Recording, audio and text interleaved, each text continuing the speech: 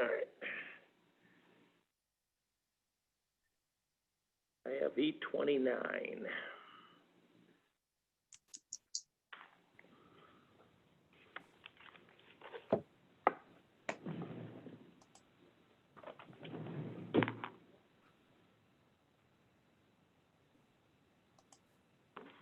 Okay. I have 830. Okay. Can everybody hear me? Ann, Jay? Yes, good morning, Dave. Good morning. All right. Good morning, Jay. Good morning. Good morning. Good morning. Very nice one as it is.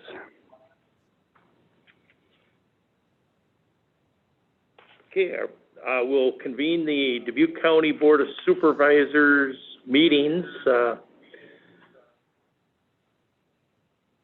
First work session is with County Engineer Anthony Bargett. And the first item on the agenda is discussion regarding setting speed limit on Black Hills Road and Lansing Road. Unless, Anthony, you have another preference for starting. No, good morning. That'd be a quick start. Good morning. Good morning. Okay. Well, I put this on there because this is an issue that we need to address. That currently there is no posted speed limit out there on Black Hills and Lansing. Obviously, because they were gravel roads beforehand, they were considered unposted 55 during the day, 50 at night. With the new paved roads, traffic is flying down those roads, quite a bit quicker. And then, so we need to do something about setting the speed limit out there, especially with the organized events that will be taking place out there. So I just want to open this up for discussion. We should probably, like we've kind of established, have a public hearing at some point in the future, probably very soon here, especially before this event takes place for the MLB. But I wanted to just have some general discussion on it today. I've spoken with City Manager Mick Nickel and his team there, and we've kind of agreed that 35-mile-per-hour speed limit would be appropriate for, especially through the Lansing area. And I would even say extending that through the Black Hills area would be appropriate. It could increase to 45 miles per hour as you get to the south end of Black Hills, where it opens up a little more, and there's not much residential housing going on down there. But just those are my ideas right there. Get any feedback for that? Anthony, do we know with the new pavement what it's rated for? Would it be, could it sustain 55 and 50 as it was as a gravel road? So there's some vertical curves, which what we call K values. You've got some kind of more steeper grades to the vertical curves that do not really allow for 55 miles per hour design speeds. I would say it's more in the line of that 40, 45 area. Then we've got a couple of curves on Lansing Road that would need speed advisory plates to, even at 35 miles per hour, I think that's a little quick around there. That there might be more like a 25 mile per hour speed advisory plate to go around those curves. So in general, taking into consideration on Black Hills, that one big vertical curve, and then those two horizontal curves on Lansing, the design speed would not be 55 for those areas. Once you get past that, it opens up a little more. But generally, yeah, if we were going to set design speed or speed limit based on design, we would not establish 55. Okay. As in the past, you mentioned a public hearing. If we did that, would we notify people that live on that road, or just post it as a public hearing for all concerned citizens? Yeah, I think it'd be best if we sent letters out to all adjacent landowners along that road, those two roads, and then also got the city involved as well. Obviously, the Field of Dreams people, and then we could have a the public hearing to invite other people as well. That's how I would approach it. I think it's reasonable to look at this, my opinion, especially with what will most certainly be increased traffic in that area. Well, and just looking at the calendar here, so we could have the publication of the public hearing approved at maybe your meeting next Monday, and then actually have the public hearing. Well, we could have the public hearing. We could wait till the public hearing happens on the 10th of August. And that would still beat the actual MLB game. I think what they're scheduled for is it the 15th? Does that sound right? 13th. Yes, 13th. 13th. I think it's a Thursday, if I'm not mistaken. I'm not looking at August here, but Is there any postings right now, Anthony? There is Speed not. limit postings? Okay. And so what does that default to by state code then? So yeah, just by state code, if it's unposted, it's 55 during the day, 50 at night. You cut out there. You can repeat that, please. Oh, sure. So the state code would say it's 55 during the day and 50 at night. Okay. Regardless of the surface, if it's unposted, that's the limits. That's correct. Okay. Thank you. Yeah, I'd be generally in support of moving forward with the public hearing to weigh the issue and obviously put it out there what our recommendations would be. When would you actually like to have the public hearing? I don't want to rush it too quickly here. If we were to set the public hearing next Monday, I think we have to abide by that 4 and 20 rule, 4 days minimum, 20 days max, I believe is the rule. Would you be meeting on the 27th? yes, Anthony, that would be our night meeting. That would probably be a good meeting to have it because it gives people who work during the day the opportunity to weigh in. At least, additional opportunity. So that might be, and then that leaves a little wiggle room for you, to get signs posted, that type of thing. Let me throw this out. Get them Mary. acclimated, yeah. Mary, can you help with this? If we were to approve the publication on the 20th, it would have to go to the papers that week. And then the hearing will be on the 27th. Is that rushing it too quickly? Is there enough time to have the minimum publication time?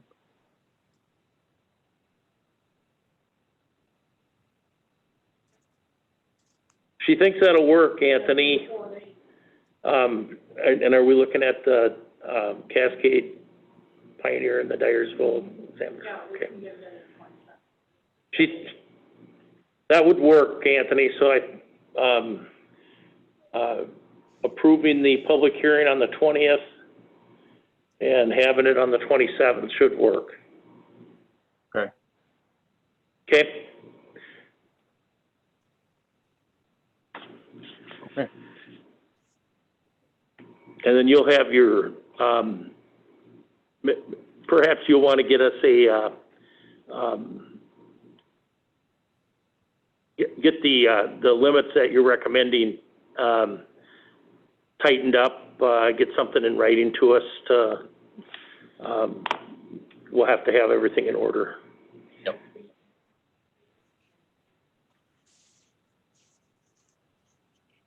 Oh, and that's the meeting. Can we do that? Okay. It has to be in the morning for publication by 8 o'clock in the morning on the 20th. So that would mean you would probably have to get it to Mary like Thursday or Friday Okay. of this week. Yeah. So it is fairly tight schedule, but it's doable. Okay, yeah, I think we can do that. And from our experience, Anthony, we know, when we make road improvements, usually the next complaint we get are people speeding, so I think this is good to address this up front. Well, just, yeah, in relation to that, I've already had a request for children playing signs, you know, that kind of thing that, you know, people are already concerned about the speeding that's taking place. So it's a natural consequence for sure. Yeah, I think that it'll shift from complaints about dust, and gravel to, speed and other safety issues, so. Yep. Okay. All right, sounds like we have a plan for that. So next up is, engineers report and general road department discussion. Okay, I'll go over the engineer's report here. So for the Black Hills Lansing Road projects, all work is complete now. Dyersville East Road, paving operations are expected to start this week on July 15th. We do anticipate, you know, obviously pending weather, but getting it all paved and I would say shouldered. There might be a few little miscellaneous things to do before the actual MLB game happens, but if we have good weather and stay on schedule, we should pretty much wrap up that project before the event. Monastery Road, the paving schedule has not been determined yet, although I think they will probably be going there after Dyersville East Road. Wapaton Road, the full depth reclamation of the existing road will be completed this week. River City Paving will be placing the asphalt within 2 weeks of the completion of the FDR. Lake Eleanor Road, Old Castle Road, and Ridgeview Lane projects. The only work remaining on Lake Eleanor Road is the pavement markings. Work on Ridgeview Lane is complete. And then for Old Castle Road, a paving schedule has not been set yet. Contract culvert replacements. Horseville Construction has 2 roads left to place culverts on their schedule. Derby Range Road Bridge, all work is complete, and that road has been open for a couple weeks now. And then maintenance, our maintenance crew is planning to pave Whitetop Road within the next 2 weeks. The only issue we're kind of having with that is schedule with the paving plant in Dubuque. They are quite busy right now, and we're trying to find the right window where we can get enough asphalt for them to start that project. But we're hoping possibly starting this week if we can. And Anthony, on Whitetop, that's another one of the roads that was partially paved and part gravel, and made sense to make them one hard surface, similar to Lewis Road. Is that correct? Yeah, that's correct. I mean, it's basically an island gravel road in between 2 pavements. It's hard to get to with our motor grader operator. It's just out of the way. It connects to the Swiss Valley Park there, so this one makes a lot of sense to pave. Okay. And then, while we're under general road discussion, we have that issue on Derby Grange up by JFK, and I have heard from those folks, and I know you have as well, that they appreciated the efforts, but it's still pretty noisy. I know that you had gotten some quotes, or at least some pricing on taking those out. Are there other safety remedies other than rumble strips? Well, so what I'm thinking here is I can shoot the quote to the supervisors and let you guys see it. But I've got a quote from River City Paving for, I think it's just over $4,000 to mill out the rumble strip areas and repave it back. And I think what we could do is we could actually paint some stop ahead big symbols on the road itself to you know, get the attention of drivers as they're heading up to the stop sign. It doesn't have, necessarily the same effect as the rumble strips that get your attention. But that would really be the next option I would go to. And we put some crack sealant in those rumble strips thinking that that would quiet it down. And it just really didn't work. So I'd like to Anthony see- on, sorry, go ahead. I'd like to see Ann. that set for a work session. The reason we did that is literally life and death. And so the inconvenience of it being loud, I understand, but I think we need to put this into the public forum where we're actually talking about it, because we did that as a severe safety control at that intersection. We had cars literally running into homes and into living rooms. So I don't think it's something we can just kind of moderate. Maybe we need to actually have it be discussed so people understand why we took the action we took.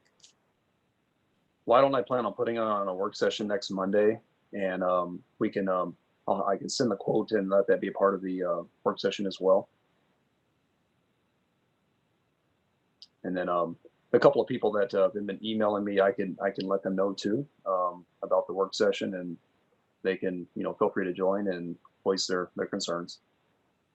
The citizen that's been impacted is a Dubuque City resident, because they actually live in the city of Dubuque where those boundaries all align. If we need Correct. any Well, illustrations, I think you've gotten the photos from them, am I correct? I have. So those could be shared as part of the reason why. Well, and it's kind of poor timing too that the rumble strips went in around the same time as some of these houses were being completed, and actually people living there, so it all kind of happened around the same time. So things have moved, things have changed out there drastically since the proposal of these rumble strips. Correct, but the problems with cars landing in that person's yard, home, and so forth, that exists before we added more homes and before we made further congestion. Absolutely, yeah. And I saw the picture of the car in their living room, and I was quite taken aback by that.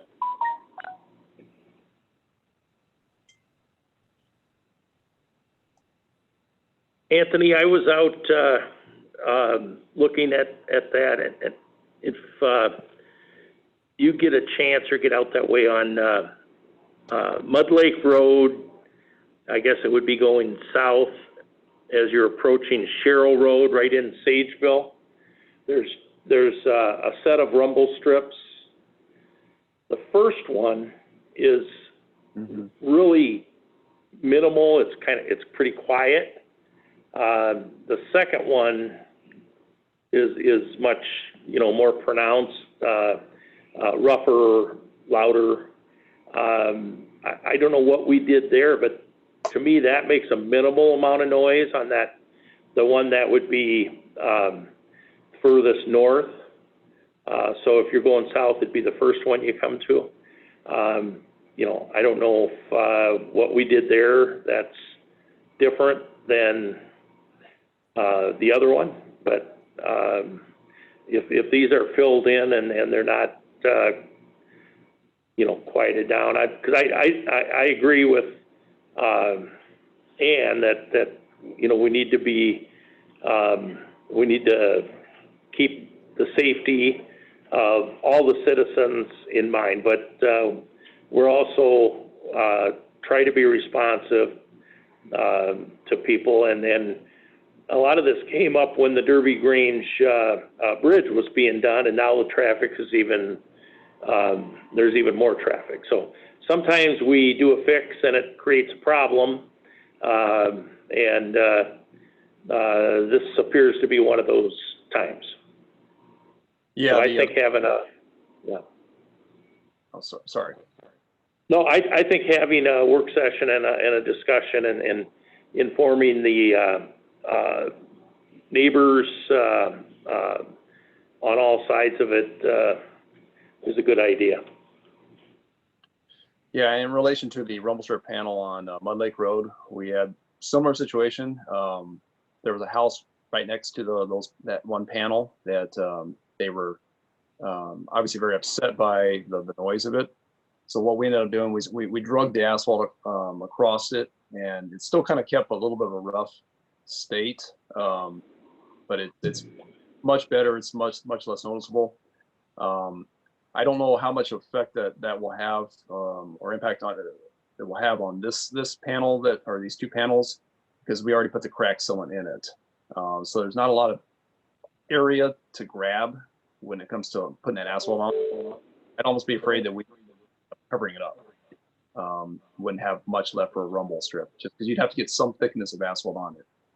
So we'd either have to get in there and just route out those cracks again and get rid of that crack sealant, and then drag it with asphalt, or I really think I don't think it's going to hold very well. Okay. All right, I think having the discussion of, you know, if the rumble strips absolutely need to stay, if that's the only safety alternative, at least we listen to folks who can't sleep at 4 in the morning when the John Deere traffic is going to work. I think we need to listen to them, and we need to listen to the folks who had the car in their living room. So, Anthony, if you could, if it is set as a work session, would you please let me know as soon as you can? I want to reach out to some folks as well. The agenda coming out at late Friday is too late for me to notify those individuals, so please keep me posted. I would appreciate that. I will. I'll let you know as soon as I can. Usually I don't know the exact time frame until, whenever the agenda is posted. So I won't know that for a while. just FYI, the 20th would be a 10 a.m.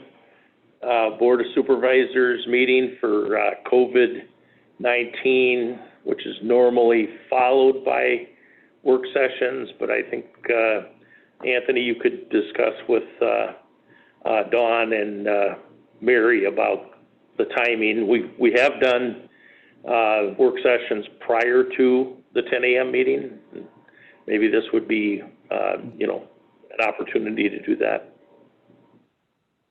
Would it be unheard of to actually say that we're going to have it in 2 weeks from today and send those notices so people actually have time to reflect upon it? We don't have to set it, and rush this for next Monday, kind of like the public hearing that we're doing, not going through the public hearing steps, but maybe trying to encourage citizens to be aware and to participate if they would like to address us.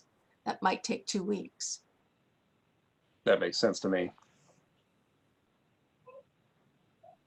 Yeah, that makes sense. So that would change it, that we would have the evening meeting. So the work session then would be most likely sometime in the afternoon. Or Anthony, if it's part of Anthony's work session, that usually starts anywhere from 4 to 4:30. So it could be in that time slot. Would it be possible to just go ahead and set the time now? Let's just say 4 o'clock, and then I can start sending out the letters and let people know the exact time. We're getting the thumbs up from Dawn Sherman, so I think we can plan on 4 o'clock on the 27th of July. Very good. Okay.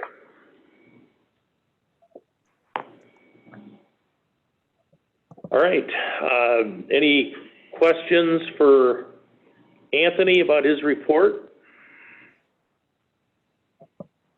I just have one item. Specifically, Anthony, I got a request from a citizen related to traffic on Old Highway 20 from Seipel, basically moving in east, and wondering what we could do to assist in getting the trucks to route through Seipel onto New 20 and the new interchange there. And then maybe a larger question is anything we should be aware of, or anything you could tell us what we're doing to make the public more aware of Southwest Arterial and various interchanges that are starting to opening. Okay, so I'll probably need to get with the city and to see what we can do for rerouting traffic there. other than trying to embargo that stretch of road, you know, I don't know if there's a lot we can do to push the trucks to the new interchange there. But I can confer with this, come up with some ideas. Okay, And and then then as you can far- probably imagine the truck traffic with the recycling plant there, Alter, and then also some of the, I don't know if it's British Petroleum or whatever, the overall tank, various tanker cars that come through. You know, now that we've spent state, local, and federal hundreds of millions, you think you'd want to get them onto the new Highway 20 and that interchange versus the old 20. The best thing would probably be to embargo that stretch of road. No trucks. Well, there are Yeah. businesses there, so we would have to have local deliveries, obviously. There's a ready mix plant that gets used once in a while. The pallet plant, you got the tank farm, so you're gonna have tanker trucks. So they have to be able to get in and out of there, so. Well, this is from Sipel east to to 20. So that would the plants to the west would be fine. They just wouldn't be able to Okay. use that short stretch there. All right. Anthony, I also wanted to ask you, I know we're July, but I would like to be addressing the issue of snow removal at John Deere. I don't think we got a solution to that, and then COVID made it all seem a little nonsensical probably, but could you put that back onto the top of your to-do list so that we're trying to get a solution to that well before winter comes? The last I heard of it was I spoke to John Klosterman. This would be sometime late winter, and it sounded like they were working on adding that to their route. I will get an update on that though. I'd like to have something in writing as well. Sure. Thank you.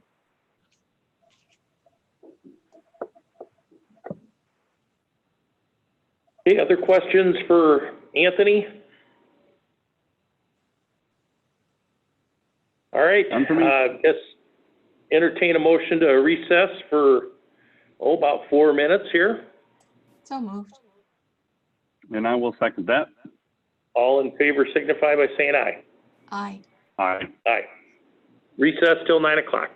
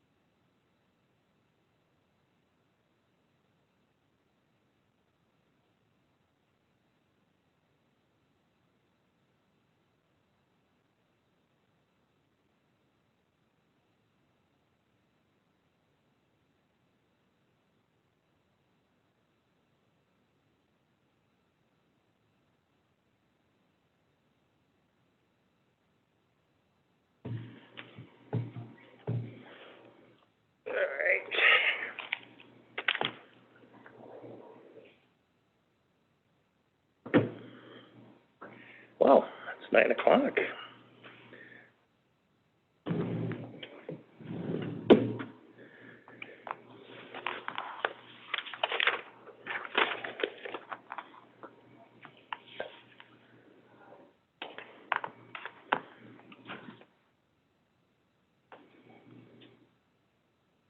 We ready? Okay. All right, we'll convene the meeting of the Dubuque County Board of Supervisors for the Monday, July 13th, 2020 meeting, 9 a.m. This is, we're in the Board of Supervisors room, but it's also being conducted via Zoom. And at this time, I would ask everyone to join me in reciting the Pledge of Allegiance. And I will turn my camera on here, make sure the flag is in there.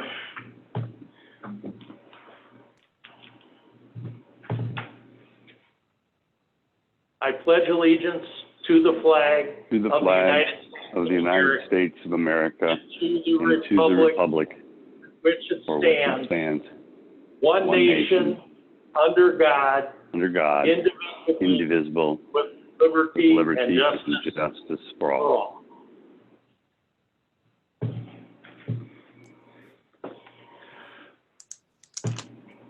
All right, at this time, we're in public comments. Anyone may address the board on matters which are on the agenda.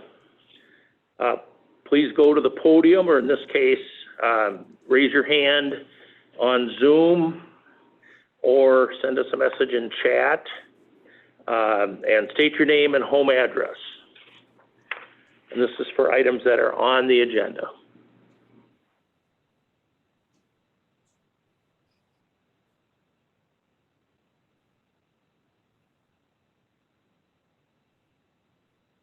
Okay, so having waited an appropriate amount of time, we'll move on.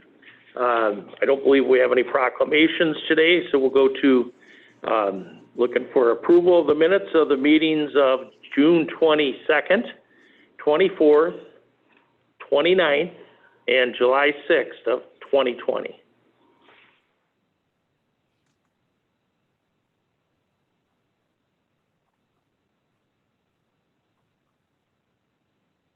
I'll make a motion to approve the minutes as presented.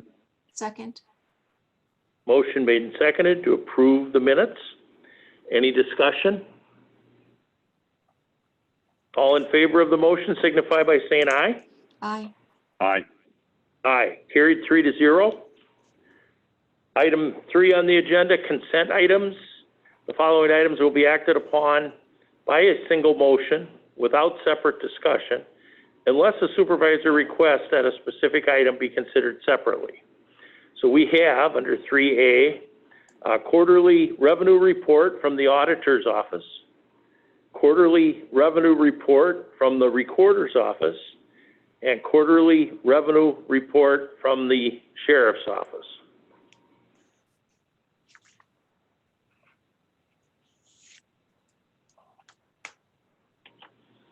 Make a motion to approve the consent items as presented. And I will second that. Motion made and seconded to approve the consent items. Is there any discussion? All in favor signify by saying aye. Aye. Aye.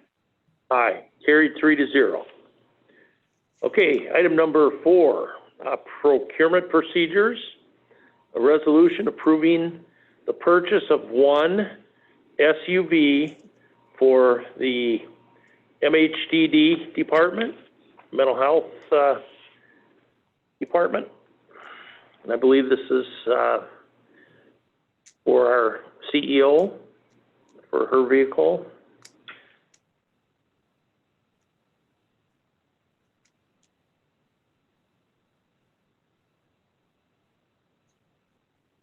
And who wants, does somebody have a recommendation or? Hi, this is Dawn. We had our facility superintendent, Chris Soder, review the 3 responses we had. He is recommending that we go with the second lowest bidder, which is about $500 more. The lowest bidder did not meet our warranty requirements that we had in our specifications, so his recommendation is to go with our second lowest bidder.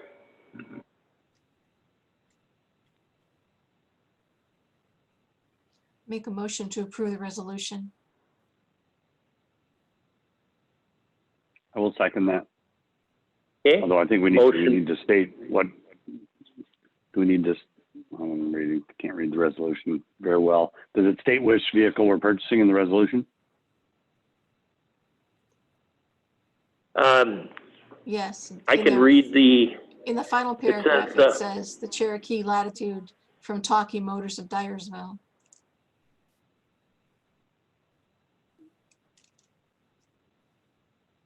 Okay, very good. yeah, it doesn't, Thank you. it doesn't say anything about the warranty. Is Chris on here? He can tell us what the difference was between the warranty issues? Yes, sir. This is Chris. The Kia came in, but because it's considered a commercial vehicle, the 5-year warranty and stuff was abrogated. So would not have any type of warranty on the vehicle, other than basic warranty. Whereas the Talkie Motors had their full warranty was in place. Okay. Any questions for Chris? It's kind of an odd one, but Chris, you use a different logo for the County of Dubuque on your letterhead. Just a note. Oh, I just had I have to look and see which logo was on there. We use a green and yellow version. I've never seen that before. Okay, that's probably one of the old. It's probably one of the original ones I had with the county, with the courthouse and the county shape on it. Look at that. Okay, back to the automobile, the resolution approving the purchase of one SUV for the MHDD department. Is there any further discussion? Okay, all in favor of the approving the resolution signify by saying aye. Aye. Aye. Aye. Carried 3-0. Okay, item number 5 on the agenda, public hearings. Proof of publication for public hearing. We need looking for a motion to approve the proof of publication. So moved. Second. Okay. Motion made and seconded to approve the proof of publication for the public hearing. All in favor signify by saying aye. Aye. Aye. Aye. Carried 3-0. And we have under 5B, notice of public hearing, amendment of the secondary roads current FY 2021 construction program. I think we'll ask Anthony Bargett, our county engineer, to give some input into this. Yeah, so a little background on this is we won some funding for the Sundown Road paved shoulders from the state, and we got the award right before COVID hit, and then things kind of like spun out of control after that, and didn't really know where that funding sat. So I followed up with that, and the funding is definitely still in place. They want me to amend the current construction year to add that project to us. So it'll be an FY21 project. So that's what that one is about. And then there was a correction or an update to the John Deere Build Grant project number as a part of this amendment as well. So it's just those 2 items.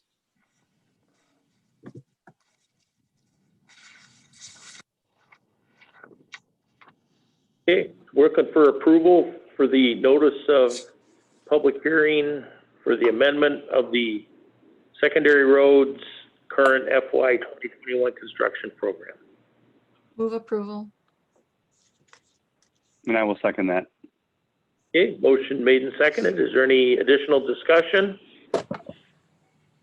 All in favor signify by saying aye. Aye. Aye. Aye. Carried 3-0. Item 5C, This is a zoning case.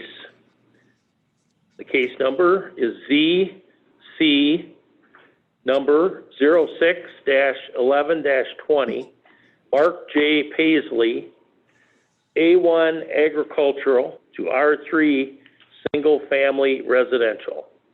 And we will turn it over to our zoning administrator, Tammy Henry. Good morning, everybody. Morning, Tammy. Yeah, thank you.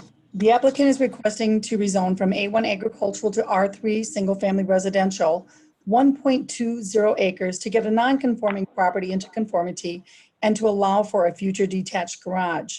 The property is located adjacent to the city of Dubuque along Derby Grange Road and is legally described as Lot 2 of the northwest of the southeast, Section 8, T89 North, R2E, Dubuque Township, Dubuque County, Iowa. The property is owned by Mark Paisley. Zoning in the area includes A1 agricultural to the north, the east, and the west, PC Plan Complex to the west, R2 single-family residential to the north, R3 single-family residential to the north. The PC Plan Complex to the west on zoning case number 9016 of 78 was to allow for a subdivision with larger lots. R2 single-family residential to the north on zoning case number 020494 was to allow for a single-family home. The R3 single-family residential to the west on zoning case number 1221 of 93 was to allow for a residential subdivision.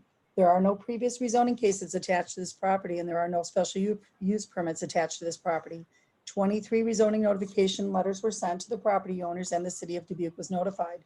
Comprehensive Plan Chapter 9, Agriculture and Natural Resources, page 134, Objective 3.1, and Chapter 8, Housing, page 122, Objective 12.7 may apply to this case. So you're looking at the map right now, and what's happened is he's wanting to put a garage up. He's what we call a non-conforming ag piece. It just makes sense to rezone him. He was a 4-0 vote by the zoning board. And I do believe Mr. Paisley is here to speak. Yep. Hello. Good morning. Good morning. Good morning. Morning. I guess I don't have much information other than that what Tammy said. Supervisor, I'll make a motion. I'll make a motion to open the public hearing. Oh, sorry. Second.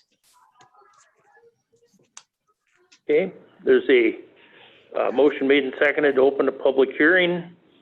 All in favor signify by saying aye. Aye. Aye. Aye. Okay, Sorry, sorry, Mr. Paisley, go ahead. Sorry to speak out of turn there. I guess I don't have much information other than what Tammy gave you. I'm just looking to put a detached garage to the east of my current home, and with restrictions on how far I had to be off the property line as zoned as non-conforming ag, it wasn't a possibility. So I was suggested to get into a R3 residential where I only need quite a bit less. I think it's 30 feet off the property line to be able to put another structure up. So just looking for rezoning. Okay. Any questions for Mr. Paisley? Thank you, Mr. Paisley. Tammy Henry, if you could just, for folks that might be in our meeting for the first time, can you explain the difference between R3 and R2, for example? So the difference between R3 and R2 is just going to be the setbacks. And the reason we talked about doing the R3 is you can see in that aerial right across the road is R3. So we strictly stayed with the district that was in that area. But as you heard me say, there's several different kind of zoning districts in that area. And again, he's adjacent to the city of Dubuque, and he realizes that at any time he could be annexed into the city. But the R2 has to be a 50 feet from the front and 50 from the rear, or 50 from the rear and 20 from the side. The R3 has to only be 30 from the front, 40 from the rear, and 15 from each side. So that's really the difference, is the setbacks. Tammy, this is Supervisor Wickham. What would be the A1 differences related to the setback? 80 feet. So when this lot was created, somehow, back in the day, this never got changed to any other district. It got split somehow. But he would have to be, his home already would not meet setbacks. Okay, thank you. You're welcome.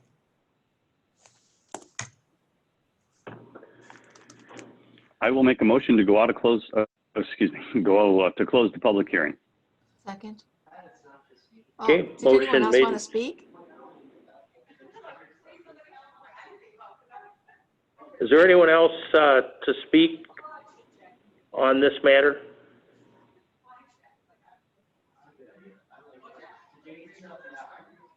Anybody raising their hand? Well, apparently not. So I guess the motion's been made to close the public hearing. Is there a second? Second. Okay. Motion made and seconded to close the public hearing. All in favor signify by saying aye. Aye. Aye. Carried 3-0.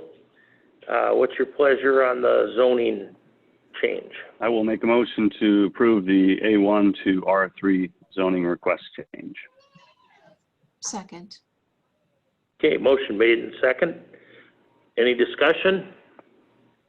All in favor signify by saying aye. Aye. Aye. Aye. Carried 3-0.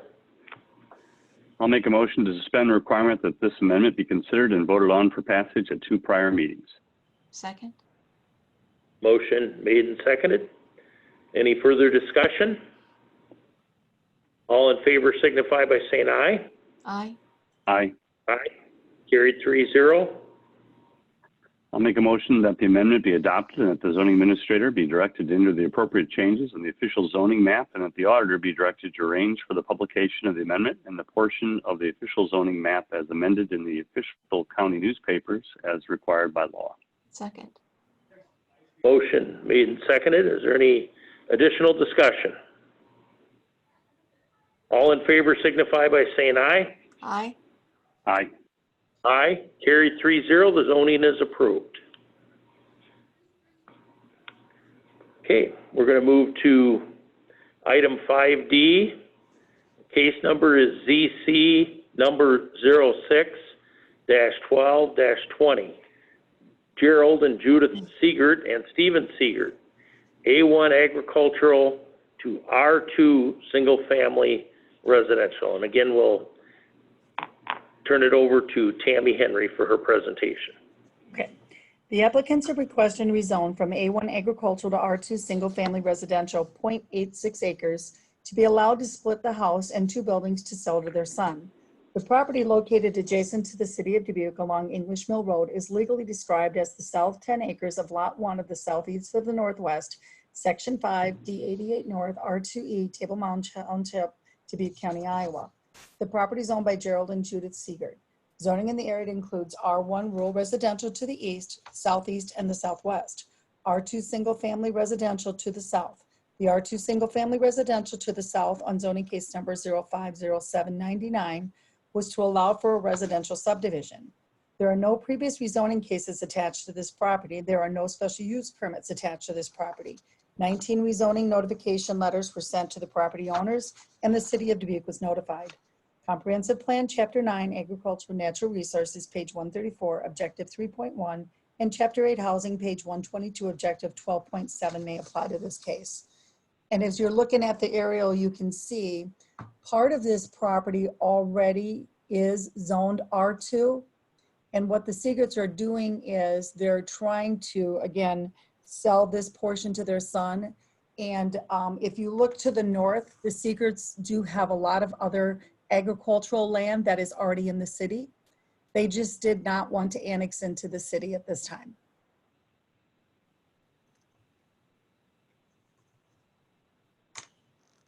Okay, any questions for Tammy Henry? Tammy, is there a plat associated with this case as well? There will be, yes. And it will Okay, be in thank that you. outlined area, Supervisor Wickham, in that outlined area that you're seeing the black and the hatches kind of on it. That's what will go down into the other corner. That's the area that will be platted off eventually, yes. And that will also have to be approved by the city as well. So the area that we're considering this morning is the area that you have the hashtag through? Yes, yes. And the plat will consist of the other portion where you'll see the blue line going down to the, down in towards the southeast corner there. So that whole portion where it says Gerald and Judith Siegert, and that pink area crossed out, that will be the area that will end up being a plat eventually there. Is there existing entrance? Yes, there's existing entrance. If you, I don't know if you can see it there, Ann, but there's actually 2 existing entrances to that property.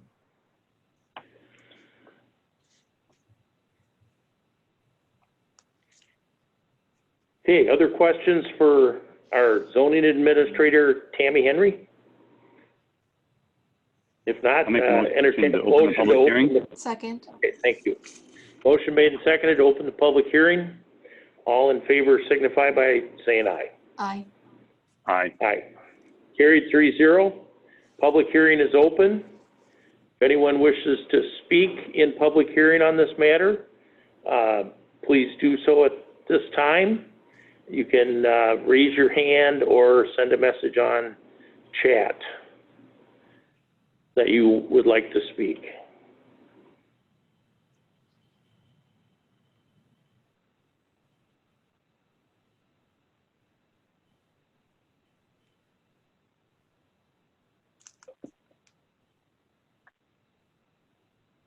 For anyone? Apparently no one to speak. I do a last call for speaking in the public hearing on this matter.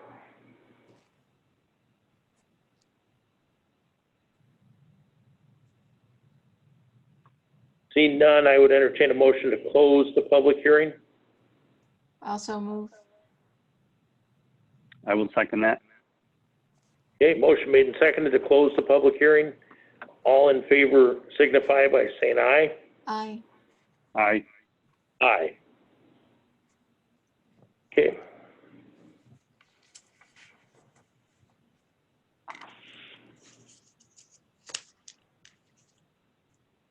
I would note that it's a unanimous approval by the zoning commission.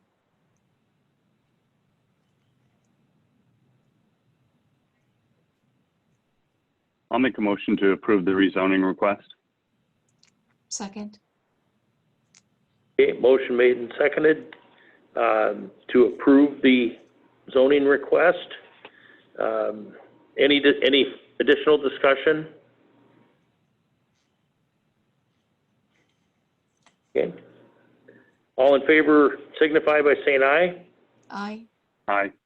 Aye. Carried, 3-0. I'll make a motion to suspend the requirement this amendment be considered and voted on for passage at 2 prior meetings. Second. Okay, motion made and seconded. Any additional discussion? All in favor signify by saying aye. Aye. Aye. Aye, carried 3-0. I'll make a motion that the amendment be adopted and that the zoning administrator be directed to enter the appropriate changes in the official zoning map and that the auditor be directed to arrange for the publication of the amendment and portion of the official zoning map as amended in the official county newspaper as required by law. Second. Okay, motion made and seconded. Any further discussion? All in favor signify by saying aye. Aye. Aye. Aye, carried 3-0. The rezoning request is approved.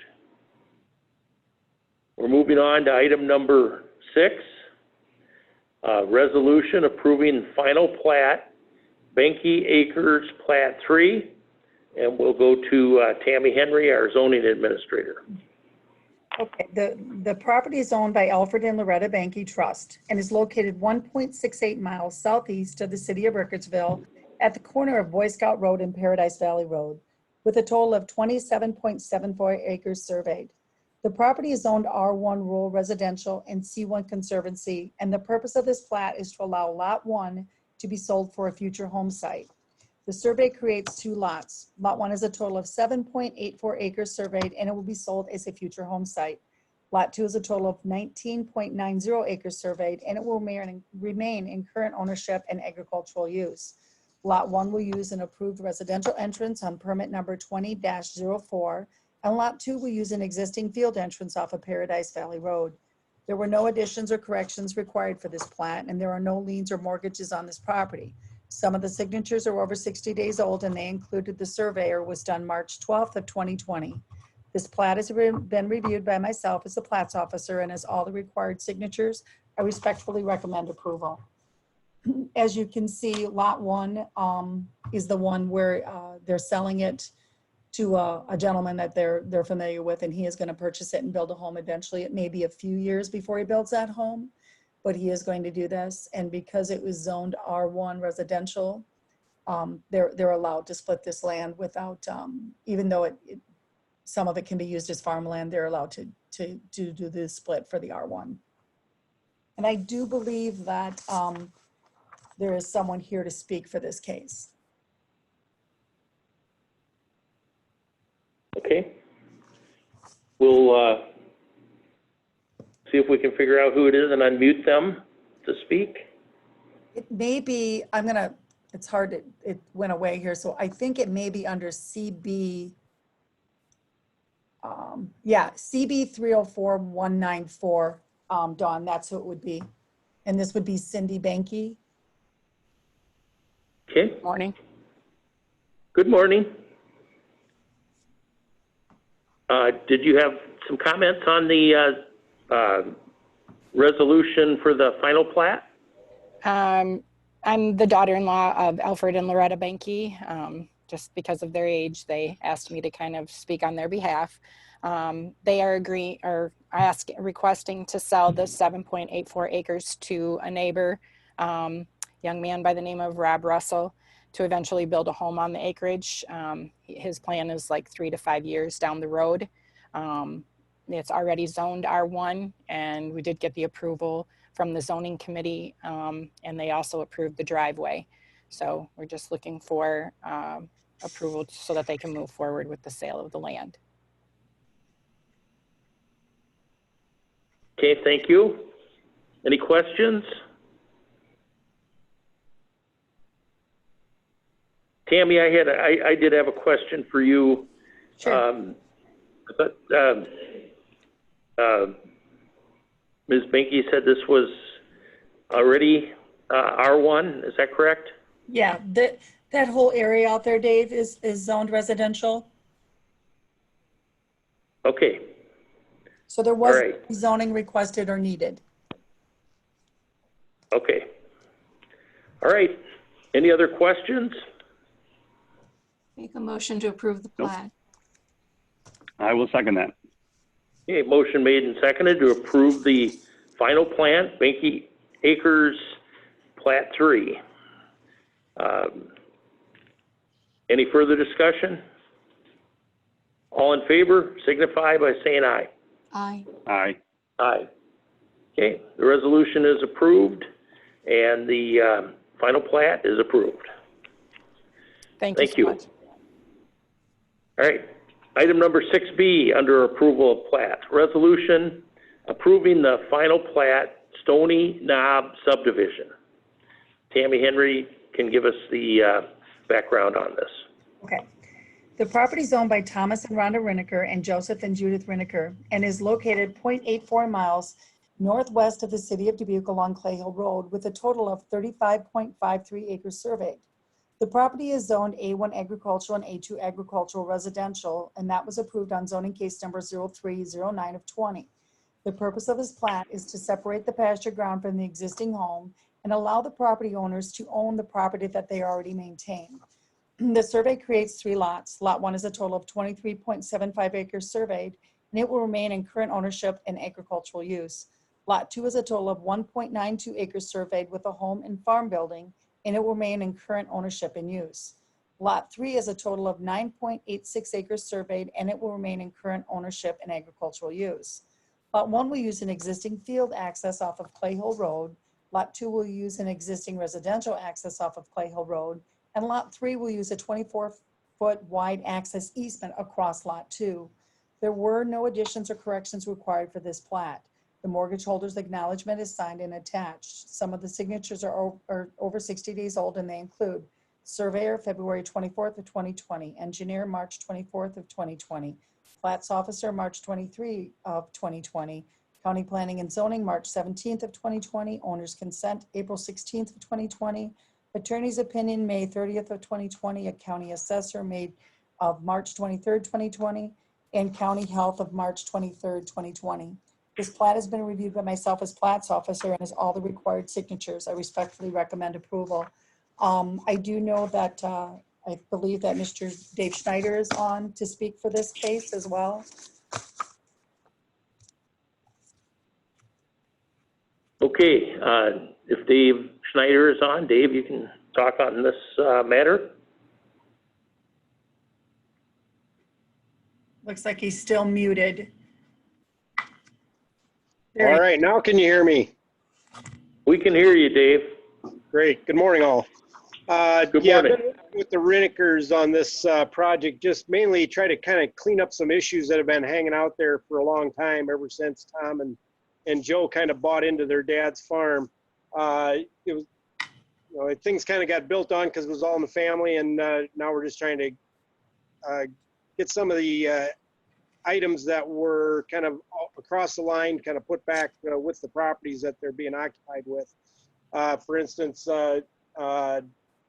Tom, basically his house is on lot 2, and his well and was actually over onto Joe's property to the north. And then a similar situation where up on the hill above Clay Hill Road between lot 1 and lot 3, part of what Tom was occupying for his, just kind of a timber pasture, whatever there, incorporated into some of the crop ground that Joe farmed. So we're just basically trying to swap some little slivers and then kind of just set this thing up for future transfers within the family. But really, at this point, no intention on transferring anything. Just getting the house lot on its own parcel, and the crop ground on its own parcel, and then some timber pasture that Tom owns separated. So. Okay, thank you, Dave. Any questions for Dave Schneider? Possibly for Tammy or Dave. And so the zoning will remain A1? No, I'm sorry, Dave, yeah. The zoning did have a zoning change for the residential portion of the home, and the rest of the property will remain A1. And did we approve that already? You did. On March 9th it was a zoning case was 0309 of 20. Oh, March, pre-COVID. No wonder I forgot. That's why I think it took a little longer to get this one back into you as well. Well, it had to go through the city of Dubuque because of that 2-mile jurisdiction, and with the COVID thing, it just kind of got drug out too with their meeting schedule. Good enough. Thank you. Thank you.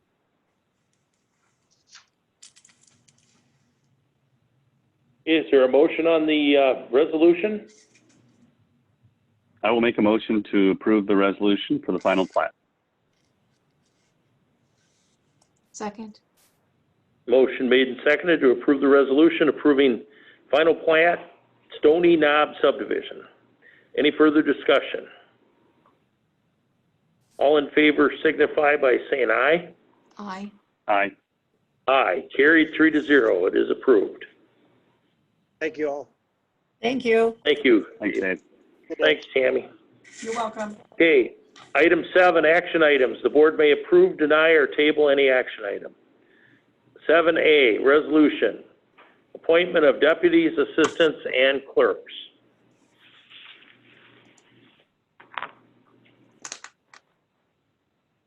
And we'll have Dawn Sherman update us on this agenda item. So you have several Sunnycrest approvals. We also have the temporary full-time clerk at the health department. That was discussed at their meeting on the 8th, and the Board of Health did recommend approval. Again, this is just a temporary clerk while they have an employee who's going to take an extended leave of absence. Make a motion to approve the resolution. I will second that. Okay, motion made and seconded to approve the resolution, appointment of deputies, assistants, and clerks. All in favor signify by saying aye. Aye. Aye. Aye, carried 3-0. 7B, a resolution approving the special events permit application for Dubuque Main Street and the smokestack.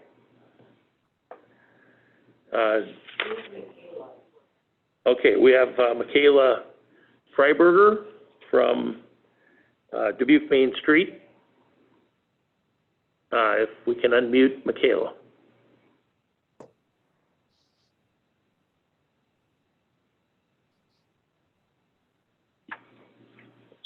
Thank you. I am at this point willing to answer any questions you may have, and this event is going to be very similar to the Smokestacks event that they hosted, where the rooftop had the music and then the parking lot was for patrons to park their cars and then to set out lawn chairs to listen to the music. In addition, with Dubuque Main Street's assistance, we are looking to close off the street directly on 7th Street in front of Smokestack, allowing traffic to still go through the alleyways and then to go through on White Street to create kind of a beer garden for Smokestack to be able to sell beverages, as well as to have food trucks who at the last event wanted to be present. And so they would be selling food on that little closure as well. Okay. And Michaela, this has really the approval process for law enforcement has gone through the city of Dubuque. Is that correct? Yes, the city of Dubuque is just waiting on a resolution to be sent from the county that we have access to the parking lot. My questions concern approving gatherings. That's what this clearly is. And now we're adding food to otherwise what was just a rooftop concert the last time we looked at this. Is this what we want to be doing at this time, approving large gatherings where a beer garden atmosphere is being created? As our COVID cases increase, I'm not sure that I support this. So Supervisor McDonough, thank you for your concern. And we continue to work with Ed Raber as well as the Board of Health to distribute masks. We have 100 masks that are within our hands, so we are looking at handing those out. In addition, to my knowledge, I believe the parking lot that's to the east of the smokestack, right across off of White Street, is county property. So we're going to work with Don Sherman to see if we could encourage spacing out of our patrons to go into that parking lot, as well as the smokestack has the capability to project sound over there. In addition, I will be on site managing the social distancing measures and encouraging those on site to stay distanced. In addition to their cars helping them to space off, we will be kind of marking the parking spots that will not be available for people to park in. So it's essentially every two, then someone can park their car. I went to the original event that was hosted by the Smokestack, and the community did respond by bringing their lawn chairs. However, they were very spaced out through the parking lot, as it naturally allows them to do so, different than a festival. So I felt very comfortable continuing with the conversations to have on-site education about mask wearing and the importance of that. Smokestack at this time does have their building closed. The rooftop is only available, but masks are mandatory. So for those who would be purchasing beverages to stay within that area, the tables would be spaced out. They will have to have a mask to purchase items. In addition, we are continuing the conversations to see what other measures with our volunteers, feeling comfortable just stating in that area, to continue to space them out as well. So the volunteers that I have secured are both comfortable stating, hey, make sure we're spacing out and sanitizing the tables that may be put out into that little area, socially distancing people who would be eating or consuming a beverage. The last concert was a fundraiser for musicians. Is this a fundraiser from the vendors, from the beer garden, from the smokestack? So Dubuque Main Street is the lead on this. The Smokestack is our partner in organizing and hosting this event. Dubuque Main Street is a not-for-profit organization hosting this event. We do have a sponsor that transferred from our Music on Main Street series over just to assist in our costs for our musicians, which we're looking to secure downtown Dubuque. People who either own a business or who also work within downtown, so we can continue to keep the money flowing to our downtown businesses that are also taking a hit in addition to not being able to perform in it. And so Dubuque Main Street is taking the lead on this. And so any money that is raised as a fundraiser will go to Dubuque Main Street. Smokestack will just purely be beverage sales, and to our knowledge, that will just cover their costs for the sound, as well as being able to expand outdoors with their beverage licensing. Thank you, Michaela. Another question. Dubuque Main Street is the lead on this, and it's clearly an outdoor festival in some respects. Certainly it is. You have a beer garden. Has the Dubuque Main Street's other festivals continued, like All That Jazz? Is that going on as well? So we do have conversations and plan. All That Jazz has switched to Music on Main Street. As I mentioned before, we had a sponsorship from that. We are in extensive conversations as an organization for our August event to continue to proceed forward as safely as possible. Similarly, we have had other conversations about what that would look like safety-wise for our patrons. And so we have continue those conversations again, but that's for our August event. And so for our July event, we were able to kind of feel comfortable shifting from, people standing around versus driving up with their cars to park, and standing around and walking through an event space where they would be consuming beverages and food, whereas this would allow us to monitor very much, a capacity, as it's in a very smaller block, which we can all see, and we can all have one entrance or two entrances for people to get in, and can easily say, hey, we need to socially distance right now. Hey, you're not eating or drinking, you need to be wearing a mask. A much smaller event space to manage, and to also allow people to easier socially distance the vehicles, being kind of some barriers for people to, necessarily drive up and be right next to each other, or walk up and be right next to each other. So we've thought through, this is a little bit different of a scale event than what we previously had. Staff time and volunteer capacity is extremely different and much more manageable at this time for us. But yes, we have continued conversations for other events moving into August. Thank you. I'm going to then just ask you a question. Is this event, the All That Jazz has been terminated for this year? This is the July event that Dubuque Main Street is planning, kind of in place of their festival that normally would be All That Jazz. Is that what I understand? Yes, and so, we've switched All That Jazz into Music on Main Street, and so I'm trying to keep a consistent message. If I use Music on Main Street, it's formerly Dubuque and All That Jazz. So this event would be taking place of our July Music on Main Street event, and we are not going to be anticipating as much of an income as we previously had, but as I mentioned, we are looking to have much less staff time and much less request on volunteers to have to be present. I won't be supporting this, and it's because it's encouraging a social gathering. I'm going to speak on this. I think the fact that they had the Smokestack had a standalone event, and it went off well. I'm comfortable with them. The addition of Dubuque Main Street and Board of Health members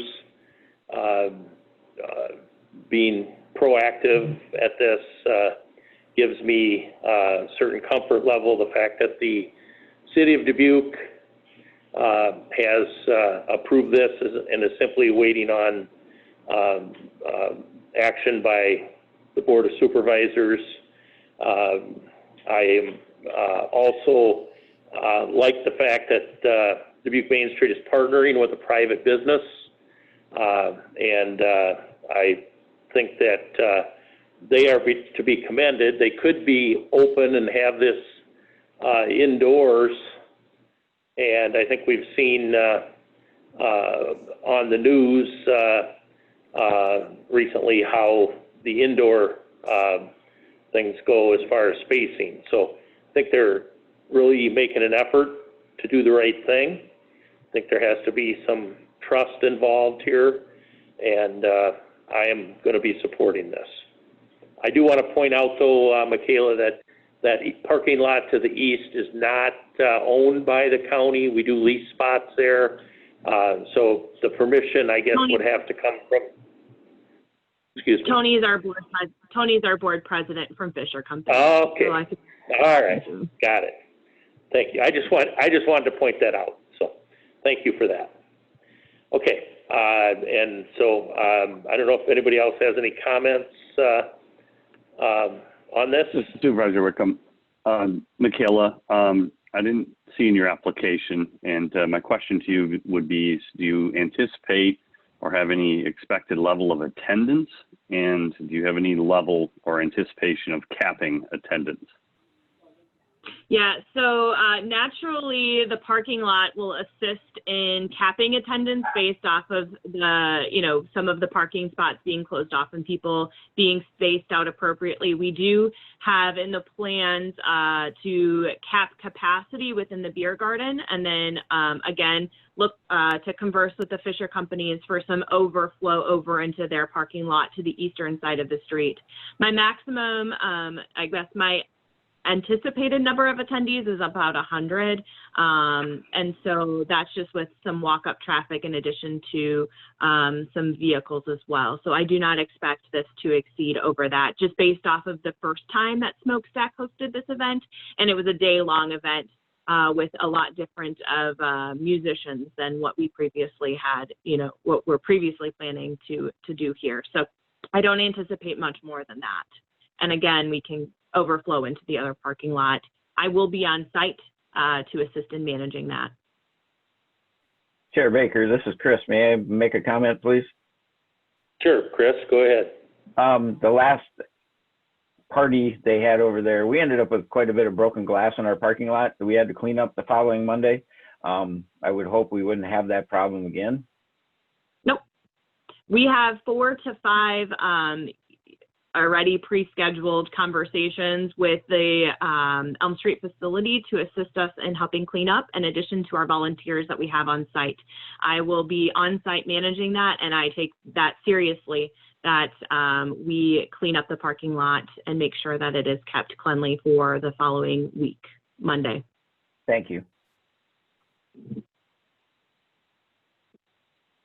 Okay. Any other questions or comments? I'll make a comment. I also too have concern with large social gatherings, but as I look at the current state of play and related to the pandemic, we need to have outlets for the public to gather and to socialize. And generally speaking, I think outdoor venues are the best for those. We don't get to say yes or no to many or any of these events, hardly. Occasionally we can, use our stamp of approval for beer and alcohol permits, those types of things, or in this case, a special permit. But they're going on right now. I mean, the fair is going to be held. Baseball's currently going on. My beloved Mississippi Valley Open Tennis Tournament will be going on this next weekend. And so I think as long as the participants and the organizers understand that if they can try to curtail or minimize the amount of people and provide for distances and distancing and good messaging related to mask wearing and hand washing, that's probably the best we can do right now in the state of Iowa. And so I will be supporting this and appreciate any and all the efforts that Main Street and the other private vendors are doing to put this together safely for the community. I'd just like to say that every time we approve one of these, this becomes evidence for other applications, for other people at other times. That the fact that Music on Main Street is doing this with the Dubuque County Supervisor's approval and the City of Dubuque's approval, that becomes evidence for other discussions that happen at other places. If we are a community, we have community spread to the point where we have complete families now subject to COVID in their homes. At some point, we have to recognize that it is a pandemic and that our unfortunate timing as leaders is to say, not at this time. You know, if you want to come back in August, we'll hope that it's all somehow become different. But we are seeing upticks in our positive tests, and we have a strong conversation in this community about whether school should even reopen. So my small piece in this is to say that this is not well advised at this time, and to vote no, hoping people hear. You know, citizens write to me after they see an event out at the fairgrounds. Why are you doing this? Why is there racing every Sunday? Well, we don't control that. This we do.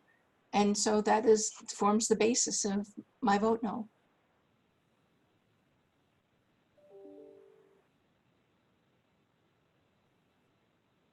Okay, any other comments or questions? I think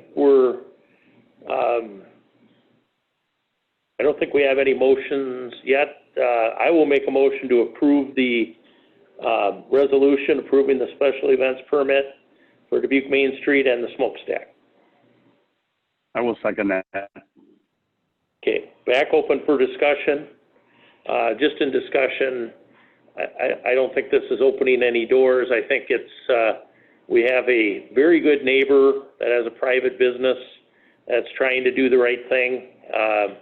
And I have confidence and trust that Michaela Freiberger and Dubuque Main Street and the smokestack and their ownership will do the right thing and encourage spacing and distributing masks. So I have a comfort level with this, and the fact that the first event, other than I didn't know about the broken glass until today, but apparently that issue is being addressed as well. So, any other discussion? I think I think my last comments would be, I mean, until this board is ready to, you know, basically take on the state of Iowa or the governor and defy her orders by resolution, the governor stated we are an open state.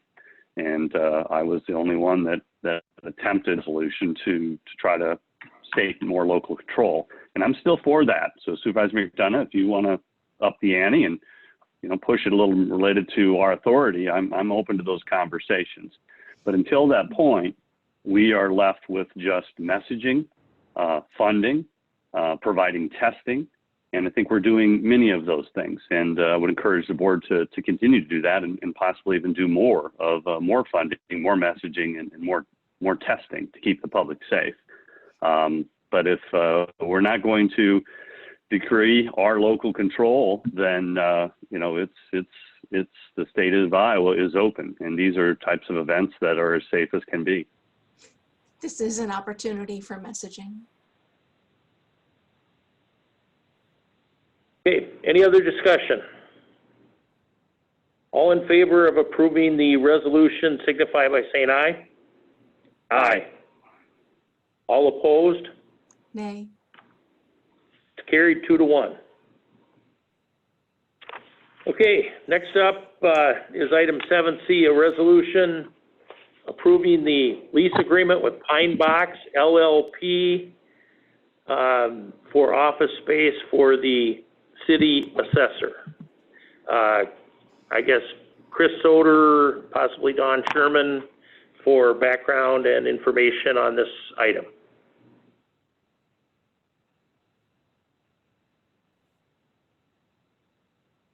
Chris Soder, is he unmuted? Yeah, I'm here, Dave. Sorry about that. I Okay. hit the wrong button and couldn't unmute. That scrambling for the unmute button is become a new thing. So Yes, definitely. What questions do you have that I can clarify? Well, I have Chris, one. okay, go ahead, Ann. Chris, where in the lease agreement does it say that we are not responsible for the maintenance and snow removal and ice removal on the parking lot? It's a large parking lot. No, that's done by the building owners. It's all contracted out. And where does it say that? Where? I don't know that it's specified. That was part of our original conversation. It was mentioned about that, and they take care of it. I will contact them immediately and find out exactly how they want to word that. We can send an amendment to the lease agreement. Well, I've read the lease agreement, and it talks about who's taking care of common areas and, you know, landscaping and so forth. But there isn't anything that talks about that the parking lot. And this building is also an apartment complex, and so I would think that this would be the responsibility of the landlord completely. But I would prefer to maybe have that be spelled out. I would ask a suggestion maybe from, I don't know if Supervisor Wickham's had a chance to kind of go through this as well as a typical lease. You know, paragraph 6 and 7 relate to agreements between the tenant and the common areas. It doesn't state it specifically. We maybe could ask for a copy of their last, they're supposed to provide a copy to all tenants of following the, so it's rental, paragraph 2, rental sub B, paragraph 4, within 90 days following the end of each calendar year, landlord shall provide itemized statement of actual MIT expenses. And so that maybe would be something where we might see what the last statement was. Okay, I can do that. I'll be in touch with them. Chris, is this a property that's managed by Gronin Properties? Yeah, the company is actually the what do they call that? The Pine Box LLP for the office space is part of Gronin. Yes, sir. Okay. Yeah, so I sublease from them as well. When I say the Northeast Iowa Community College does on my behalf. And so, yeah, related to just tenant responsibilities, I can validate that they're very responsive and a very good property manager. Related to your question on maintenance, you know, 2B in the second paragraph says the MIT, which is maintenance, insurance, and taxes, shall include all common area maintenance expenses. And so then it does call out landscaping. So all would mean snow removal in my mind. But if you wanted to ask the developer to further stipulate that, I think that would be fine. But reading it, it seems to call it out, and that's pretty common in all their properties that I'm aware of. Right, and that is so I'm comfortable with the lease as presented.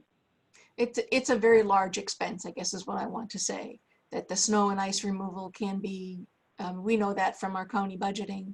I know that on a personal level with regard to where my business leases, so it's can be much more expensive than one might anticipate. I might make a suggestion if that snow removal is the issue, that maybe the approval be based with a contingency to clarify the snow removal. I'm comfortable with that. Well, I don't know how much we're going to get to bargain that away. I just would like to have it be known that it is included. I mean, Chris has told us that it's not. Chris has told us it's not. The lease tends to be probably able to be construed to say, arguably it is. It's maintenance. They identify landscaping. I don't know if you heard me, but I said we could attach that as a contingency to ensure that that's clarified. So do you not want to pay it, Supervisor Baker, or what's the contingency? It looks like it's included in the MIT, the maintenance, insurance, and tax, and we pay a portion of that. I just sent. And I'm assuming it's proportionate and split up with the other tenants. So Chris, do you have any? that would be included in the $3.25 per square foot charge that we're being asked to pay. We're then concluding that snow removal is inside that fee. I just forwarded, and this is Chris, I just forwarded an email to the Nancy, my contact with Gronin and stuff over there, and I should have an answer here shortly. I can send out a note and chat once I get a reply, or I can send out something more formal at that time too.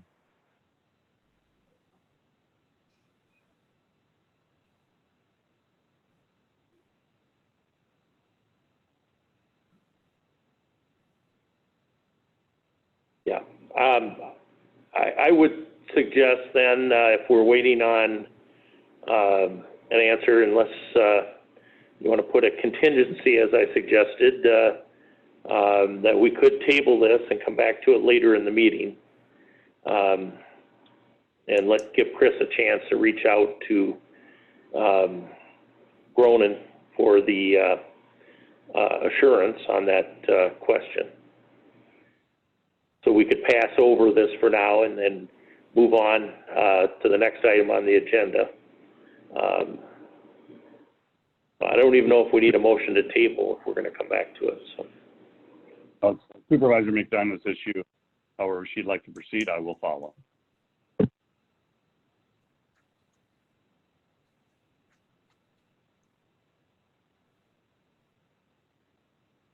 All right, I'm not hearing anything, so we'll move forward. We'll come back to this when we get the information.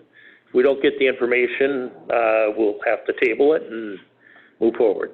All right, next item is 7D, approve necessary documents with Martin Equipment for the purchase of one 2020 John Deere 772 GXT motor grader.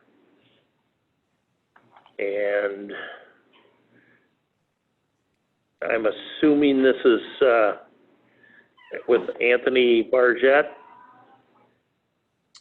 Yes, correct. This is Anthony. So this is a budgeted expenditure for replacing one of our motor graders for this year. And John Deere would have the state bid, so we are going straight through the state bid to purchase this. The price is $314,500, and then the trade allowance is $48,000. Trading in one of our machines, and then so the total final price would be $266,500. And again, this would be within our planned budget expenditures for new equipment. Okay, any questions for Anthony? I'll make a motion to approve the resolution. Second. There's a motion made and seconded to approve the resolution in 7D. Okay, any discussion? All in favor signify by saying aye. Aye. Aye. Aye. Carried 3-0. Okay, 7E is a resolution to approve necessary documents with Top Grade Excavating for a maintenance culvert replacement on Sundown Road. We'll go for background to Anthony Bargett, our county engineer. Okay, on the south end of Sundown Road, and this would be the stretch between Highway 151 and US 20. So closer to the south end, there is a bad dip in the pavement that we have bump signs out for. It is actually a culvert, a metal culvert that's undermined. So it's something that we need to replace, and it's fairly deep as well. So our own maintenance crew, they're just not set up to go replace something this deep. So we have a quote here from Top Grade Excavating to replace the culvert with a concrete, reinforced concrete culvert for $88,913. So this is something where we're going to have to more likely close the road and do some advanced messaging and detouring for this stretch. So it's going to be a bit of an inconvenience for a little bit, but it's unavoidable. We have to replace this culvert.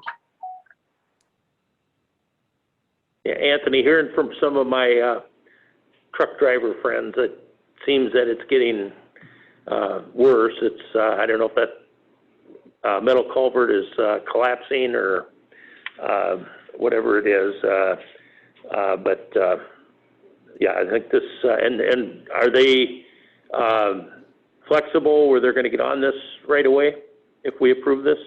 I haven't heard an exact time frame on this, but I think they can fit it in pretty soon here. And Top Grade is really good to work with as far as if you know this, if we really want to push this to get replaced, I think they can fit us in fairly quickly. And one thing I like about Top Grade is they move on this kind of stuff pretty fast. So the actual road closure, I think, is going to be pretty short. Anthony, could you align this to when the Southwest Arterial is open? Because that would certainly be, it's a little further in, of course, but it would be an obvious transit, you know, to come across Sundown. Instead, you're going to take Southwest Arterial. Yeah, that would make some sense. And we could actually set up our detour to align with that, because this will be a more than 48 hours closure. And once you get on a paved route like this and you have a closure more than 48 hours, you have to do a detour. So that'd be a good situation. I like that idea. And I think that's intended to be opening still relatively soon, I think. Yeah, exactly. So I think for now we can try to kind of keep it patched to keep traffic across it, but it is an undermined culvert. It's collapsing, so it's something that we need to address pretty soon here.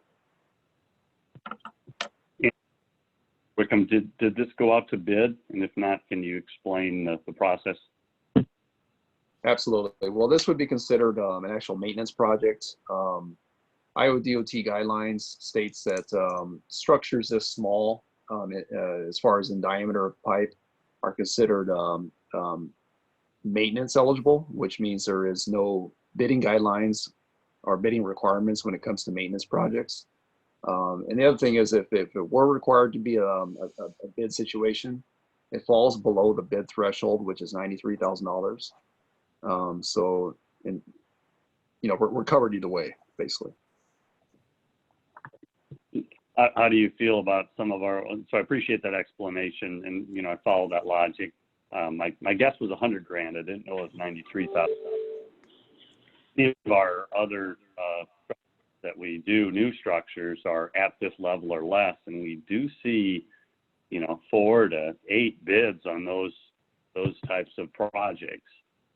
So the demand is there for contractors to provide the bids. So my question to you and maybe my board colleagues is this something that should go out to bid?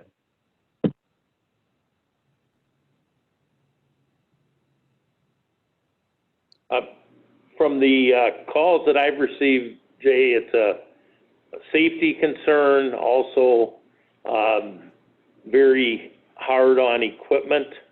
It's a significant dip. I've actually gone out and driven it. And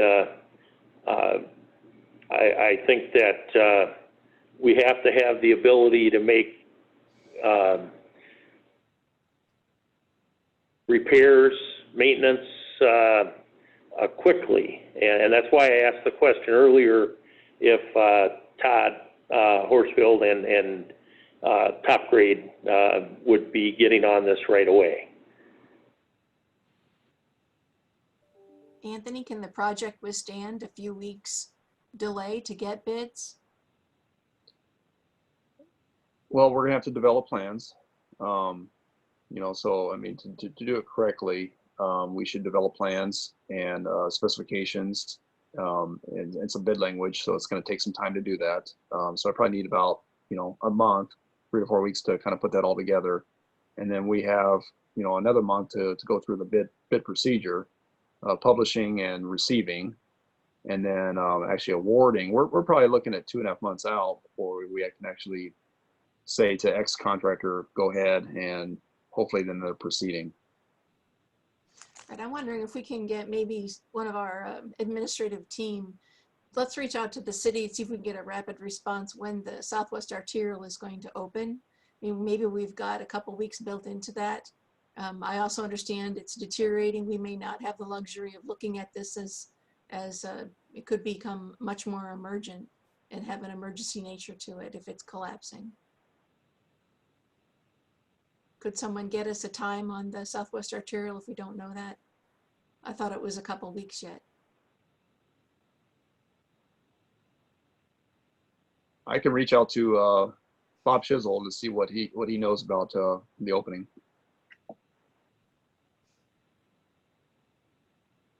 I don't know that Anthony, if the Southwest Arterial isn't open, there are other routes that can be used for detours. Is that not correct? Yeah, there would be something else we can come up with. I guess my point is if we're building time into this for best practice and for engineering, road standards, then maybe we do have the ability to go out for bid. If not, then we need to take action to make sure the road is safe. It sounds like maintenance to me. And I think that's why the DOT puts these guidelines out there for what's maintenance, what's construction. They certainly pipes this is only a 36-inch culvert. The problem is it's very deep. So, the guidelines are, something like this, it's generally maintenance in nature. And being that I would almost term this more emergency related, it's something that we want to address within the next month to 2 months. I don't want to drag this on much longer than we have to. Supervisor Wickham, what are your thoughts about that? The good news is that we've got a good group of contractors scattered through Dubuque County and other adjoining counties. And most likely, none of them will go out of business if they aren't awarded this project or get the opportunity to bid on it. That said, everything that Supervisor Baker said, I'm sure Horsfield, Jig Fry, McDermott, Drew Cook, and go on the list of others would all be capable and able to complete this project just as well as Top Grade would, and they do a fine job. So going out to bid and you're going through that process kind of protects the public's funds and also protects you, Anthony, from making those tough decisions of who you call in to solve a maintenance issue that we might deem an emergency, because there's probably not enough of these to go around. So I would generally like to see us go out to bid, but if you're declaring this an emergency, I need to hear that, and then I will defer to your authority to solve it. So if it's an emergency, I need you to state that, and therefore I'd be fine approving this bid. If it's not, we should go out to bid. I feel it's more emergency related because it is continually getting worse. So I think we should proceed with this. Well enough. Thank you. I'll make a motion to approve the resolution. And I will second that. Motion made and seconded to approve the resolution. Any further discussion? All in favor signify by saying aye. Aye. Aye. Aye. Carried 3-0. Thank you, Anthony. Next item. Thank you. 7F, resolution approved negotiating a professional services agreement with Foth Infrastructure and Environment, LLC for the Northwest Arterial John Deere Road Corridor Project.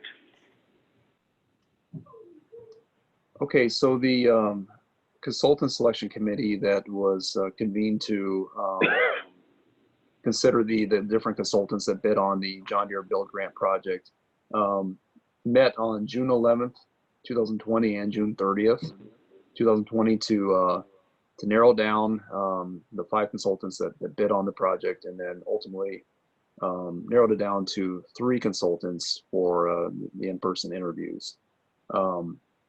The team had presentations performed by each consultant for approximately 20 minutes, and then we had another approximately 20 minutes to ask questions and ultimately score each consultant according to set guidelines and there was specific points given for each set of questions that were asked of consultants.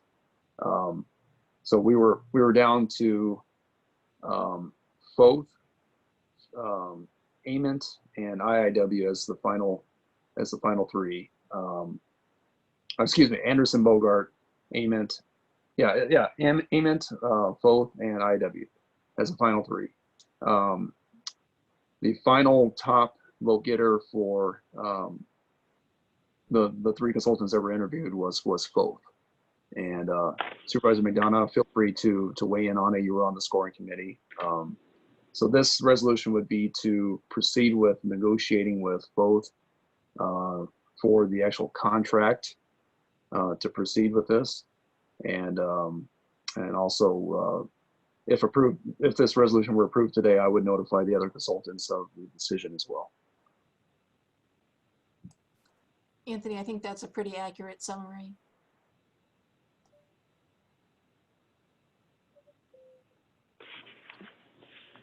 Okay, any other discussion, any comments? Yeah, Sounds like Supervisor Whitman, can you hear me? Yes. Go ahead. I'd like to kind of, maybe discuss the possible elephant in the room, that IIW, a longstanding local engineering firm, quite sizable. They've got a lot of staff, a lot of resources, have done a lot of projects for Dubuque County and the city of Dubuque, and probably the state of Iowa over their last, 25, 30 years. They weren't chosen, and they're our local representative.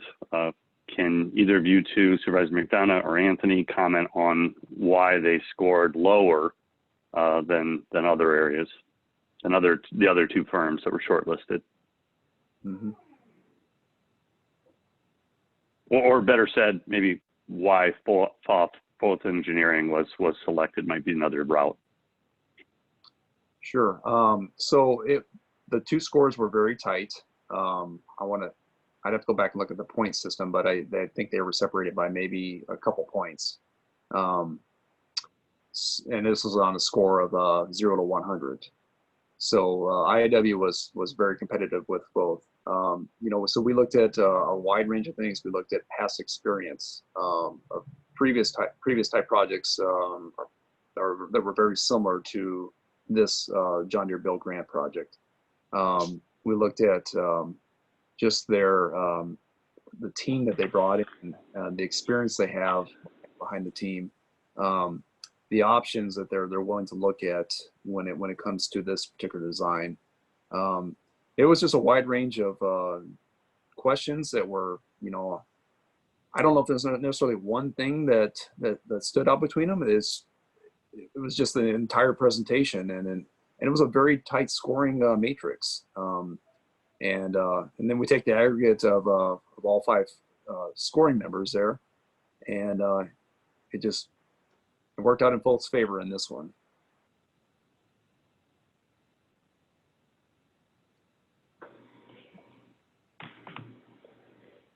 Does the board have the discretion to make the final decision?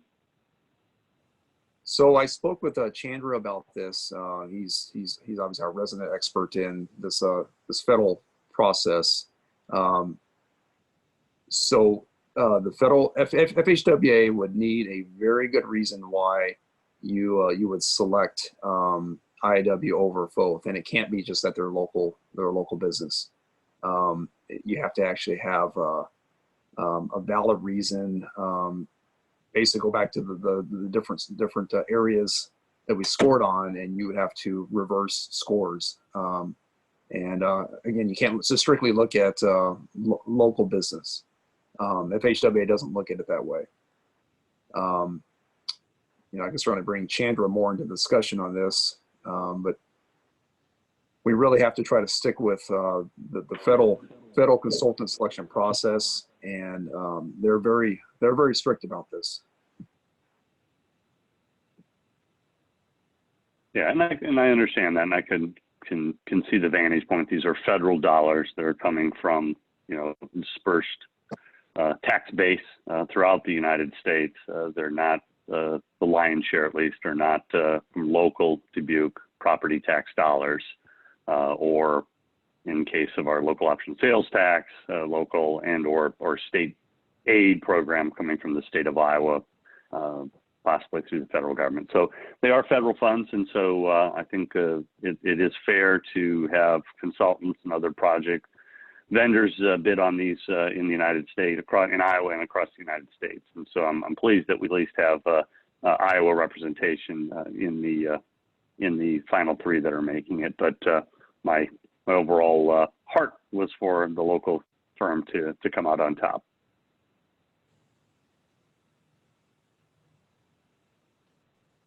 Absolutely, I agree with you. It's always nice to have your local firm serve you. In this situation, it just didn't quite work out that way. And definitely don't want to make any promises here, but there will be another bid package for contract administration inspection that these consultants will have a chance to bid on as well. And we have to have two separate consultants, so both would not be eligible for that particular bid package.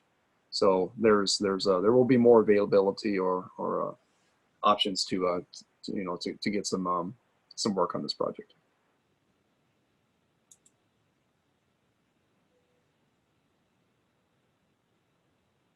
Okay, any other discussion on the professional services agreement with Foth Infrastructure and Environment LLC? Maybe my last question is there an official vote, so to speak, of the subcommittee, or are they just tally kind of the results and then serve them up? Was there a vote that was taken related to the subcommittee?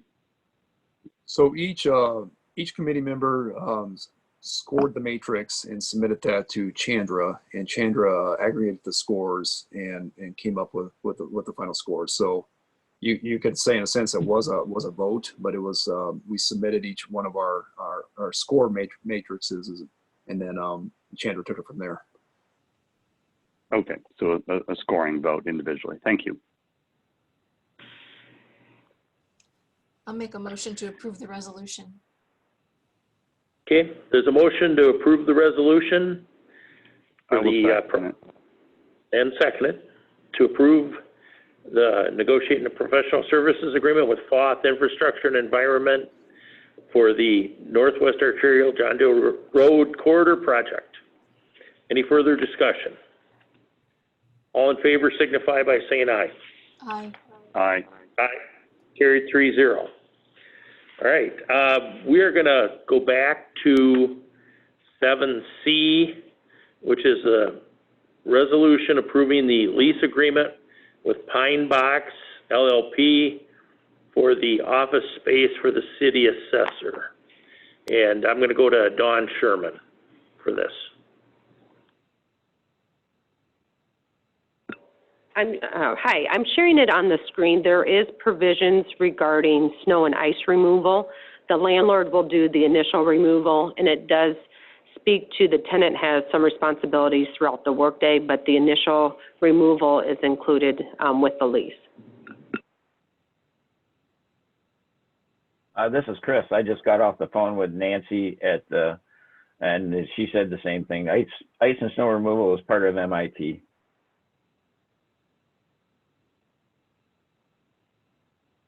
Okay. Any, that would seem to answer the concerns that were raised earlier, that this was already contained in the contract. And then we got verification by phone that it is included as well.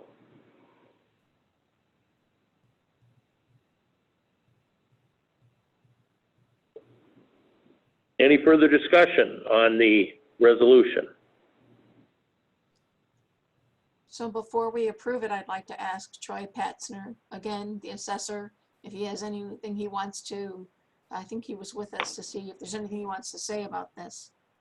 The agreement overall, the lease itself, the condition, is he ready for us to go forward?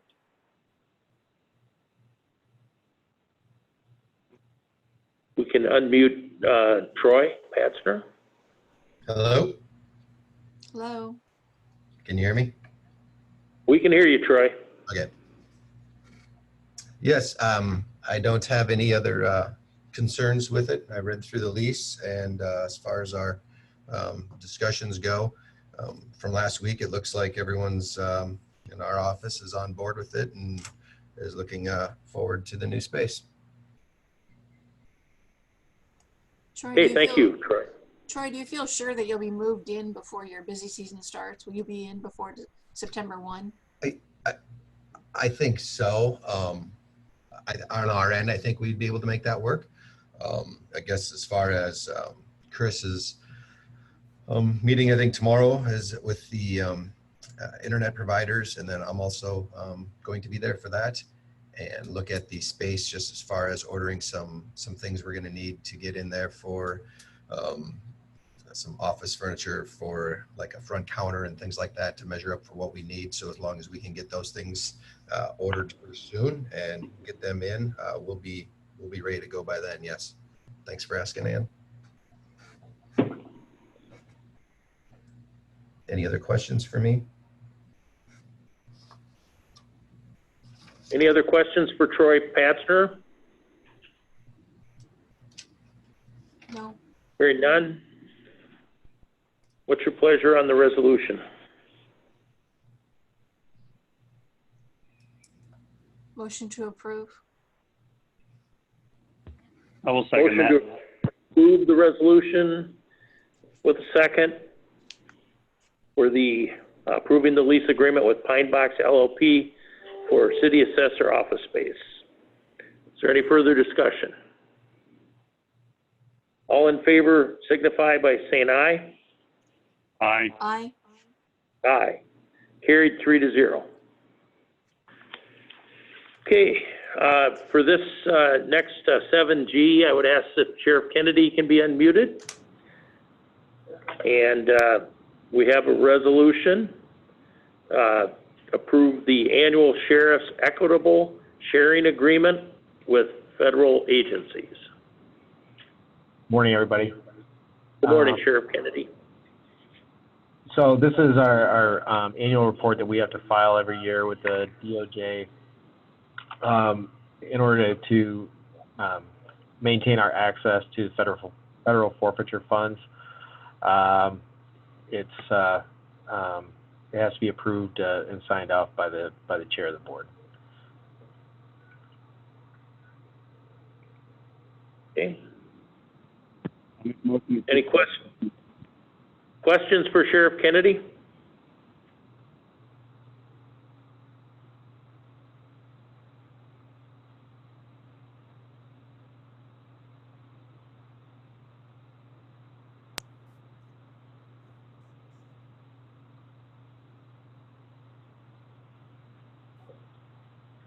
Make a motion to approve the annual sheriff's equitable sharing agreement. Approve the resolution. I believe I had a motion. There was a motion by Supervisor McDonough. Supervisor Wickham, you were cutting out, so I wasn't able to identify your comment.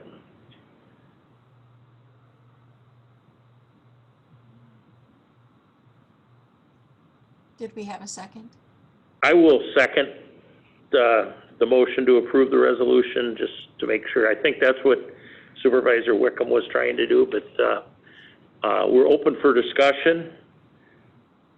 I do want to see if we can get Supervisor Wickham, see if he has any comments, because I wasn't exactly sure what he was saying. I made a motion to approve. I'm all ready to move forward. Okay. All right. All in favor of the motion to approve the resolution signify by saying aye. Aye. Aye. Aye. Carried 3-0. And while we have Sheriff Kennedy on, the next one is 7H, resolution approving the quarterly DARE claim. Yeah, I mean, I don't really have any other information on that other than it's just our quarterly that we do for the DARE program. Motion to approve the resolution. Motion to I will approve the second. resolution. There's a second. Any further discussion? All in favor signify by saying aye. Aye. Aye. Aye, carried 3-0. Thank you, Sheriff Kennedy. Thank you. Just real quick, I know we're supposed to have an 11:30 work session. Do you guys still see that as being at 11:30 or?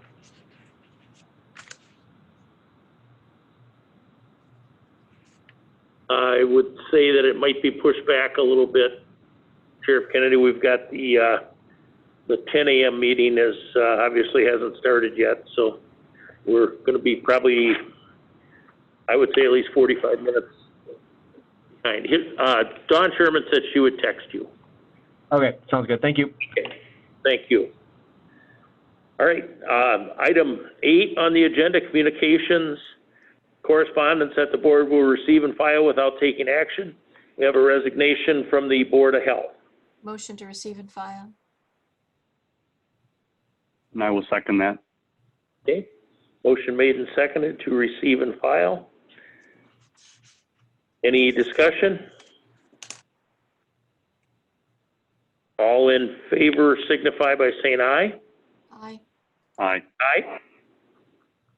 I would ask that we send Diane out a letter of thanks. She has been a real trooper through the in her time on the board, and especially through the COVID-19 pandemic. Okay, appointments. Item 9 on the agenda, appointments. We have a Board of Health application, 2 of them.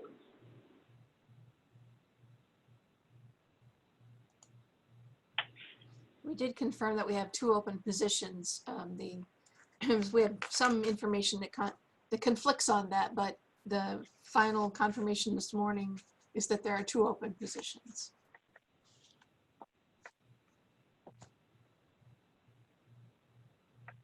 So we had 1 opening, and now we have another resignation, so there are 2. I'll make a Do we motion have to. One of the comments I'm not familiar with either of the applicants. I'm reading their requirements and their role application. I'm very pleased that they're submitting their ability to volunteer for the position. But one of the things I think we need to probably make sure that we're prepared to provide any new members of the Board of Health, and also maybe existing Board of Health, is kind of the education and the onboarding of what are the responsibilities, how government works, their funding opportunities, commitments related to time for meetings. We've had some difficulties getting quorums. We've had some struggles, I'd say, just during meetings related to reaching consensus and action. And we are in the midst of a pandemic that that continues to as Supervisor McDonough says, we have additional cases, and that's exactly true. And the Board of Health's involvement by state code is critical. So what I would like to do is to see the board table these and to maybe provide some additional resources and education and structure with the Board of Health before we bring on new members. I actually spoke with Mr. Young. I reached out and visited with him so we discussed his application and also his commitment. So that happened. I reached out to Ms. Jones and did not, as far as I know, get a contact back from her, but have spoken to some folks who have actually encouraged her to step forward and to complete the application. They seem to be a good fit. They seem to fill out and bring some gaps maybe to our Board of Health. I know that Patrice can speak to this if she's here and available, but the Iowa Department of Public Health does do a training for members of the Board of Health. That's my recollection, and I think at one point they sent to me the information and the training packet for my own review. So I would like to see this board come to full size. These are 2 individuals who I think will assist the board in being informed and continuing to lead the county. They understand the commitment that they're being asked to put forward with the frequent meetings that they are undertaking.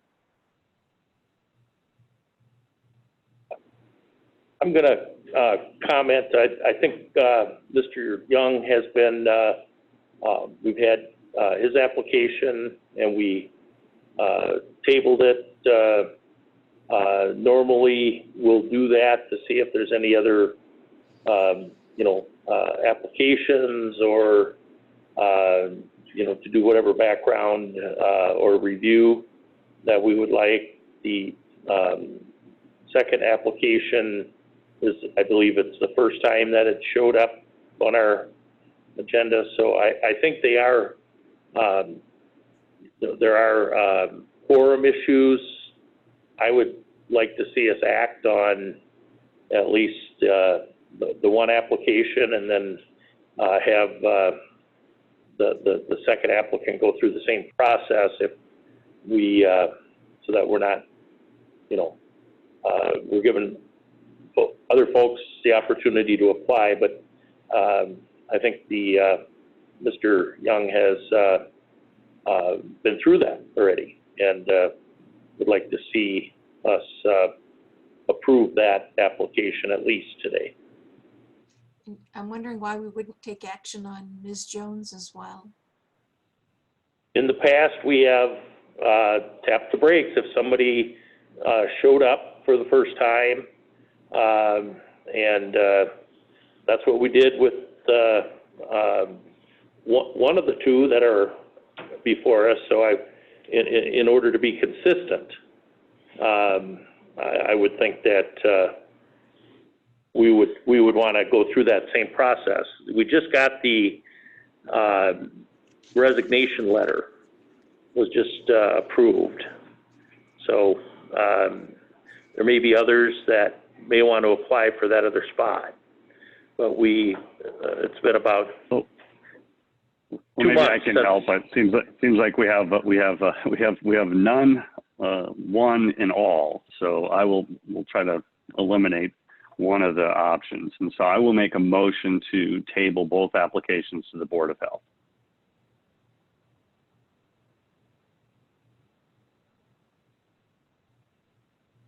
Yeah, I will second that. Is there any further discussion? I'm not understanding why we are, so I've been a supervisor and on these, I don't know that I'm fully informed, but attempting to be about how we run things. And I've never heard of us tapping the brakes or tabling people while we wait for somebody to be considered again or a second time. I think if we have some kind of procedure for how we view applications, we needed to be transparent a while ago about that. I have never had any I didn't know that we tapped brakes with applications. They come onto our agenda packet whenever that is sent out. I don't know when these people apply. I never see their applications till they come out in the agenda packet, and then it's like, go ahead, go. Find them, see if you can call them, make any inquiry you wish to. But I don't think it's fair to these applicants to table them. For what purpose? Why are we not willing to take action? They both come with recommendations. Yes, please explain. Would you like me to repeat what I said 5 minutes ago? Would you like me to repeat that? But we've never done that before. We have to be fair and equitable in I how understand. I'm just, you asked the question, and I'm just asking if you want me to repeat. You asked for what reason. Would you like me to repeat my reasons? Well, go okay, ahead. then you understand my rationale. No, I'm very happy that these two applicants came in. There is no reason to table at this time and create, for the very first time, as far as I know in Dubuque County's history, some other procedure that people need to go through. This is brand new as far as I know. And that's inappropriate in this case. Well, I generally wish the pandemic wasn't here as well, and that we didn't have to do things that were brand new. So I believe this is a good time for us to understand what are our requirements, what are our responsibilities, what are our expectations from the Board of Health. They were thrust into a situation that was very difficult, and those volunteers stepped up and did the best they can. And I think this is a moment where we can maybe come in and provide some leadership and guidance as the board that provides them all their funding and some education. And I think that's our responsibility, and that's what I would be advocating for at this point. So let me just, I'd like to have you repeat some of that. So Mr. Raber, please identify that you are here. Ed Raber, will you let me know you're present? All I have is your picture. And also Don Sherman. We are now setting forth criteria to join our Board of Health. So please take note. Supervisor Wickham, would you please go through those again?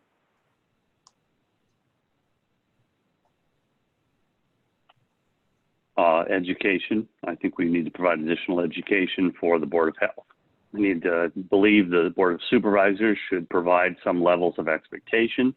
I think the supervisors should provide some clarity related to our expectations of funding and funding decisions, and you know, any and all other opportunities that both members of the public, the members of the existing Board of Health, and the Board of Supervisors would like to bring forward to improve the process.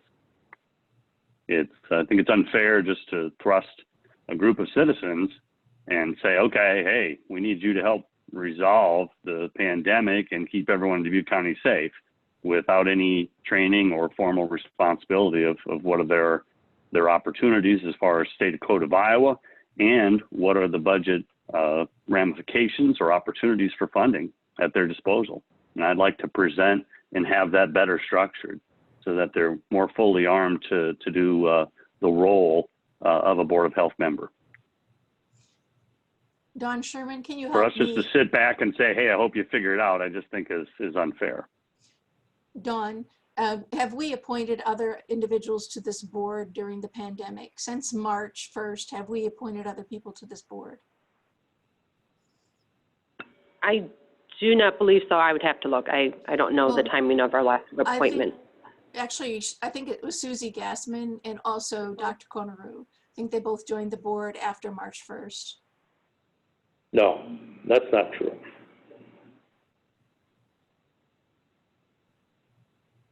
We did table one of these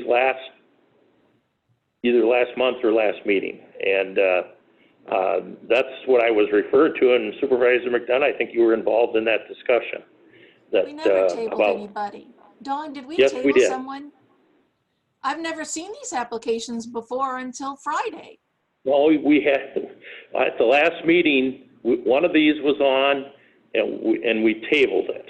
And in the past, we've done that so that a supervisor could go out and see if there was somebody else, or to take extra time to review the applicant. And so one of these two was on the agenda for a previous meeting, and it was tabled. So that was my point earlier. I was prepared to move on the one applicant, and if we wanted to take some additional time and review the qualifications of the second applicant, I'd be okay with that. Dawn, can you tell me which person was on a previous board agenda and tabled? Well, I remember seeing the application that. No, both applications have come in since our last meeting, and we've had 3 weeks between meetings. So none of these, you have not seen any of these on an agenda before.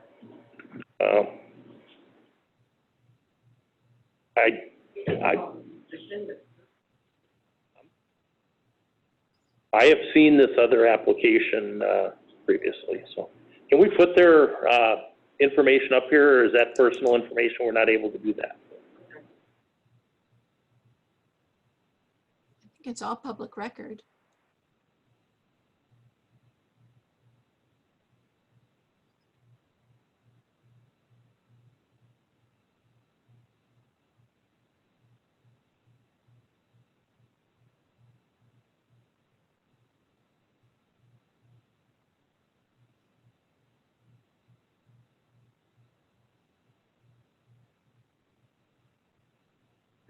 My point with the motion to table, it has nothing to do with who's the applicant. If Dr. Fauci had been the applicant, I would have said the same thing. I think we need to work with the Board of Health, the existing members, work with the Board of Supervisors and staff to further understand how we're going to make the Board of Health more successful, providing them more education, guidance, resources, responsibilities. My motion does not have anything to do with specific applicants. All of the things that you have discussed apply to all of our boards short of the funding. They all need training. We're going to have an application here come when we change the topic to the Zoning Board of Adjustment. All of our boards Hopefully you don't think need they're training. equal. Hopefully you don't think they're equal. Hopefully you don't think they're equal. I think I that mean, as volunteers stepping forward and whether or not we ask citizens to do jobs and whether or not we provide training for them, I think that it is equal in that regard.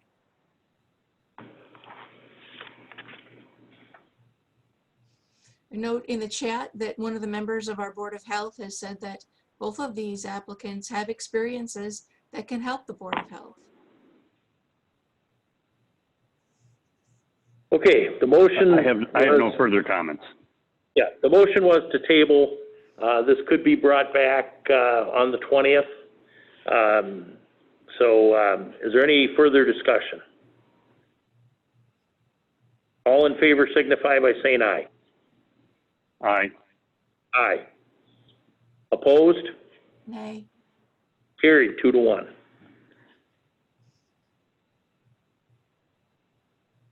Okay. Next up, under 9.2, 9A2, Zoning Board of Adjustment.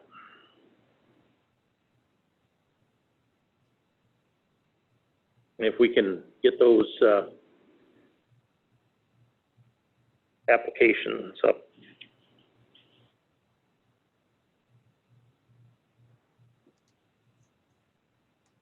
Yeah, we have the application of Loris Link.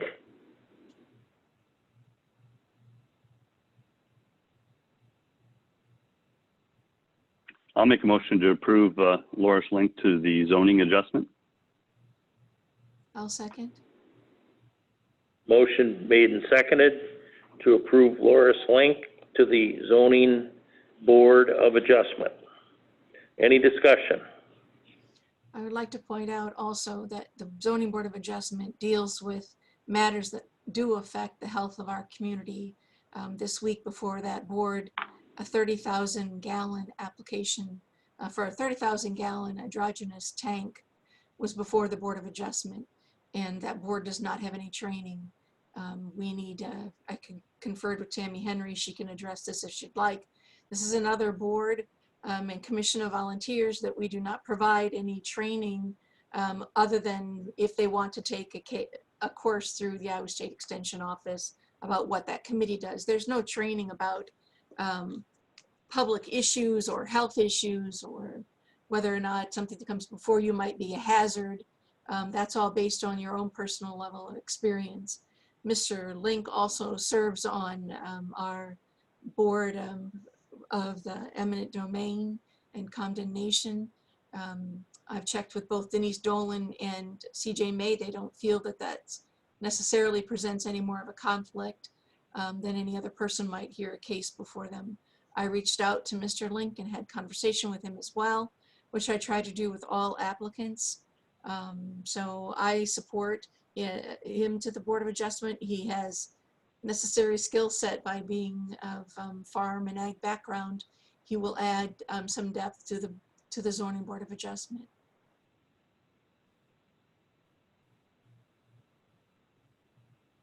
Okay, any other comments? I would make a comment here, the action by the legislature and then the instant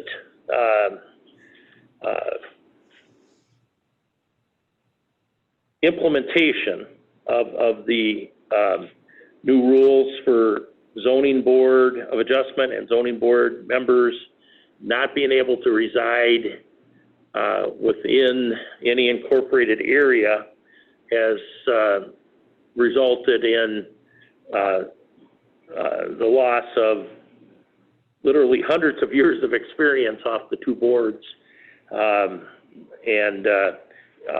That in effect, there was on-the-job training for folks because they had folks with lots and lots of experience, 30, 35 years.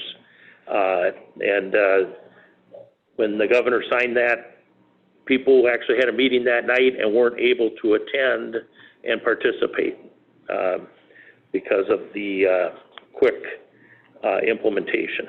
So I think there was a process in place in that there were very few openings, and the folks that were on those committees were doing a good job. Now we have multiple openings, but we have to deal with it. So I'm prepared to move forward with this. Any other comments? And we're all apparently willing to move forward with this without tabling anything. I really appreciate your comments about education, because in my day job, my email ends with .edu. So I'm very big into education and training, and I'm glad you support that as well. Okay, motion was made and seconded to approve the application of Loris Link. Any further discussion? All in favor signify by saying aye. Aye. Aye. Aye. Carried 3-0. All right. Open vacancies, we don't have any. Go to personnel requisitions. Don't believe we have any there. Tabled and pending items, I don't see any. So at this time, under public comments, at this time, anyone may address the board on matters which are of concern to that person, which are not agenda items. Please go to the podium, or in this case, raise your hand on Zoom. State your name and home address. Be aware that the board is limited in their ability to respond to such inquiries, and Iowa Code prohibits the board from deliberating or acting on items not appearing on the agenda.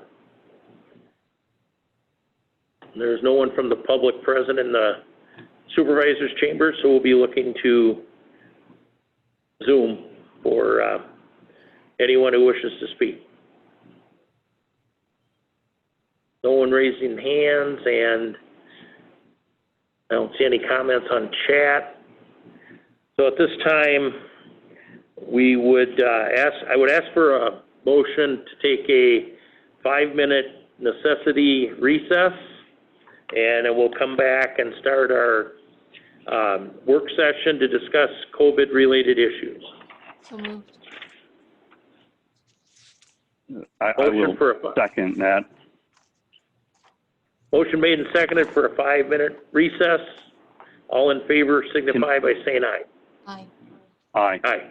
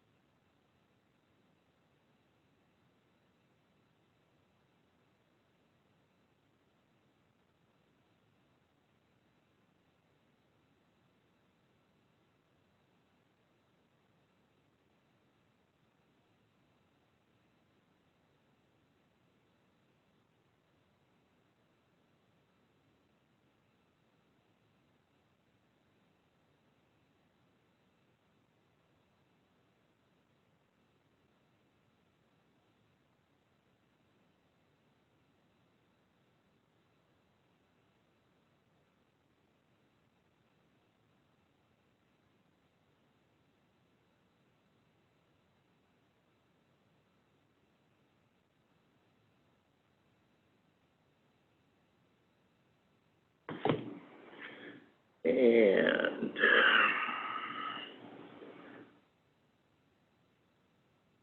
okay, we're ready to convene the work session to discuss COVID-related issues. We're obviously running behind about an hour. It's 11 a.m. And we'll start with our update from Patrice Lambert, the director of our Dubuque County Health Department. Sure. Good morning, everyone. I'll just give you a real quick. Good morning. I'll give you a real quick update on what our current numbers are as of this morning. In Dubuque County, we've had 15,176 individuals tested, and out of that number, we've had 961 individuals that have tested positive, and we've had 429 of our Dubuque County residents that have totally recovered. And unfortunately, we did have another death over the weekend, bringing our number to 23, and our sympathy does go out to that family. Trace, it's Ann McDonough. I'm sorry to stop you right out of the gate, but you just said we had 423 people totally recovered. I see no evidence of that in any of the reading that I have done, that there's a total recovery of anybody. Can you address what you mean by total recovery? Sure. Sorry about that. I will. Total recovery means that the person who has been identified that has gone beyond the 10 days without showing any signs or symptoms, the IDPH does identify them as being totally recovered. They could so continue there is to have, yeah, they could continue to have severe heart issues, severe breathing issues, still continue to deal with organ failure, in fact, and the Iowa Department of Public Health considers them totally recovered. If they're not showing the displays of shortness of breath, identified or increased temperature, then yes, after 10 days, they are identified. Now, as far as any underlying conditions, people may not even know that they have underlying conditions, so that is the criteria that Iowa Department of Public Health is utilizing for being considered recovered. Do they use the word totally recovered? On the dashboard they do, Ann, and on the Corona Iowa Department of Public Health dashboard, they do refer to people as total recovered. Oh, Okay. I'm sorry. No, I'm sorry. Oh my gosh. No, the total number that has recovered. But no, it's not totally. I see what you're saying. If they have underlying conditions, then no, they're not considered totally recovered. But the dashboard does list it as total recovered. Total number So of you're people correct. recovered under their Correct. definition of recovery. Yes, Thank correct. you. Yes. You know, you can look at these day in and day out, and sometimes it just doesn't click, so I apologize. And then with our hospitalizations, yes, we did not get a report as of yet today, but over the weekend, our hospitalizations, both Saturday and Sunday, were at 4 for a total number for both of our hospitals. We still are free of long-term care facility outbreaks. We have none in Dubuque County at this time. And again, to be considered an outbreak in a long-term care facility, it must be 3 positive residents within a 14-day time frame. We did have some questions about with our contact tracing. That is now, as you know, since May, is being done by the Iowa Department of Public Health. The Iowa Department of Public Health is consistent with their CDC recommendations, which is within 24 hours after receiving the positive lab result, they do make contact with that individual. And then through contacting that individual, they do their investigation process. their close contacts of confirmed cases are identified, and then Iowa Department of Public Health does call those close contacts and provide advice about the quarantine, testing, how to monitor their health during their quarantine period. But even though Iowa Department of Public Health is doing our contacting for us, our Visiting Nurse Association, Stacy, and the Communicable Disease Nurse do continue to call all positive cases in Dubuque County, bearing no barriers, on the day that it's reported to the Iowa Department of Public Health. And then Stacy and the Communicable Disease Nurses, when they make that contact to our positive cases, the residents in Dubuque County, they do provide local support and contact information. They review the isolation and quarantine guidance to see if that individual has any questions. They verify isolation needs. They offer shelter support as appropriate.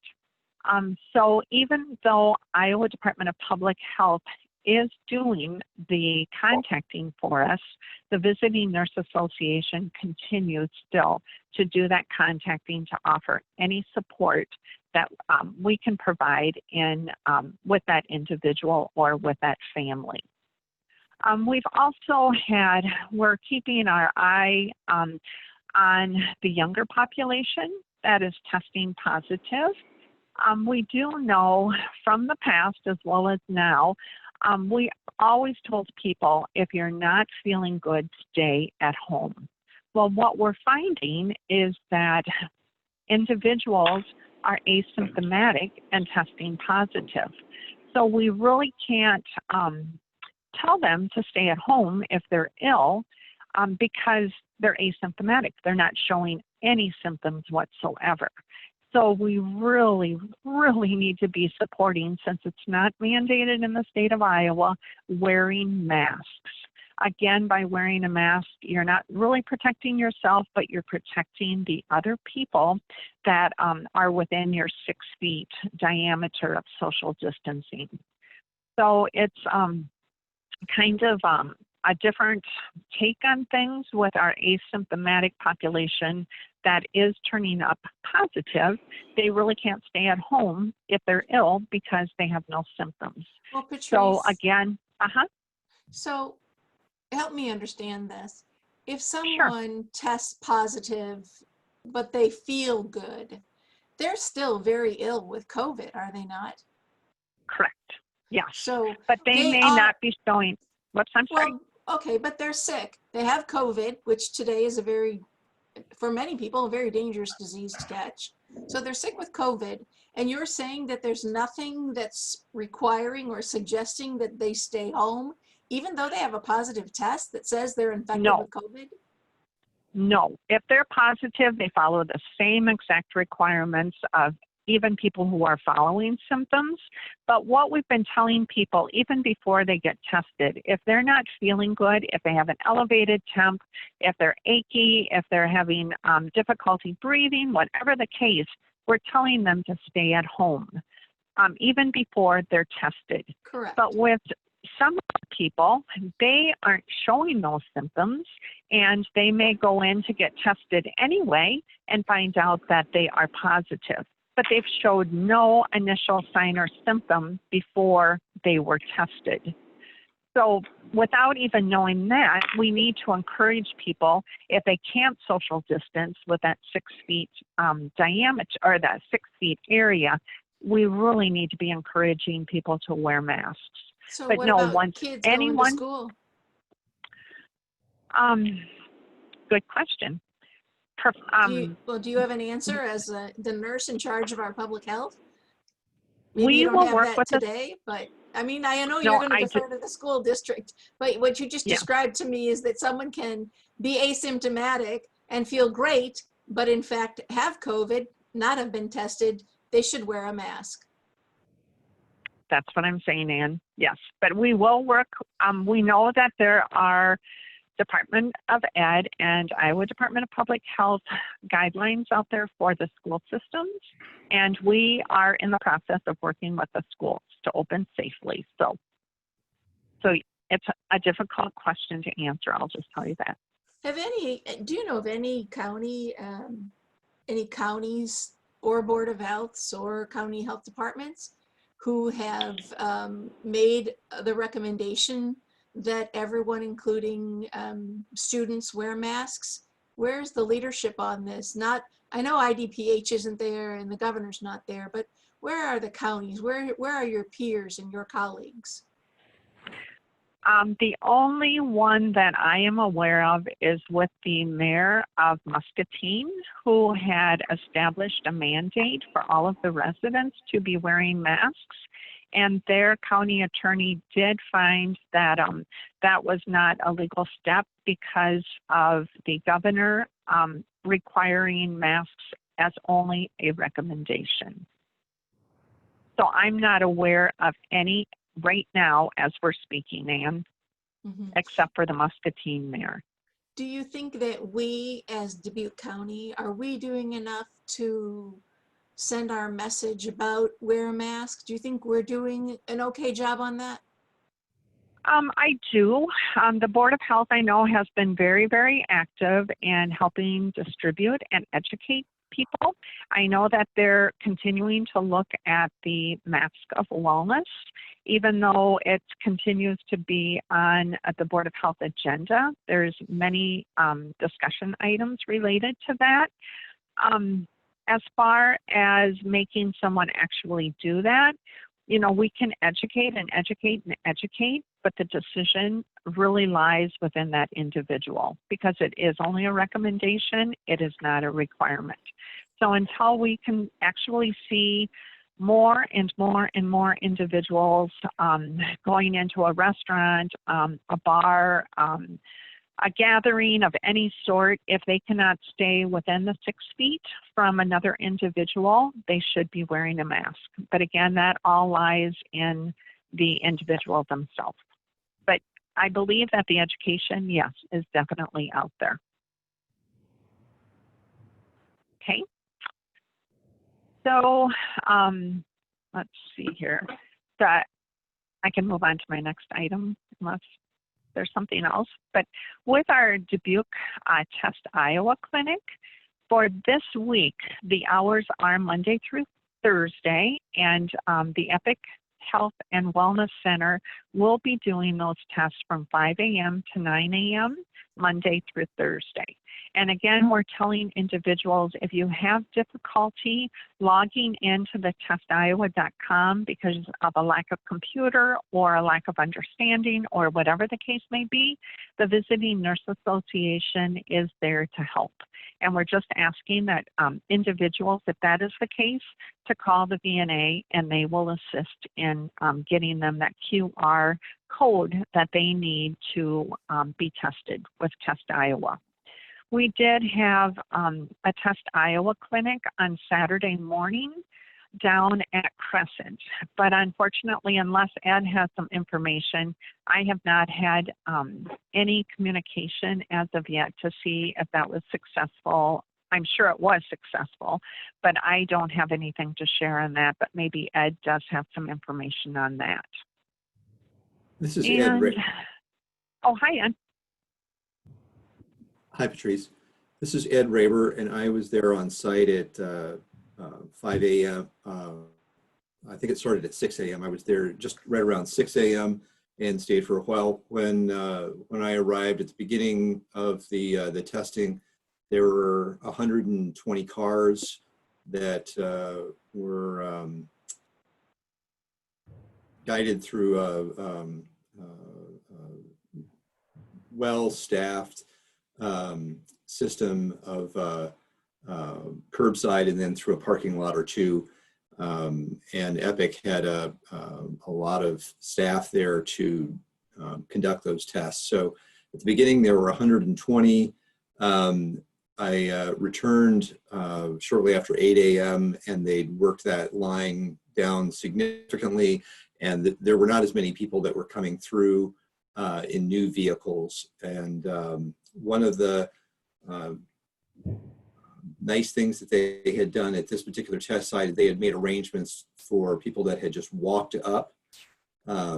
So I observed a number of people that either arrived on the site on foot or that had parked nearby and walked up. But anyway, they were able to deal with that as a situation as well. So I think that's positive. There was some. They were planning to close at 10, and I believe that they closed a little before 10 because there was some inclement weather that was coming our way, and I think that they probably. My impression is that it looks like they tested the people that arrived, and they closed a little early because of inclement weather. They were outside in tents. So if I was to guess at how many people, and I have not heard that, it would be 200 plus individuals were tested Saturday morning is what I'm going to guess at, if that's valuable in any way. And so I would describe that as a success. Crescent CEO Gary Collins was on site. We talked a little bit. He was a volunteer helping to direct some traffic, and he was very pleased with how it was going. And it was obvious that there had been a lot of community-based planning for how that would work out. Thank you, Ed. Thank you, Ed. Patrice, and I know, Dave Baker, sure. I had a question that was submitted to me, and maybe Ed can weigh in as well. Question is why it can take up to a full week to get results back from Test Iowa. It all depends on the testing staff at the hygienic lab, and that's out of our control. The courier picks up, I believe, on a daily basis still with Kelly, delivers those to the hygienic lab, and then once the hygienic lab runs the test, those results then are sent per email to the individuals of the email that they put in with their Test Iowa assessment. And then at the same time, those test results are sent to the Iowa Department of Public Health. So probably the time period all depends on the staffing and the backup or the backlog with the hygienic lab for the testing. But we have been hearing more and more people are getting their test results within that 24 to 48 hour time frame. And I do know too that some people, they are not able to have test results because of whether a misspelling of a name that doesn't match, or there are some complications with the testing itself with the identification code. It's pretty rare, but they are contacted with that information as well. And I also know, which Tom Beshin can talk a little bit more on when we get to his part, is that being the chair of the Board of Health, he did submit a letter to our governor regarding having the opportunity for the Test Iowa site in Dubuque County, thanking her for that opportunity. And then if Stacy is on, I will have Stacy give an update with our daily contacts that she's been doing. Good morning, everybody. Can you hear me? Hi, Stacy. Thanks, Stacy. Sure. I can give a bit of an update. So VNA is continuing with the Public Health Call Center. We've now reached a little bit over 14,000 calls since the start of the pandemic from those in the community, and that can range anywhere from business guidance, individual guidance, questions, where to get tested, a little bit of everything. So we are continuing to handle those calls 7 days a week, and it seems to be going pretty well. We've been working pretty routinely with Test Iowa. We meet with them weekly along with Patrice, and then we are also handling the public calls, those that need assistance in signing up to get their QR code, as Patrice had mentioned. I did have some staff help do some of the testing at the Saturday clinic. Ed, you were a little bit low on the estimate. It looks like it's a little over 300 that they saw over the weekend, but I think it went well. And my staff appeared to think it went well. They had a great system for getting the cars through the lines relatively quickly. We're continuing to provide the guidance to any long-term care facility with at least one positive resident, and doing that on a daily basis. And so that has kept us pretty busy as well. And then we will be meeting with Iowa Department of Public Health and Patrice next week and our local colleges to start looking at contact tracing plans in the fall, and how we can work through school going back into session and providing that public health support as we move forward into the next phase here. Thank you, Stacy. And then I didn't know if Tom Berger was on to give an update. Yeah, Tom Berger. I really don't have anything else to add, Patrice, unless there's any questions. Tom and McDonough, I have a question for you. Yep. We're seeing reports nationally about shortages emerging again of the PPE. What should we be doing to stare that down? We know our cases are climbing around the state of Iowa. I think we're at the beginning of the pandemic, certainly not at the end. Are we in good enough shape to withstand another surge? We have, the state did come out, and we're still securing and finalizing that, but we do have to get numbers to the state and to have a 30-day supply of PPE. So that's still currently at the region level. It's down in Cedar Rapids. We're going to making some adjustments here. We can bring that here and get it into a warehouse closer. So locally, we're sitting pretty well, and what we requested and what the state allocated to us.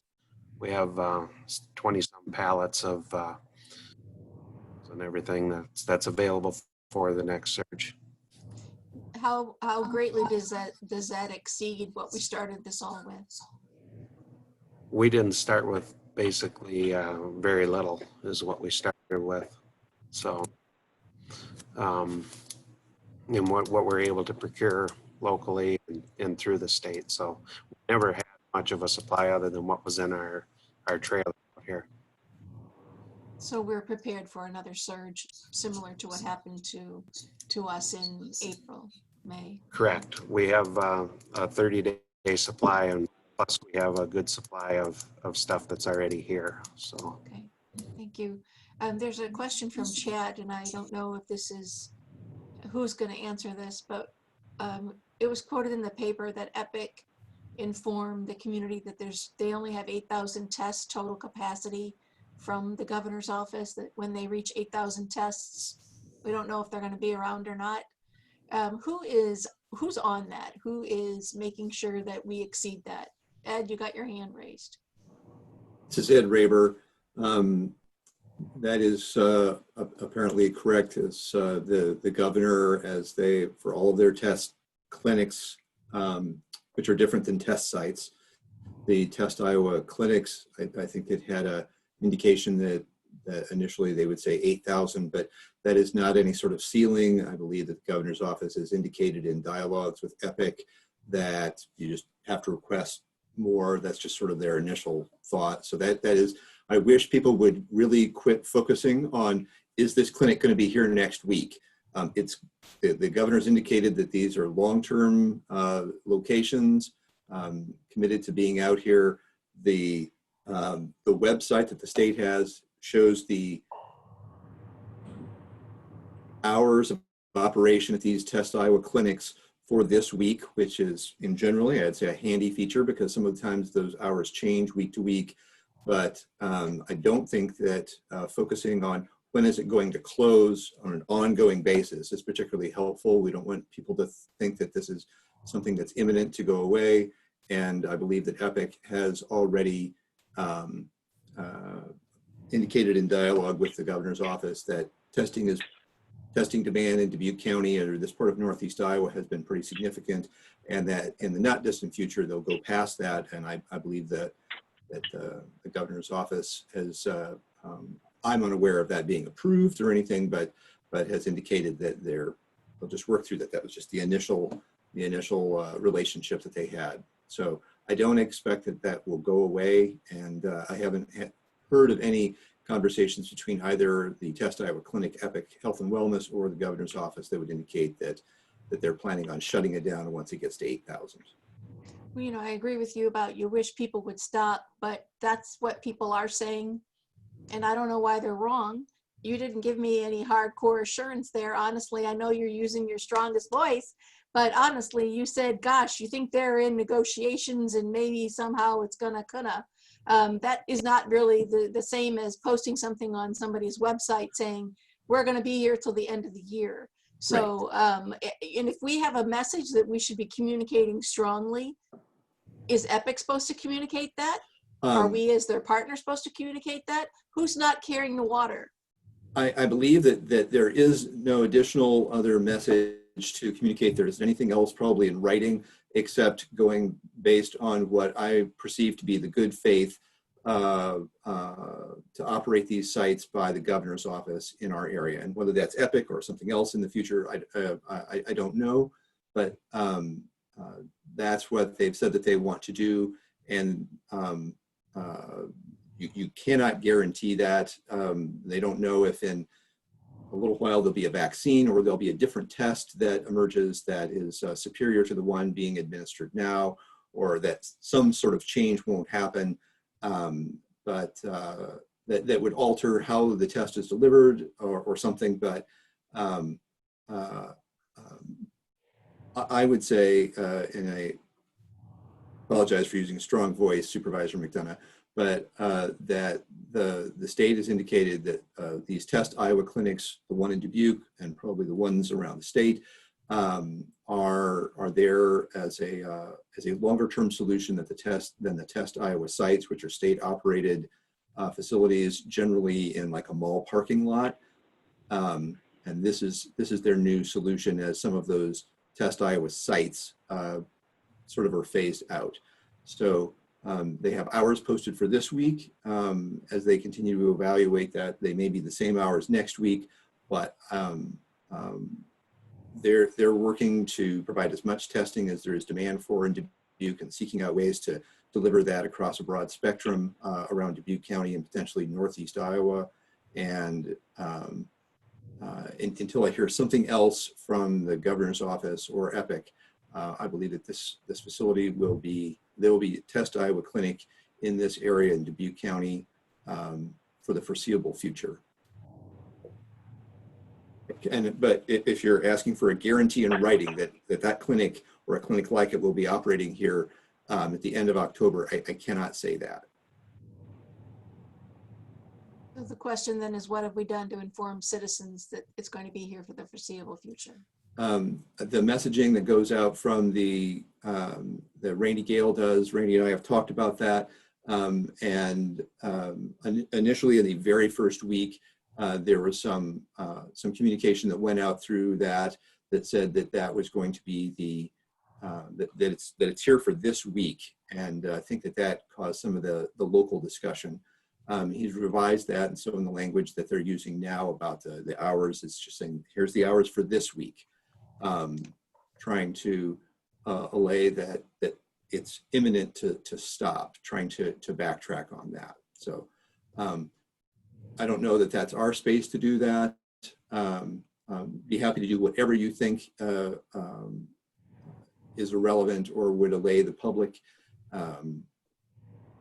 But I think that's how that got started, and it's challenging to rein that back in when you say that it's here for this week. Those are the hours that they have posted for this week.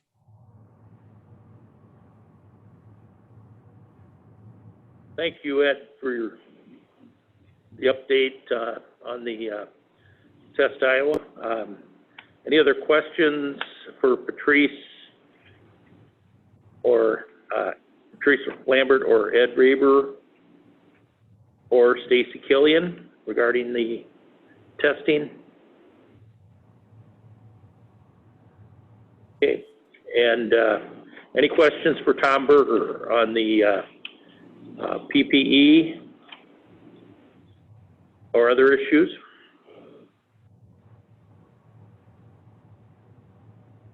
Tom Berger just wanted to maybe get a plug in. I think this week, Thursday will be the EOC meeting. Is that not correct? That's correct. 3 p.m. on Thursday. Okay. We've gone to every other week, so every other Thursday at 3, and so this Thursday, the 16th, there'll be a meeting at 3 o'clock via Zoom.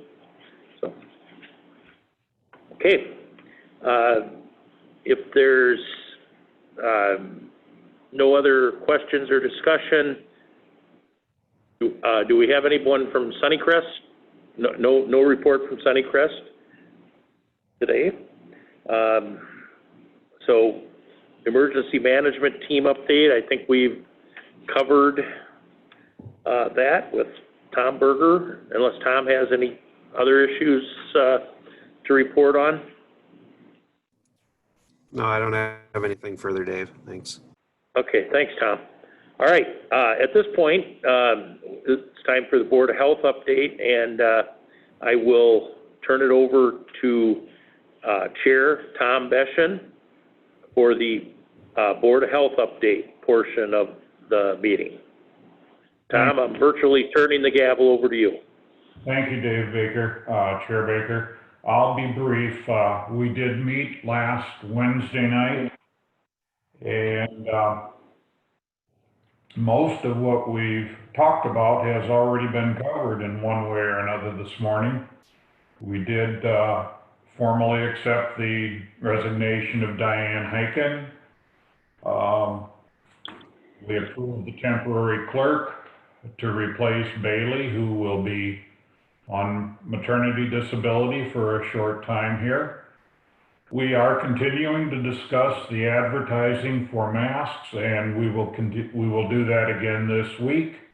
I think it's time that we move forward and get something out through the local media, making a little more effort to try and get everybody wearing masks. At a request that we had, the board did approve, and on Friday of last week, I sent a letter to the governor's office thanking her for the partnership we've had with Test Iowa and with the other testing throughout the community, assisted living, long-term care facilities, residential facilities. Also indicated that we hope the Test Iowa Clinic will be a long-term fixture throughout the rest of 2020 or until a vaccine is available. So as we've talked before, that is really an agreement between the clinic and the governor's office. We felt it was important that we give it some support, a lot of support. Our immunization committee did report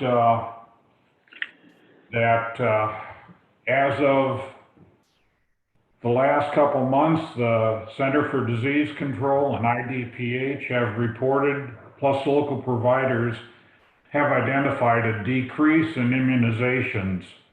And I guess that's understandable given the fact that people are only going to the doctor's office and when they absolutely have to. But the immunization committee had approved, or we did approve, roughly $7,000 in the budget for advertising for immunization. And there will be an article running in the August version or issue of Julian's Journal promoting immunization, and we will be seeing billboards promoting increased immunization here in the next couple of weeks. So that we will be discussing again the Board of Supervisors meeting schedule. As was mentioned in some of the discussion earlier, we have had difficulty fielding a quorum at meetings, and we want to make sure we're making this meeting accessible for anyone who wants to be a board member. So that needs to be tied in with the appointment of board members. So I don't know that there'll be much discussion of that this week, But once we have new board members, we will try and arrive at an optimum time for, or at a time for optimal participation by the board members. We meet again this Wednesday at 5:30. And that's all the report I have. Supervisor Baker? Okay, thank you, Tom. Any questions for Tom Beshin or any of the other Board of Health members? We always like to give them a chance to speak if they would like to. This is Supervisor McDonough. I have a question for you, Tom, and whoever wants to try to answer this. What is the training that we currently give or Iowa Department of Public Health gives to a new board member for the Board of Health? And good question. The training that is presented to new board members is basically an orientation from the Iowa Department of Public Health. Board members are, we're not, in many cases, I'll say many cases, myself being one, we're not trained medical professionals and don't profess to be. We all bring our unique qualifications to the board. So if you're thinking that the board are going to be trained in emergency medical treatment, we're not. So I look forward to additional training, but what we're getting right now is an orientation from Iowa Department of Public Health on what our role is. Or Tom, do you mind if I just add a little bit? This is Patrice. No, go ahead, right ahead, Patrice. Okay. Our regional contact person from Iowa Department of Public Health, Chair Beshin just mentioned, does meet with those individuals and does review the chapter 137 of the Code of Iowa. And in that, it explains the responsibilities, the decision making, and then after our Iowa Department of Public Health meets with that individual, then Chair Beshin and I do meet with those new individuals as well. And then we look at orientating the people to the local component. IDPH representative does the overall, the Iowa code, and then Chair Beshin and I do the more specifics.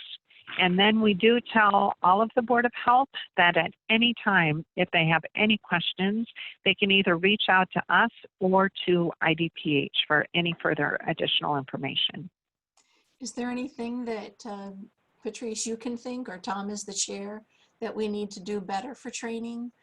I think Ed Raber's taking notes here. What is it that might be on your list of things we should be pursuing to just make the board improved? Mm-hmm.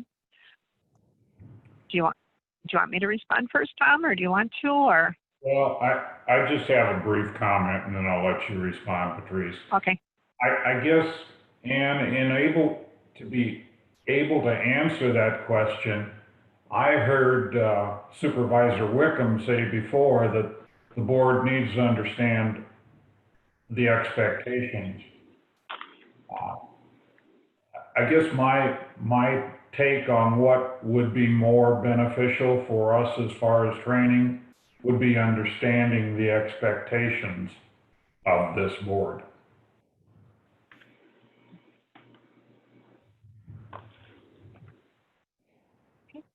And then, okay, and this is Patrice, and I'll just add briefly that we know that it's a very fluid responsibility, because issues pertaining to health for the county occur when we least expect it.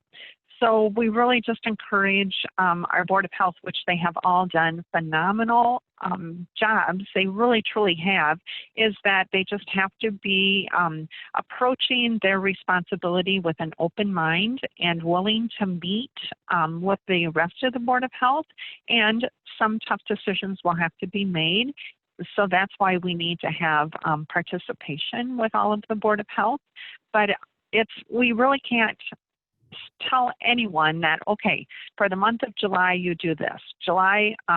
Once July is passed, then in August, we concentrate on this.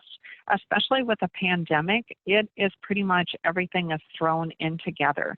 So we just ask, which all of the Board of Health members have done in the past, and I know that they'll continue, just to keep an open mind and just be responsive with any of the issues that we have to deal with.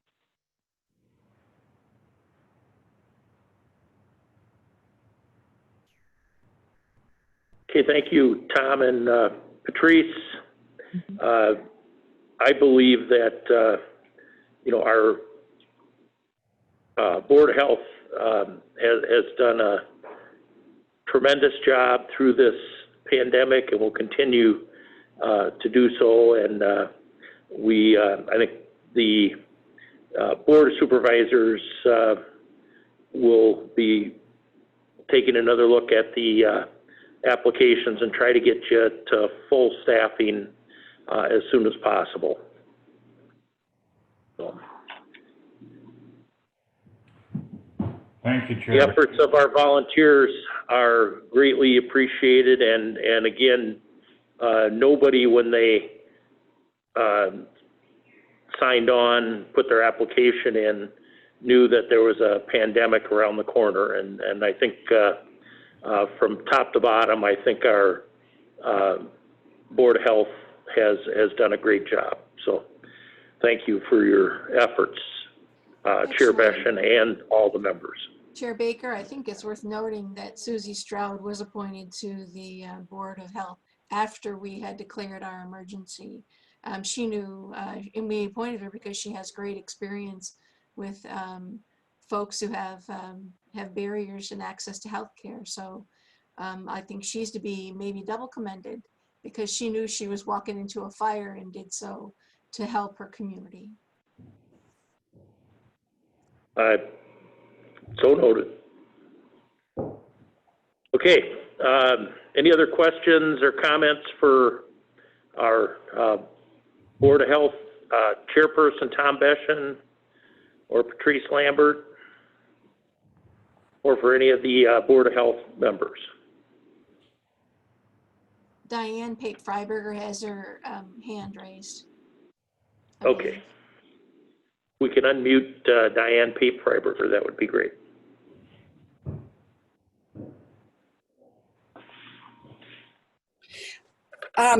Chair Baker, this is Diane Pape-Freiberger and Chair Beshan. One other item that we did discuss last Wednesday was related to our spending. You know, the budget year, the fiscal 21 has started, and the appropriation of the $500,000 from you, the Board of Supervisors, would need to be amended. And I think that it would, you know, I guess just like the question regarding how long is Test Iowa going to be here, how do we as a Board of Health maintain and continue to spend COVID-19 dollars? Is that a budget item that has to be reappropriated, or how does that go? I'm going to ask for our Budget Director, Stella Rundy, to weigh in on this. Hi, everyone. Can you hear me? Yes, Stella, we can hear you.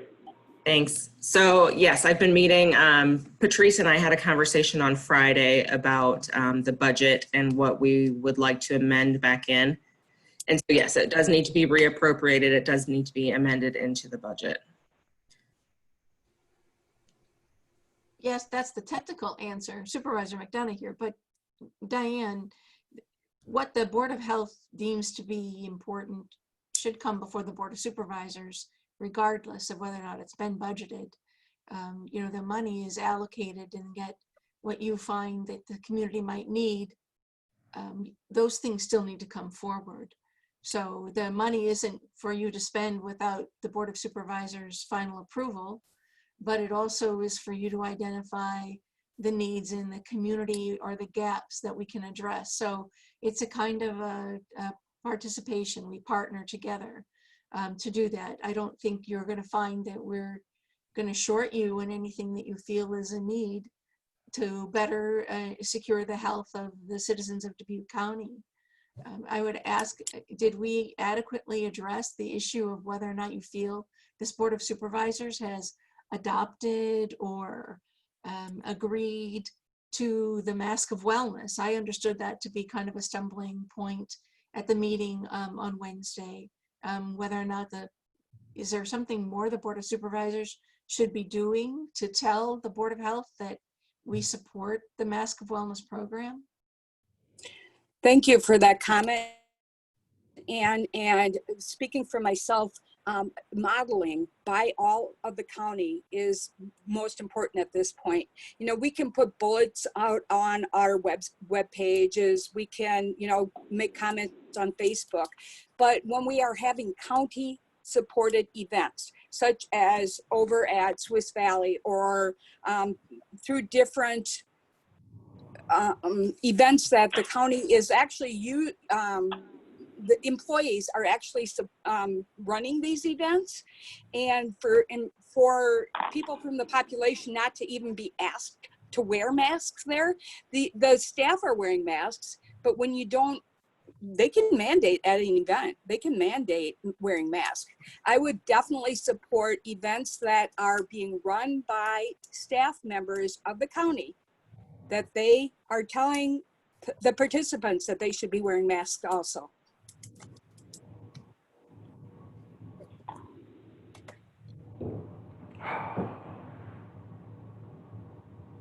All right, other. This Supervisor Wickham, if I can have a moment. I think this is exactly the point that I was trying to bring up when we were talking about further education and communication. And so, you know, you've got the Board of Supervisors and Board of Health asking each other questions back and forth. And I think what we need to do is establish what are the expectations, as Tom Besson had mentioned, and how should we work. And so, you know, the basics of budgeting, you know, so I believe the Board of Health should submit a budget, and that's going to be a budget amendment. The Board of Supervisors would approve that. And then the Board of Health, mainly independently, certainly we're always here to help, would execute that plan and approve it. And we wouldn't have to go back and forth between the Board of Health and Board of Supervisors. And that would be a process that would be well functioning. And just to make sure all are on board with that type of process and that type of education. And there's probably many other examples, and the mask one might be another example. We need to get to that point. And I think it's you know, it's a responsibility of the supervisors to start that process. And so that's really the message I was trying to send. And I'd like to get some of that process and that education in place before we add additional people.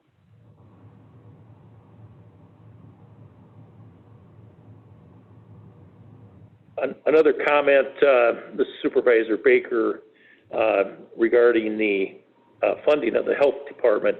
All of our departments, and it's by design, and I'll ask Stella Rundy to jump in on this as well.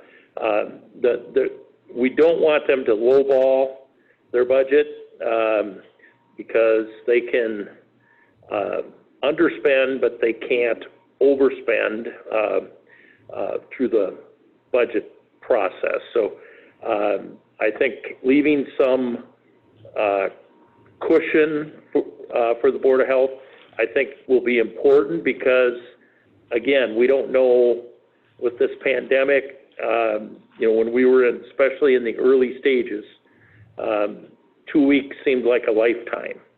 And the issues that were coming up, you know, we had never dealt with before.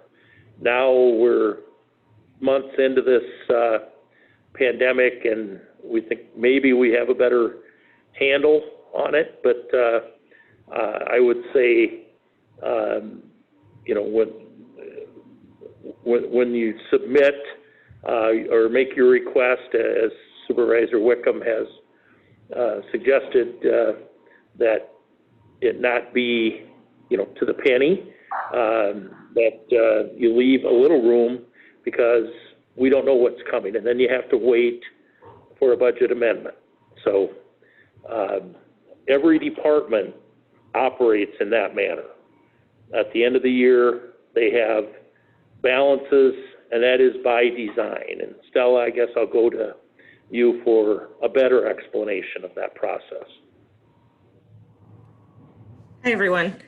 I think what we like to encourage is everybody to come forward with what their need is, find the budget around the need, and not just come with a number and then fit the need into that number. So we would love the Board of Health to come and say, we would like to do X, Y, and Z, and this is the cost of X, Y, and Z. It would encourage any department to function. But yes, you're correct. We do not, because we're not allowed to go over our budgets by law.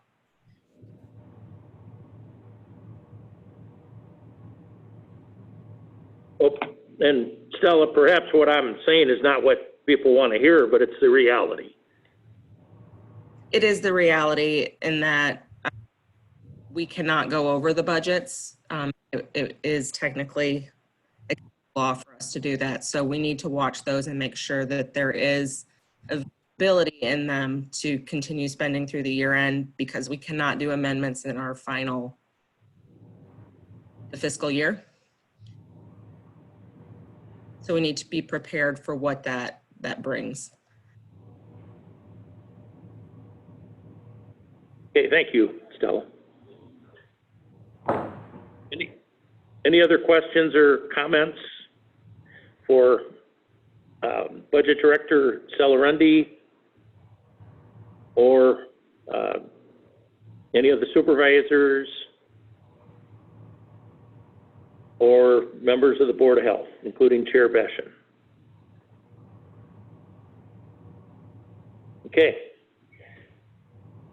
Next item on the agenda is a resolution approving the memorandum of understanding with the City of Dubuque for the isolation shelter.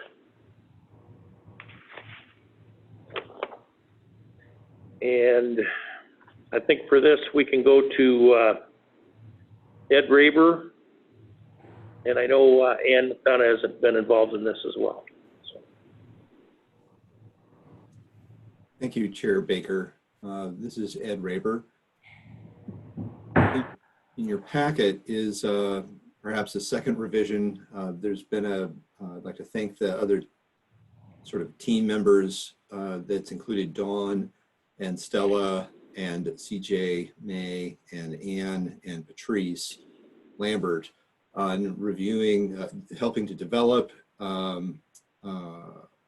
memorandum of understanding with the city, and then going through a couple different revisions very quickly and getting that information back to the city for their incorporation. So what is before you is a memorandum of understanding that tries to outline the responsibilities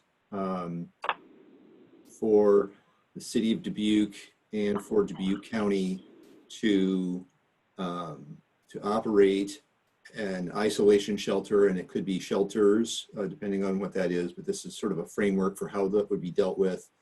The expectation in here is that ultimately the costs of operating the shelter, all of those costs would be split by the city and the county.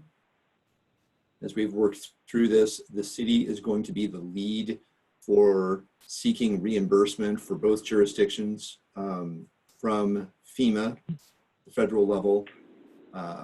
So Dubuque County will not be doing that. I forgot to mention Tom Berger is a member of that team. I appreciate Tom's thoughts in that. And in fact, I think Tom was helpful in outlining how that relationship with FEMA was likely to go and has been confirmed. There are some operational things about when payments are made and when we expect that, and I believe that Stella Rundy and hopefully the city's finance director, Jenny Larson, perhaps either have or are in the process of working through those individual operational aspects. But this outlines how this would work, what would happen. There's a termination clause. And if you remember, one of the points about this that we've been working on at the county, not necessarily me personally, but Dawn and Patrice have worked on a job description for a facilities manager as we work with the city of Dubuque. That would be one of the things that we would be doing that would be part of this, and the cost of that facility manager, although that would be an employee of us, my understanding is that even that cost would be something that would be incorporated into requests from FEMA, where we would be requesting 75% of all the expenses that we submit on this isolation shelter to be reimbursed by FEMA. There may be opportunities, we anticipate opportunities for seeking some additional reimbursement from the state. Did anyone have any questions about the memorandum of understanding that was in the packet? I'd like to point out, Ed, that the numbers that are in the MOU, for example, of how budgeting share and who pays who, those are not realistic. They are just for example. Yes, thank you for pointing that out, Supervisor McDonough. Those are just illustrative. Right. And We found I believe numbers that worked well with. for division, because the numbers are much higher than that. The cost is going to be much greater than that. Yes, that was merely illustrative. And so I just wanted to be sure that our budget director, Stella Rundy, if she felt there was any shortfall in what you needed to know. I know other documents have been recently. I know, Ed, you sent me a lot of several spreadsheets. I'm assuming Stella has seen those too, as we try to get to what a budgetable number looks like. I certainly support the MOU, and I support the need to hire this facilities manager. But I need to be sure that we've all got a budget number that, Stella, you can make work, and so that my colleagues understand potential costs. I received that spreadsheet this morning as well. I haven't had a chance to dive deep into that to get a good number.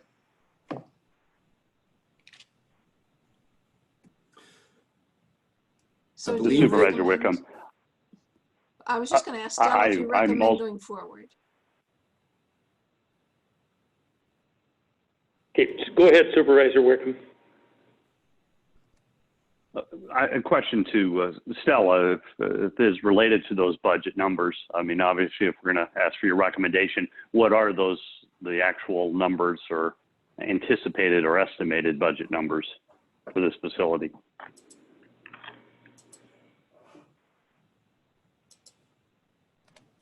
It appears that it's been about 26 to 27,000 per month for the last couple of months to run this facility. So the proposal is that we would split that 50-50 with the city. Like I said, I just got those numbers this morning while we were in the meeting, so I haven't had a chance to really dive into what it all represents, but it's, rent and utilities and food for the shelter, amongst other things. So, I mean, a 9-month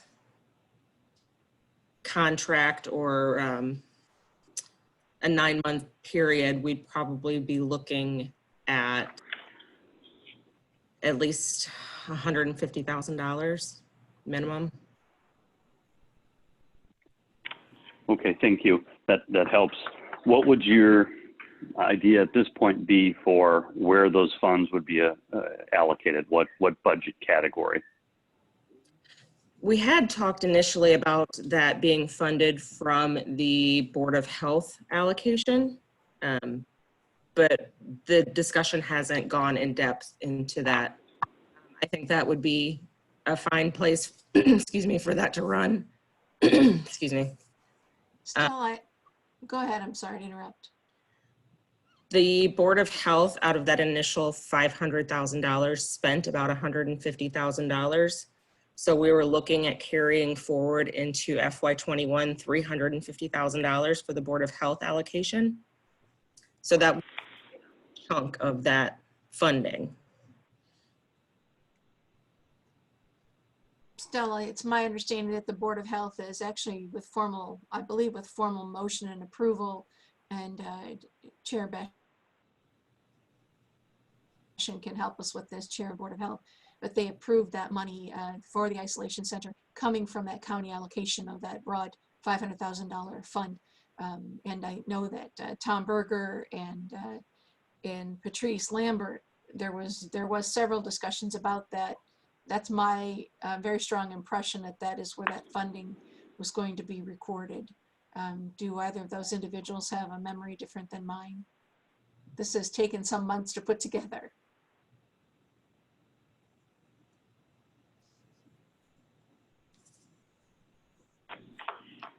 I don't know if Tom and Patrice are still with us or they're muted or what.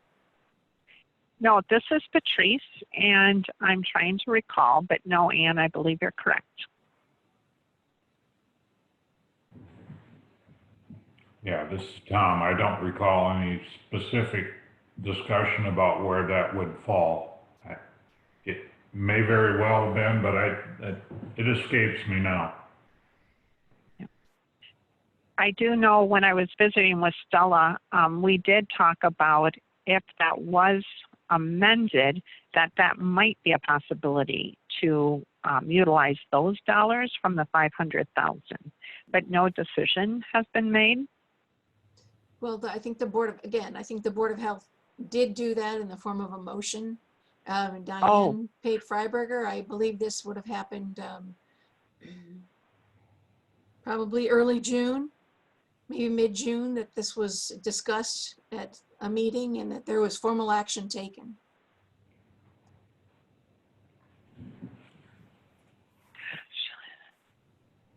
No. I'll research the minutes, Patrice. Pardon me? Yep.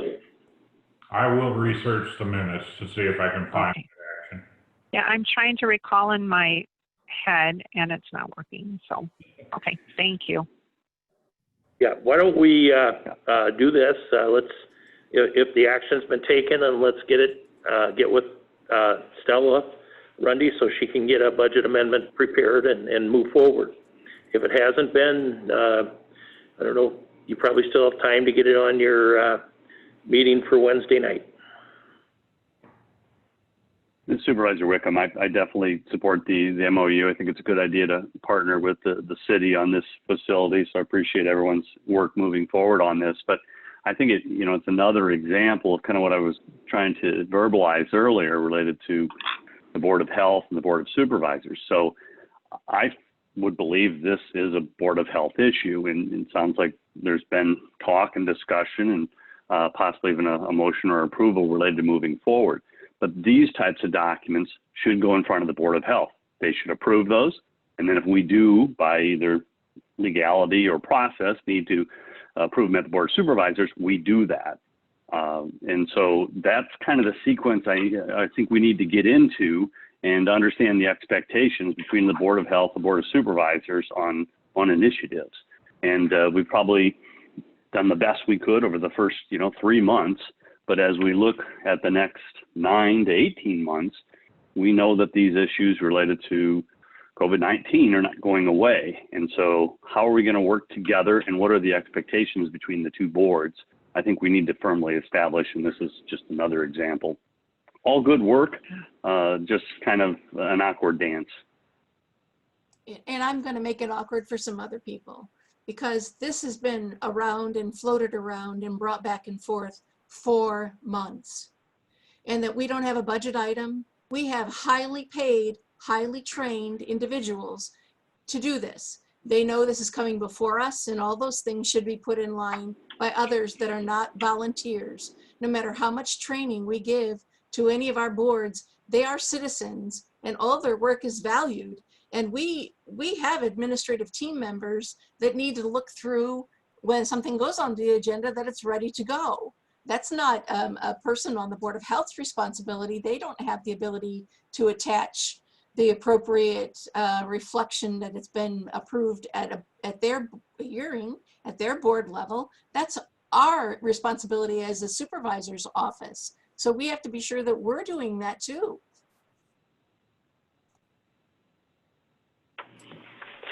Thank you, Supervisor McDonough. This is Ed Raber, and I would say the topic that you've been discussing of who is supposed to do this. I think the city of Dubuque is looking for this relationship with Dubuque County Board of Supervisors. That's actually my understanding that I've been operating under, that this is what this would look like. That they're looking for this relationship with you. It is true that we did not have, we had just a partial window into what the monthly expenses have the facility have been. Apparently that was a little bit more complex getting that information to us than what I had anticipated. I'd been working on trying to get that information for the last few weeks. But they're looking for this relationship with you, and that's with the County Board of Supervisors, and that's what the City Council is looking at. City Council next meeting is July 20th, and that is when they expect to take this up. And so the memorandum of understanding says it's between Dubuque County. I believe that their expectation that I've been under is that the city is looking for you as the supervisors as the partner in this MOU. That being said, they may look for you to spend those resources or account for those any way that you can, any way that you'd like to. We actually initially thought that this would be completed potentially in June, and I believe that the county and the team that's been working on this on our part have been as quick and nimble as we can be in terms of reviewing, developing the document, and then reviewing drafts that have been delivered by the city and feeding that back to the city. The team of people that are working on this have done that as quickly as possible, and have not been the hang up on this, but we find ourselves in the beginning of a different fiscal year now as we work through this, but the city's looking for that relationship with you. Yeah, I believe, this is Supervisor Baker, that the memorandum of understanding is properly before us today. It's a document that's between the city of Dubuque and Dubuque County. You know, I think as was stated, we've had people working on this for months, and my understanding, it has been reviewed by our county attorney. CJ May has been involved in the discussions, and that the recommended version of the MOU is here before us today. Ed Raber and McDonough, you can correct me if I'm wrong. So I would be looking for a motion to approve the memorandum of agreement as per the resolution.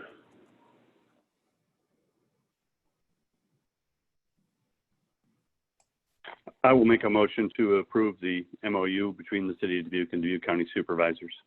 Second. Okay. And motion and second. Any further discussion? All in favor signify by saying aye. Aye. Aye. Aye. Carried 3-0.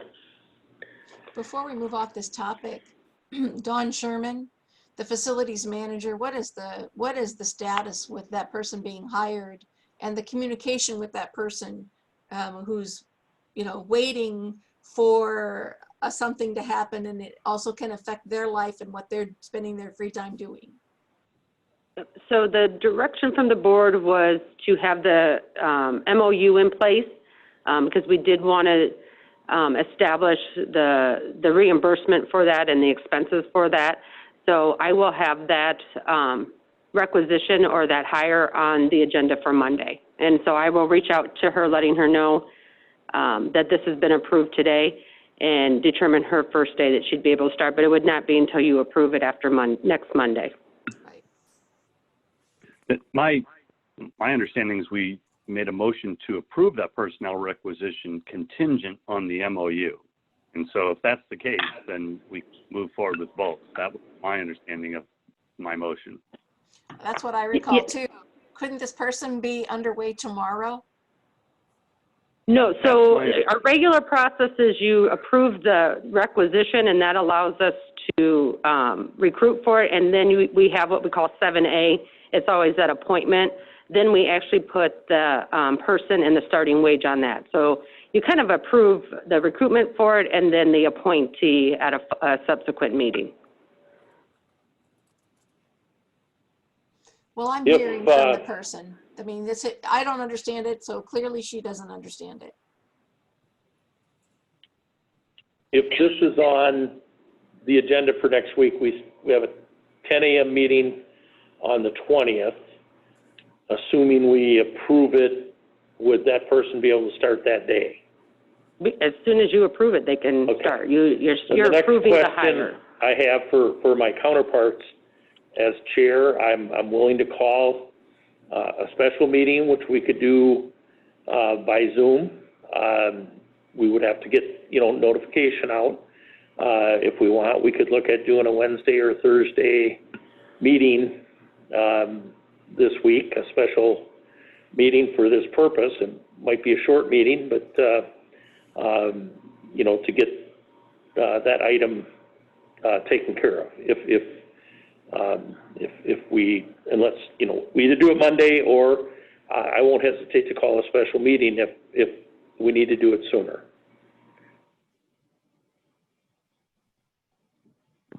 I'm open to a special meeting. I would just, if it would help the partners, all involved, I'm happy to have a quorum for a special meeting. So I don't know the timing or urgency. But if it would help the partners, I'd be happy to move.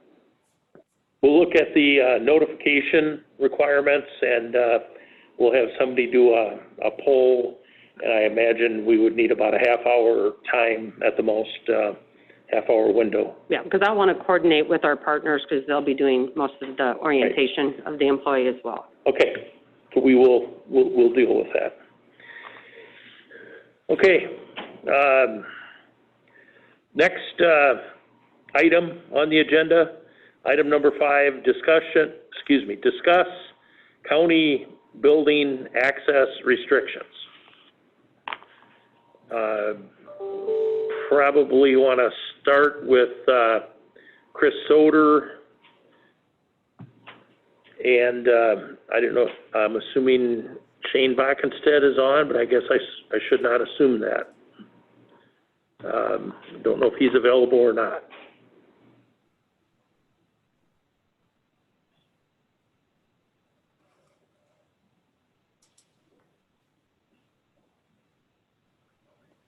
Okay, is Chris Soder on? Yeah, Chair Baker, this is Chris. I'm here. Okay. Chris, I guess I was looking for an update, and I don't know if Shane Backenstead is available. There's Shane. Okay. Maybe I'd like to have both of you unmuted, and the agenda item is discuss county building access restrictions. And I can start things. I was approached by some of our security team, and I think we also had one call about if someone refuses to put a mask on, even though we're providing masks. And my understanding is that if they're not willing to put on a mask, they need to use the drop box or whatever other, however else they can do it remotely. But if they're going to come in, that we're going to provide a mask, so there's no cost to the individual, and that we are enforcing that you must wear a mask in the courthouse. So I can touch on that.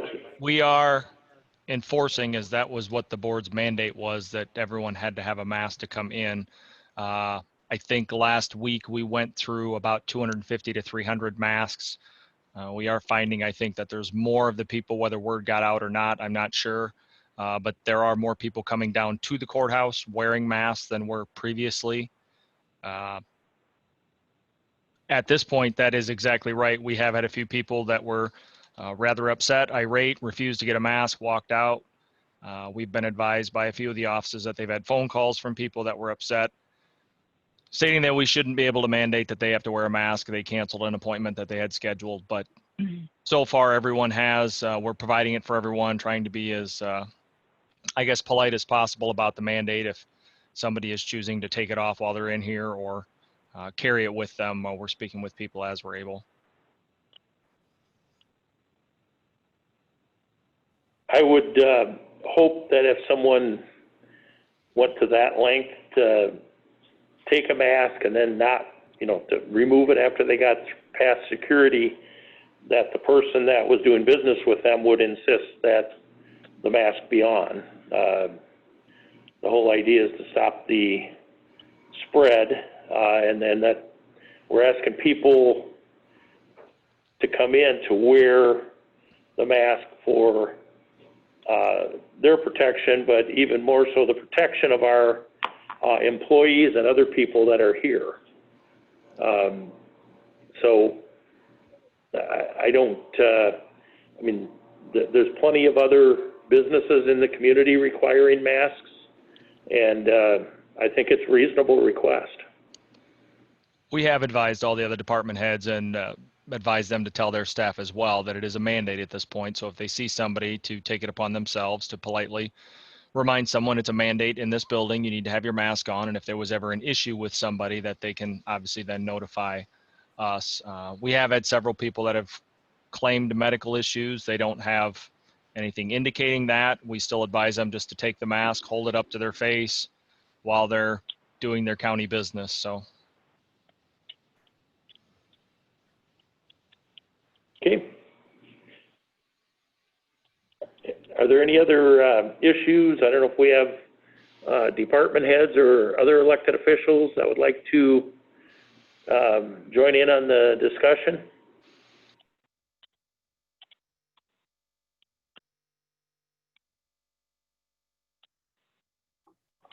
Supervisor Baker?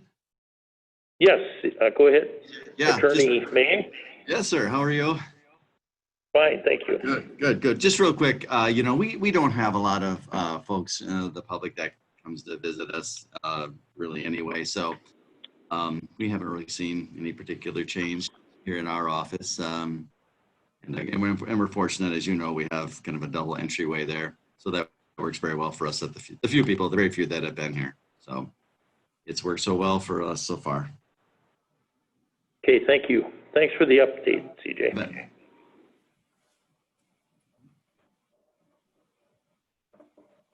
Okay, and Shane or Chris, anything that you think that needs to be worked on, changes made? I assume today the courts are having a little more traffic, and I guess maybe just an update from Chris and or Shane.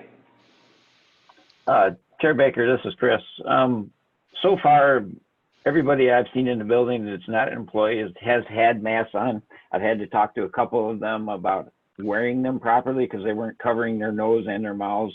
But I no bad feedback from any of those people so far. So I think everything we're doing is working at this point. We may have to make some adjustments as we move forward, but I think we're doing well. Okay. I can touch base as to the courts. Today was the kind of the official, I guess, soft opening date. I know Ann has addressed it on several occasions, but today we are starting to see a lot more of those FED hearings.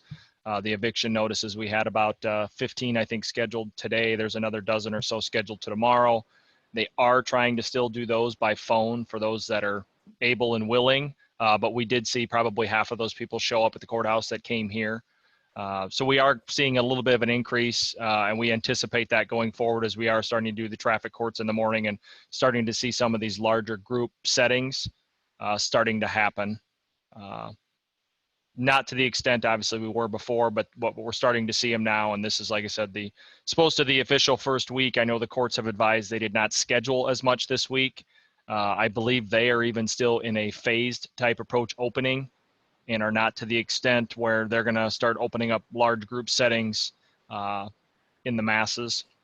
But we're keeping touch with them too as well to try and ensure that we're assisting them and allowing them access to everyone that needs access and where they need to be. We are keeping courtrooms and other rooms closed on the court floors at this point, so we don't have people just randomly roaming the building after we've cleaned an area. And then someone goes in, or attorneys are wanting to meet with people or just sit and use casual spaces. So we are keeping those unlocked unless court session is going on. Shane, I just want to say that it does matter to me that we're having incidents with people who don't want to wear a mask. So I appreciate the extra effort that takes. And I do want to be aware of that, because I'm not likely to, I'm not going to remove that mandate. That's my personal feeling about that. I would be more likely to increase public restriction to the courthouse. The other thing I would just make is a comment. What a world we live in, where the first court hearings are eviction proceedings, removing people from their homes because they can't pay their rent. And those hearings are being done remotely because it's not safe to have them in public. It's just a travesty on so many different levels. I want folks to know that I do attend the United Way meeting on Thursday mornings whenever I'm available, and stay in touch with those folks to look to see what's happening with the eviction filings and how many people are asking for help from social services and from the city, their office, which is extending relief, and the numbers are escalating. So we were hoping this would not happen, but 15 the first day and 12 the next. It's not looking good. Okay, is there any other discussion on county building access restrictions? We haven't had any update during this meeting from the West Campus or the old jail or conservation. On the other hand, I haven't heard of any problems at those facilities. So if anybody from the West Campus, for example, would like to. Well, I can give you a report at West Campus. The county assessor's office is closed because of a positive COVID. I think that's something that maybe should be, if you want to know the updated status at the West Campus, I think that's a big one. And I know Tammy Henry, I don't know if you're still with us. You've told me certainly that you continue to be extremely busy. And at least last week when we spoke, you felt things were going well. I'm sorry, and I was in the middle of another conversation as I was listening. I apologize. So we are continuing to work like we did work prior, during the COVID. So I've directed the staff that we're just doing the best we can to eliminate traffic into the building as much as possible. We work with people. We still kind of work with them in the little vestibule area or outside, or we're working at the front desk with them, and then appropriately cleaning. And of course, they're all wearing masks, and we're wearing masks, and we're wearing masks when we leave our office areas. I'm sorry, I missed some of the conversation. I apologize. Yep, okay, and then I understand Randy Renison is available. If we can get Randy unmuted just for an update on the old jail facility at this time. Yeah, the old jail, we're still doing everything that we can, screening people. When we take appointments, we make sure that we ask them the questions if they have any fever or anything, and that it's required by the county to wear a mask. And then if they do show up without a mask, we do have a box of masks right by the door. And then also, I know I'm not going to hopefully not step on John Murphy's toes, but his staff in the back has been coming through with their mask on to use the restroom downstairs. But I mean, everything else been normal business here. And like a lot of times we've been just using over the phone to deal with a lot of the veterans, because I have the authorization to sign their names.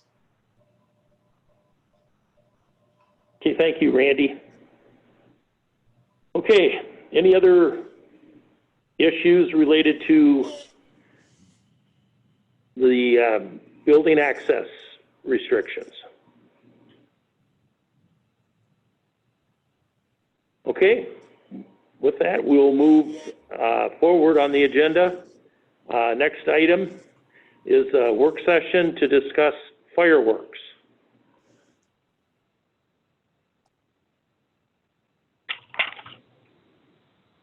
Sheriff Kennedy, we'll need him, and County Attorney May.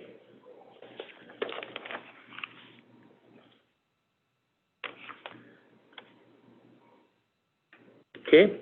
I guess I can start this. I think we have typically each year around this time, we get some complaints, concerns about fireworks, and so I thought this would be an opportunity to review what the current parameters are. I know one specifically that I thought Sheriff Kennedy did a nice job of responding to via email, but I thought having the discussion at a public meeting might, help get word out to people, and I think there are some differences depending on where you live in Dubuque County. But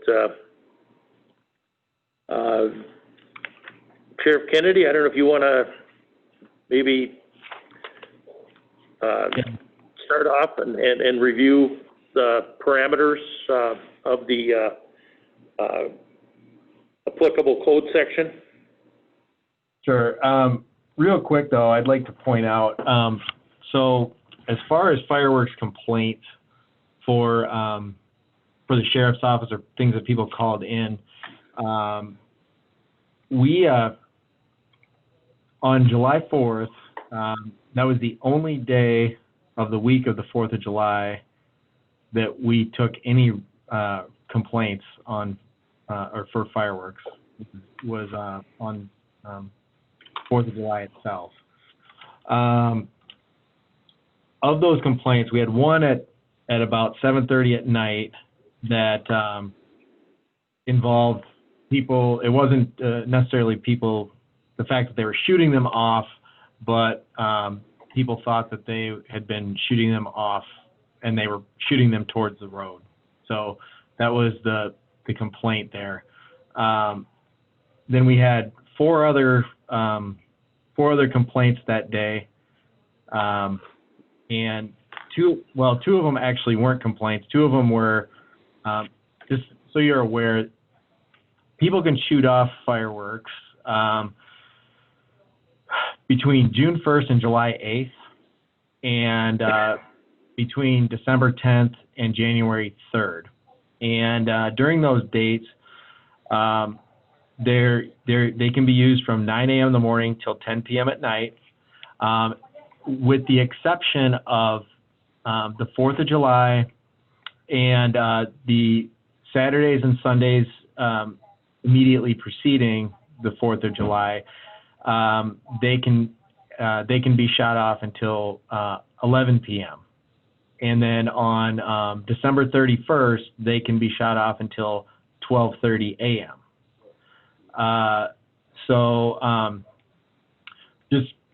Just so you know some of the parameters we're talking about. But, and so on 4th of July night, two of these appear to be cases where our deputies just drove by and saw people shooting them off. One was at 2317, one was at 2332. They were both in roughly the same area, down around the Bernard area. Those people were notified to stop. It sounds like they did. We had one call of fireworks also down by Bernard. They were told to stop, did. And then we had one call. This was actually at about 1:15 in the morning on July 5th, so carry over into or from the 4th of July. And so we had that call, and we responded up there and told them to stop, and apparently they did. So, so in the entire, from June 1st until the 8th of July, when people can legally shoot these off,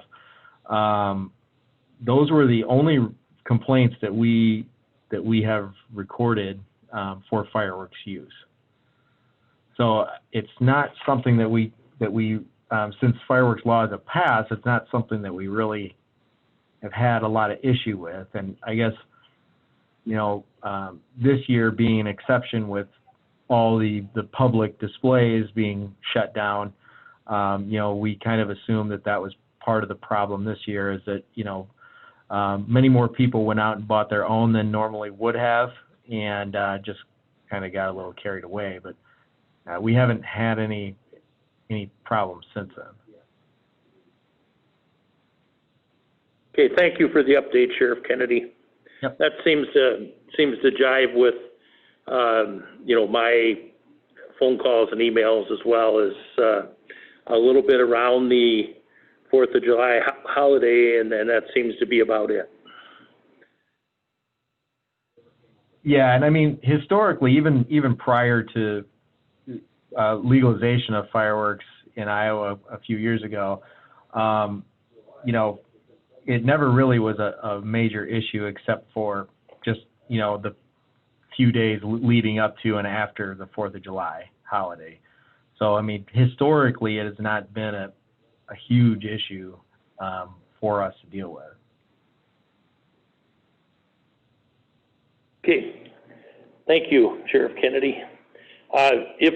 If someone is asking about enforcement within these parameters, is it advised that they call the non-emergency dispatch number to report violations? Absolutely, unless they're doing something glaringly unsafe, you know, shooting them directly at other people or something like that. We would prefer that they call the non-emergency line and not tie up the 911 lines. If they see somebody being grossly negligent with them, then obviously they can call 911, and we'll have a more expedited response out there to try to maintain the safety of the public. But yeah, I mean, we will, if they're having issues, we will respond if they call. But given the time of year, there may be limited things that we can do to assist people. Okay, thank you, Sheriff Kennedy. Any other questions, comments on the issue of fireworks? Well, I've been contacted by individuals, and their complaint really is that they wish the law wasn't written the way it was. And that's not something we're going to get a chance to do anything about. So at least one person I referred to their state representative. It's a state code.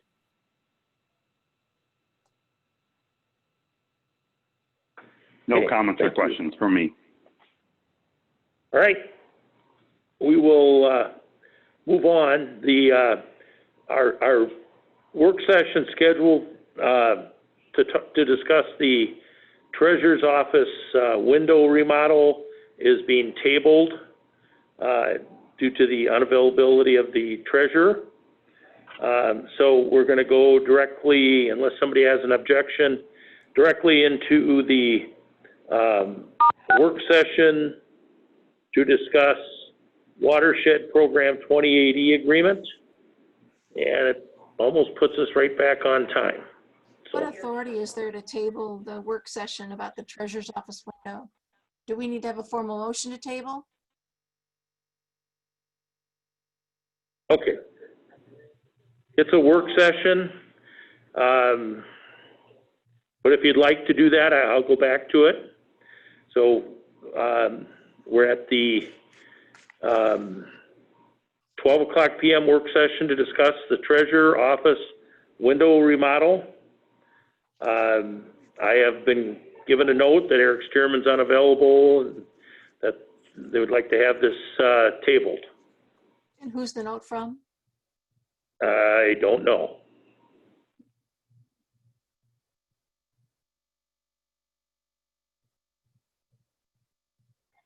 Okay. It's from Don Sherman, who talked to Eric Stearman. Okay, or tried to contact Eric Stearman. Is the treasurer in the building? Here's the note. Don Sherman, can you call down to the treasurer's office to see if Eric is in the building? I did, Ann. This is Dawn. I did about 15 minutes ago, and he was not in the building. Okay.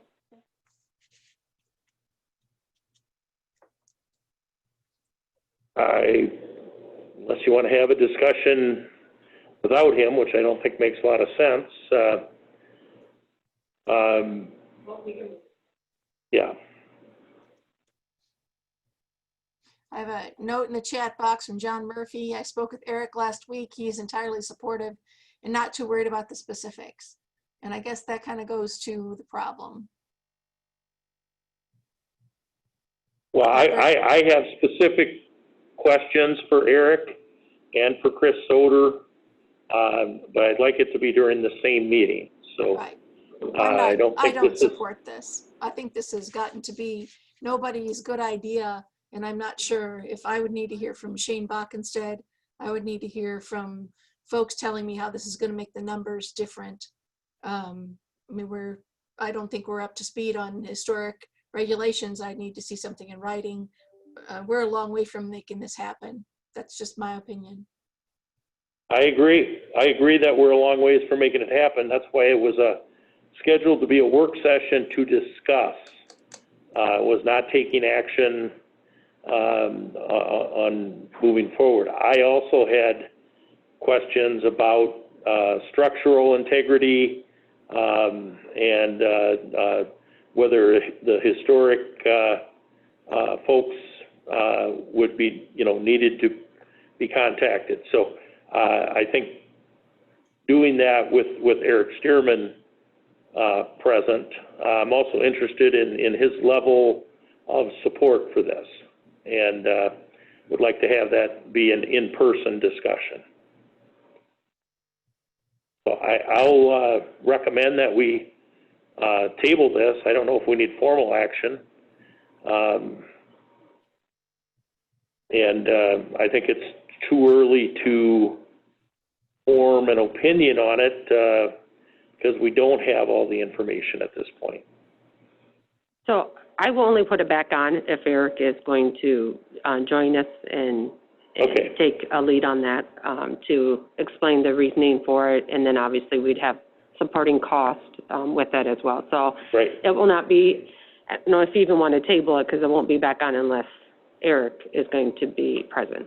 Right. I would appreciate a full workup at it from a professional perspective about costs and engineering. I'd like to have somebody with some opinion about it.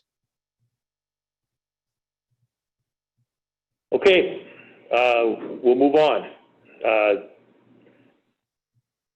Work session to discuss watershed program 2080 agreement. I believe we have Eric Schmeckel to give us the background on this. Hey, good afternoon. Everybody can hear me okay? Yes. Yep, loud and clear. Perfect. Well, good afternoon. I know it's been, I think, probably about a month since our last work session we had on the 2080 agreement between the Soil and Water Conservation District, the City of Dubuque, and Dubuque County as it relates to all the different watershed duties and so forth. I wanted to, give you all an update on where things are at. From our last meeting, we had left it. It was ready to go to the attorney reviews, and it has done that now. It's in the final stages of that process. Last week, Brenna from the City of Dubuque and CJ and Eric Dirth, who is the Attorney General office, who represents the district through the State Attorney General's office, had met. We had a good, productive meeting. Eric Dirth, representing the AG's office, did some reformatting of the 2080 agreement from where it was at. So we simplified some things, but at the same time added an Appendix A and Appendix B. I did not send you the newest version of the 28E simply because I didn't want to send you an edited working document until all three attorneys have had final input and we have a kind of a final product on it. My intentions right now are to, and I just talked to Eric Dirth with the AG office this morning on it. We're working through edits right now. My intention right now is to get that back to CJ and Crenna for their final review, hopefully by the end of this week, and I'm hopeful by July 24th to have it at the very latest, to have it sent off for you supervisors to review and share comment on and so forth. I will go through the some changes that have been made here in a moment. I'll pause there and see if I have any questions so far on what I just kind of the recap of where things are at right now.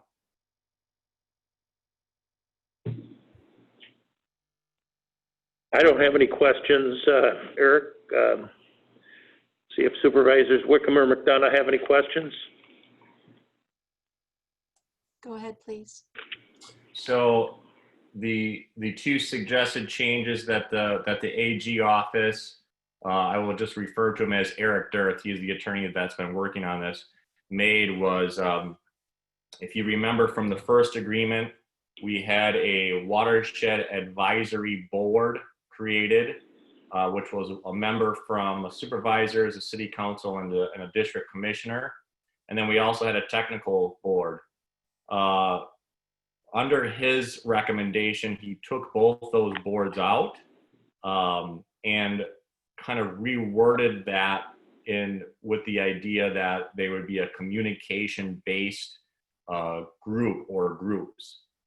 His intent, he understands the intent behind the boards. He understands the intent of the document. However, when their office reviewed that section of it, they were, there wasn't a way to add another entity of government layer in there and create another government body through the 28E. And that's essentially was not the purpose of those boards, was not to create another role and another 28E watershed group. The idea was to partner and to collaborate with the Soil and Water Conservation District.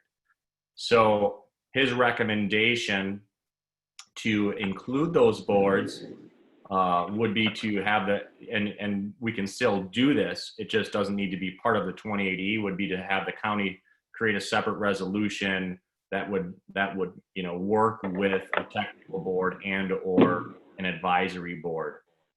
We do have language in the 28E agreement that still references the communication between one appointed or elected official from each organization, that they'll still meet quarterly, they'll still review challenges, they'll still review progress, they'll review the cost share program and so forth, and there will be a direct line of communication to the Soil and Water Conservation District and so forth. So the intent behind the board is still included in the 28E agreement.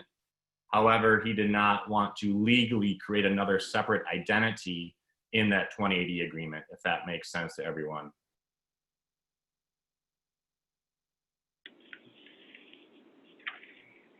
I'm okay with that. Okay, great.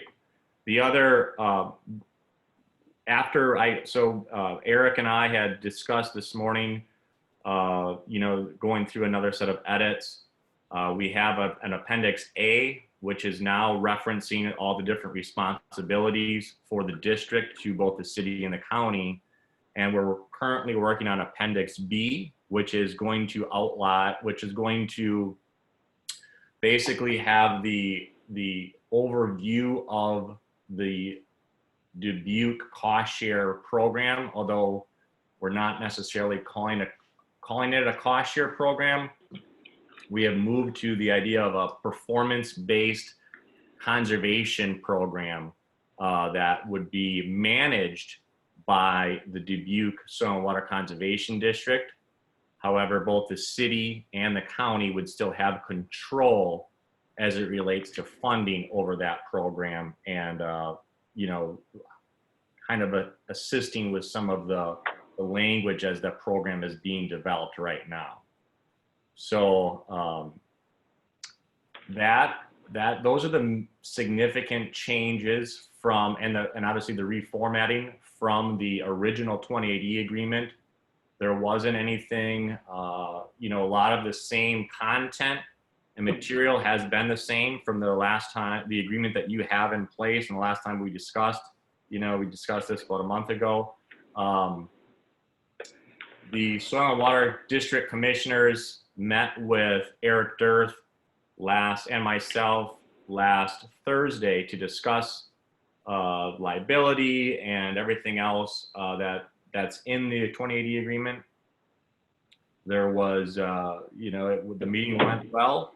I spoke individually to the commissioners, and they're excited and continue, you know, they're supportive of it. They have a meeting tomorrow. There was potential there for them to get a final vote on the meeting tomorrow. However, we're just not quite with the final version for all attorneys to go through it. CJ did go through it. I don't think CJ had any alarming details or anything that should be addressed. You know, a couple of the details as they related to the city of Dubuque vehicle use and so forth. We're just getting those specifics worked out. But the content in general has stayed the same through the attorney review.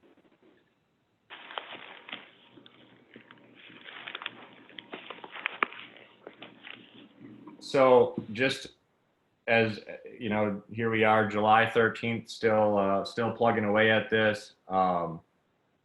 Here's kind of a really rough time frame, as I did speak with the city of Dubuque this morning to kind of gather a time frame input from them and let them know where we're at. They were, Darren and Krenna both were involved in the meetings last week through the attorney review process. We're hopeful right now that the appendix, the 2080 and everything is going to be completed by the, let's just say within the next 10 days. That would then go out to the supervisors and to give you guys enough time to review it, to feel comfortable with the content and so forth with it. The goal right now is by the second week, middle part of August, it would be on approval at both the city council level, the supervisor level, and the commissioner level for signature and approval. That's the kind of the rough time frame right now. So I think we're in the final stages. Like I said, by the end of this week, the 2080 agreement should be done. I'm hopeful that the attorneys can glance at it, and after last week's conversation, we're all in agreement on everything that's in it, and we can move forward with implementing it. And actually, this morning I'm tweaking the job descriptions right now, so I'm hopeful to get those out as soon as possible. With that, I'll open it up to questions and comments. I'm supportive, Eric, and I think to me it matters a great deal that the district is comfortable, excuse me, also with going to performance-based. So I know that there was discussion there. I heard about some of that discussion coming back.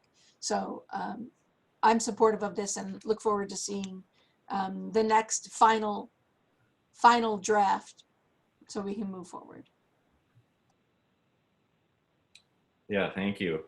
Yeah, the performance-based approach, I presented this approach to the commissioners last week on a separate meeting than the AG meeting, and it went well.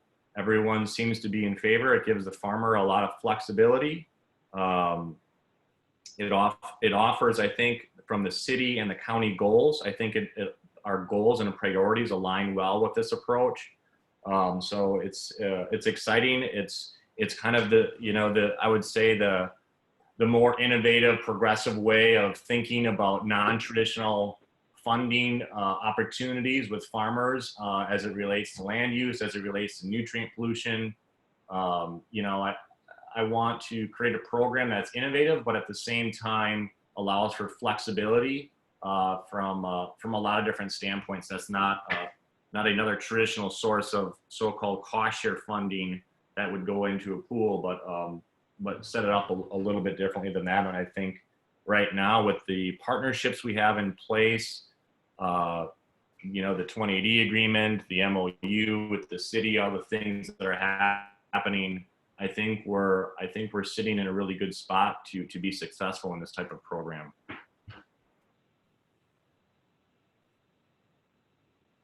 Eric, this Eric, is Supervisor Wickham. What can you talk a little bit about the funding and budget component? Is that part of the 2080 or is that just separate? And if it is separate, generally, you know, give us a high level on how that would work, where you got various elements, mainly the Dubuque County, providing funding.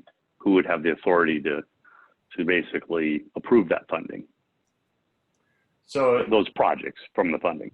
Yeah, so the funding levels, and I actually talked to Eric Durst about that exact question this morning, and we did some edits on some of the wording as it relates to funding. So the funding that's being covered right now in the 2080 agreement that's referenced is the so-called fixed funding for the administration and management of the creation of a watershed program as it relates to everything in the 2080.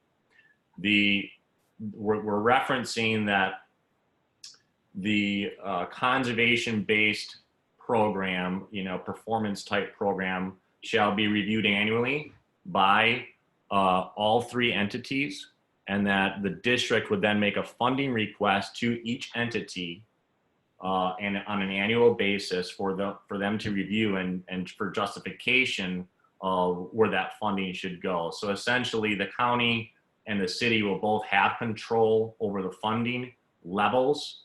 They'd have to approve the programming necessary, per se, on an annual basis and revisit that if funds aren't getting spent or if funds are getting, you know, spent too fast and the need is there and here's the reasoning why. But the control will sit within that once within each organization. The district's role in the actual funding of the project dollars would be to manage that. So the intent is for the county and or the city to distribute the dollars directly to a landowner for a project. It would not go into the district and the district approves it and approves the money. The intent is the district will manage the process, would manage the modeling, would manage the monitoring, obviously the farmer engagement, the certification of the projects that it's completed, the annual review, the maintenance, everything that goes into a project. That is the district's role, would be to manage that process on behalf of the city and or the county. But the dollars will be reviewed annually. Those dollars would be sent off directly from the county to the landowner. Okay, thank you for that. I think it would be worth pointing out that if that is where we end up, the county is really delegating and really authorizing the district to carry this program forward. And we're really just a funding source. And so that's not where we started or where I started. Not saying that's where I want to not end up or I'm against that, but it's different from where we started. So we would be really passing the torch to the district to do what sounds like all the work. And we'd just be a funding source. Yeah, I guess what was your interpretation of where we started on that? We'd be more of an active partner, and that's where, you know, the boards came in and the oversight, and possibly originally they would be Dubuque County employees. That was the advocate. That's where I was advocating. So I'm just echoing back to my colleagues that, you know, is that what you want? So these won't be Dubuque County employees. They'll report to the district, and the district will administer the funds, basically, and the projects. Is that a fair interpretation, Eric? Yeah, that is a fair interpretation. I guess through Okay. winter, I'd call it January, February work sessions when, Don Sherman and I kind of starting working on the option A, option B, option, I don't know if there was a C or was it A, B, but we kind of looked at and heard from district commissioners. We looked and I thought all were in agreement on that the collaboration with the district, the city, and the county made the most sense to continue that process. So I guess I was under the interpretation that, and I know Supervisor Wickham, that you were not exactly 100% supportive of that. Well, not that you weren't supportive, but was also looking at it from the county standpoint. But I thought moving forward, we are looking at having the district essentially manage this process, the cost share process, and as it relates to, the farmer agricultural engagement piece of it. Yeah, I think that's a good synopsis. I'm just bringing up that that's where we're at, and if my colleagues are comfortable with that, sure, if that's what you want to do. And so, before we get too far down, and one of the district commissioners on the last joint call we had said he didn't expect any projects to be completed this year, and he wanted to go really slow. So, it's good before you get married and sign the documents that you understand the pace and engagement that you would expect from your partners. And right now, we would have less control short of the funding on an annual basis. Yeah, I think from the district commissioners, and I've had one-on-one conversations with all of them in the past month and over the weekend and so forth from our meetings last week. I don't think that they're driven to go slow. I think they want to make sure that everyone understands that, moving to a new innovative program like conservation-based performance is new. So there's a lot of things that have to get worked out. And, they also know that they believe it needs to be not only will these new positions greatly help and assist drive it, but it also needs to be farmer-led. We need to be very inclusive of the farmers. We need to, have them help drive the process and help establish relationships. I've had a lot of conversations, with how we start to integration of our ag retailers and how we, engage with ag retailers and have them a part of this conversation, trying to close the gap that exists between, for-profit ag retailers and inputs on farms, such as fertilizers and nutrients, and then how we close the gap between, NRCS and SWCD and conservation, and how we try and work together on that. So that's the intent behind a performance-based conservation approach, is that we do engage with them, but we also need strong leadership from the farming community. So we actually heard during the process of, talking about the technical board and the technical group. Well, we still want to do that. We still want to have the input, but we also want we want a farmer-led input through that process as well too. So I think from a timing standpoint, I think the commissioners don't want to have expectations so high with project partners that we're going to spend, $500,000 in a matter of a few months and this thing's going to unroll. I think they want to think of it as a strategic long-term approach to increasing, profitability for farmers, but at the same time, increasing obviously conservation efforts on these farms. That's my message that I'm getting from our district commissioners. But overall, I would say they're really excited about this approach. They like the idea that it's progressive, it's innovative, it's something a little bit different than just throwing more money into a cost share program that's a traditional source, and then that money runs out and the farmer continues, down doing the same traditional things that maybe, he or she has been doing. So there's excitement for it, and I think we can, if we can start off the engagement process with our ag retailers and somehow, get in the integration with ag retailers, I think there's a lot of, I think things can move faster than maybe what others are expecting, but I don't want to speak for, for what, predicting what's going to happen, especially kicking this thing off in a pandemic. So. Eric, I appreciated very much that you were at the mayor's meeting, and I thought we got good questions from them and good support. I mean, they didn't all say, yes, I support you, but they were interested to know and sounded generally a consensus that it's a good step forward. I think over time, I don't intend to lose sight of this program and don't intend just to be a funder.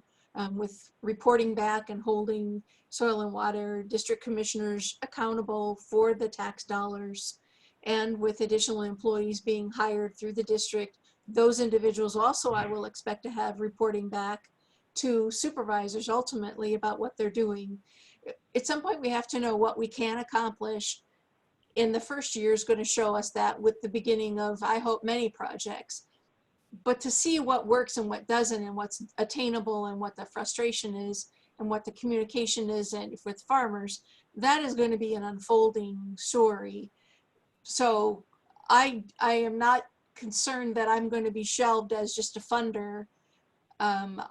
The different team idea, the advisory boards we had, I thought they had purpose.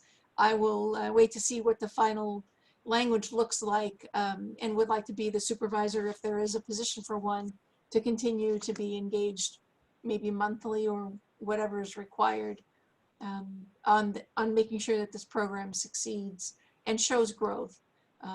So I'm anxious to see that language, but I'm supportive overall, and I don't see my vision or my view as just being a funder.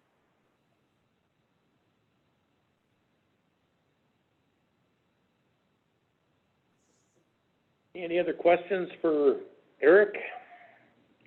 Eric, when can we expect the improved version of the 2080 agreement? I think you hopefully, aside from the appendix, which is developing that cost share program, I'd like to get one final document that has everything out to you.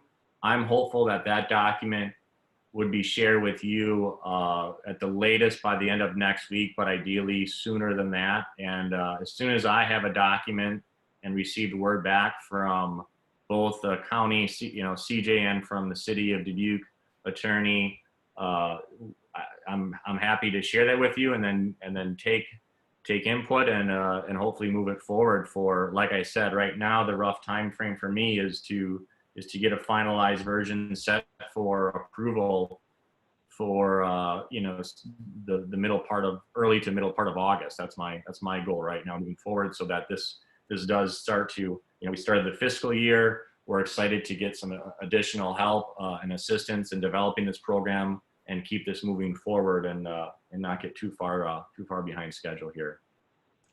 Eric, could you send it to me when you have it, and not let the agenda packet be the public notice? But if you could get that to me, even if it's not in final, I'd like to start seeing the frame out of some of the language. Absolutely. I'll tell you what, I will try and send what we have, the reformatted version and everything else, by the end of this week. And then that way, that would give you plenty of time, hopefully a few weeks, to kind of review it and specifically call me one-on-one with concerns and questions and comments. I appreciate that, so that if there are things I can recite those back to the AG office and the commissioners and so forth, and we can hopefully keep this thing moving forward. Okay, thank you, Eric. Any other questions for Eric Schmeckel regarding the watershed 2080 agreement? Maybe not on the 2080 agreement, but Eric, any other additional things that are going on related to water and soil quality and health? Yeah, thanks for bringing that up. We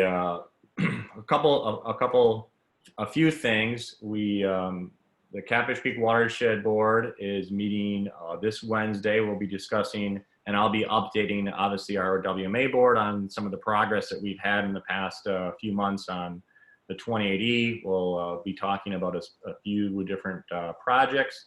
And then this Thursday, the scheduled kind of a technical team, kind of a review team to begin meeting monthly as it relates to the potential FEMA, the countywide FEMA watershed goals and priorities and application.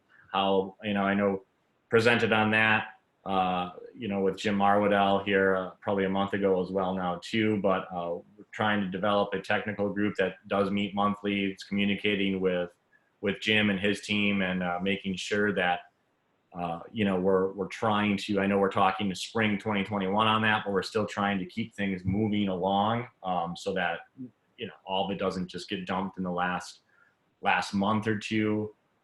And then I will say, let's see, August, I believe it's going to be August 18th right now. If things don't get too crazy, we're going to try and have a farmer field day out at a farmer. Eric Miller is the farmer, developing a program with him and trying to get a word out on that. We're partnered with the Iowa Corn Growers Association on that, so we're still hopeful that we can do that we could plan an event like that outside, and obviously keep separation and go from there. But I will definitely keep you in the loop on that, and if that can continue to happen, I'd be excited to have anyone out for that as well too. We'll definitely have some free food if possible out at the event. So everything is a little bit in limbo, but we're still planning on that event as well. So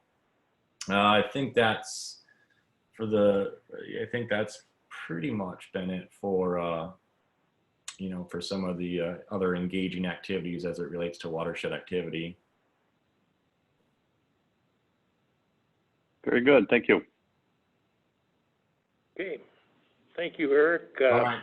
Yeah, thank you for the time. Okay. If nobody has any other questions for Eric, we can move on. Next agenda item. We have boards and commissions update. I specifically had just a brief report on the Operation New View. The 28E meeting, 28E partners have approved going forward with the merger. The goal is to have it effective October 1st, but for all intents and purposes, HACAP is running the day-to-day operations at this point, and on a contract basis, and look forward. I think they're going to be great community partners, and they're already establishing themselves in the community. And then the issue of the repayment of the loan or whatever, that was also approved by the 28E partners, and it was, even though there wasn't an action item for the board of directors, they certainly was consensus to move forward with that. And they viewed that as a 28E decision. So I think that those were a couple of the things we were looking for. So I'm reporting that back. Dave, do you have any update on additional cost share? We did ask for an updated report. I anticipate that coming in the near future. We did talk about the balances. There's still the cash flow amount is still at 200 and some thousand, from the monies received from the 28E partners. So I think that the financial report was better than expected, is what I can tell you now. I asked for a specific report, and that was supported by the other Board of Supervisors that are on the board of directors, as well as the city of Dubuque and the other board members. So we're going to try to have that be from now until the finish line, if you will, make sure that we have that in front of us. Well, So we don't have, I don't have the specifics today, but we did get the report that that cash flow money is still there, and that's good. That's a good sign. any additional money we're going to have to contribute is not budgeted at this time. None of that rolled over. We didn't transfer any funding, as far as I know, for Operation New View. All of those, the underlying commitment, I think, still exists because we all agreed we would do this. But so just, I think we're going to have enough time to do a budget amendment if we have to make another payment for our share, right? I think I would ask our budget director, Stella Rundy, to weigh in on that. I know that we did make at least a portion, proportionate payment, but I'm not sure where, you know, where we left it at the end of the fiscal year. So I would ask Stella if she could update us on that. But again, we asked for a specific report on, you know, cash flow and balances as we head from now until September 30th. Hi, everybody. Can you hear me? Yes, we can hear you, Stella. So we did not include anything in our FY21 budget for Operation New View. Their fiscal year end obviously is not the same as ours. And we did make contributions in their current fiscal year with our FY20 budget. So if we have an ask from them or a need from them, if we believe that we'll be getting invoice from them as their budget year continues, we'll need to have an idea of what that amount is and include it in a budget amendment. Right, and we're in the final, what, 3 months or so of their budget year too. So hoping that at the final wrap up, I don't want to use a refund because that's probably too optimistic, but hopefully there's not much more damage that we're going to need to pay out. And also hoping that, I don't know when they're going to pay out. There's been some agreements made to pay out some vacation and sick time, I think, for some folks as they transfer from one employer to the other. So that number I have not seen. And also I don't know the status of whether or not any of our requests for forgiveness of any of the penalties for failures to do things over the last 3 years, if any of that has been forgiven. I don't imagine those departments are any more responsive than they were before the pandemic. And I could speak to the Head Start HACAP, even though they were the one and only bidder, they have not officially been awarded that. They still have the commitment that once they are awarded that, they will advocate with Head Start for a rebate or waiver, I guess is a better term, for the money that's owed, the debt that's owed to Head Start. So I think that's the answer is we're not sure, but definitely the commitment is there from the part of HACAP. And we reminded them of our discussions as we were initially talking merger with them. And they have pledged that they would definitely advocate for a waiver. So, but in general, it seems like their financial folks are a little more aggressive in going after grants and other funds, and it seems like again, it seems like things are more positive than they have been for a long time.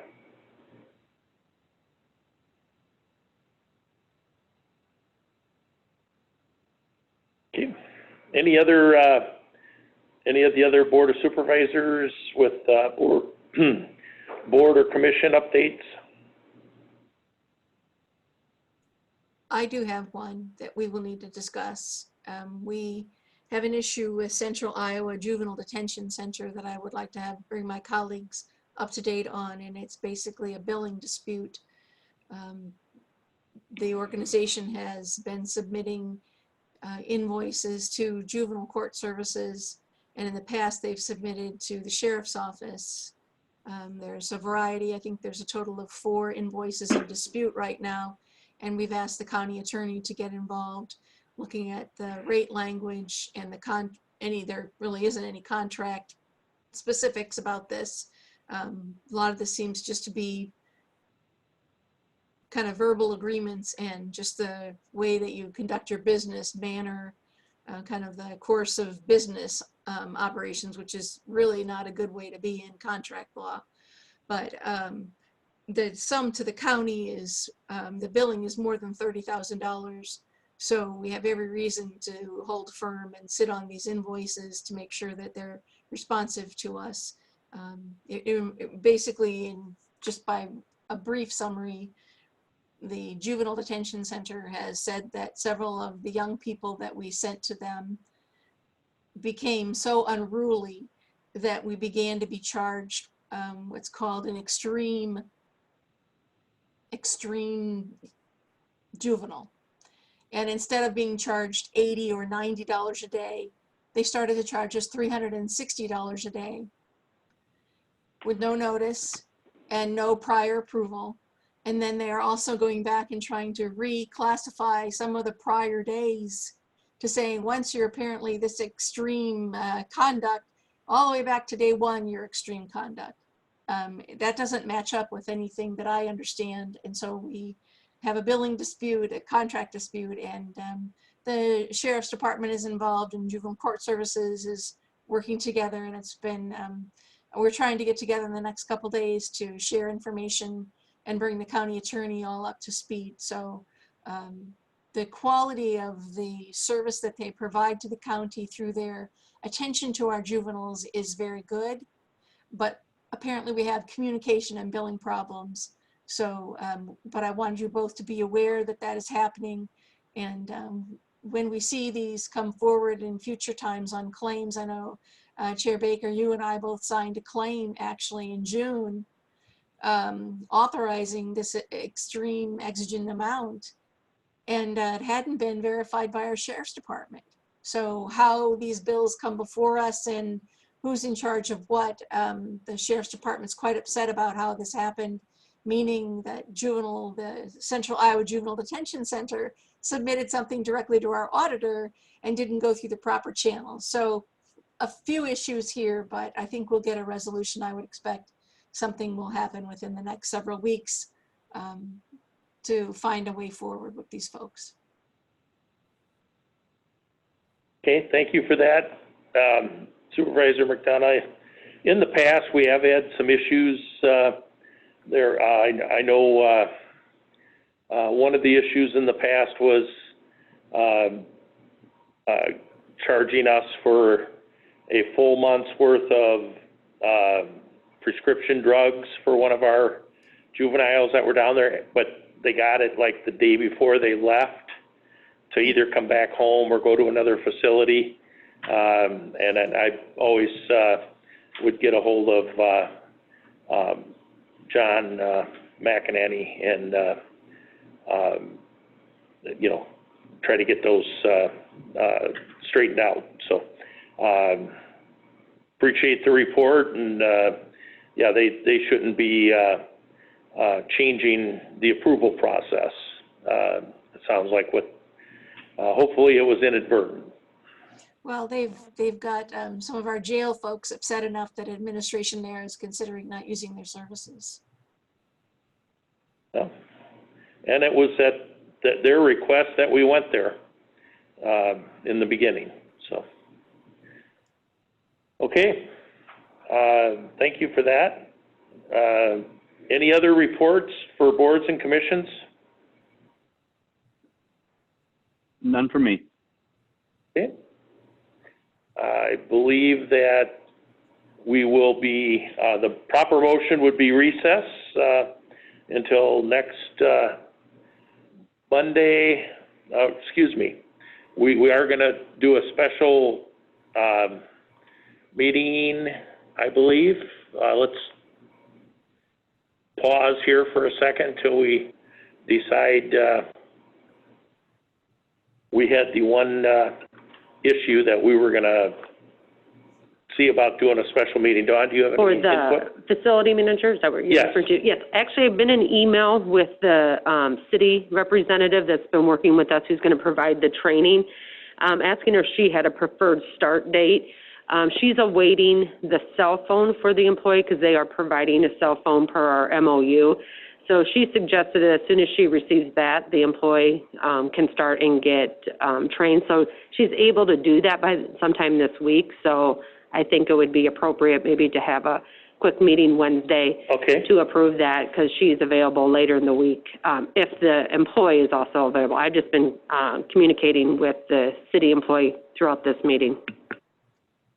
Okay, thank you for the update. And did you want to establish that meeting today, or do you want to do a poll of away from the meeting to set up that time?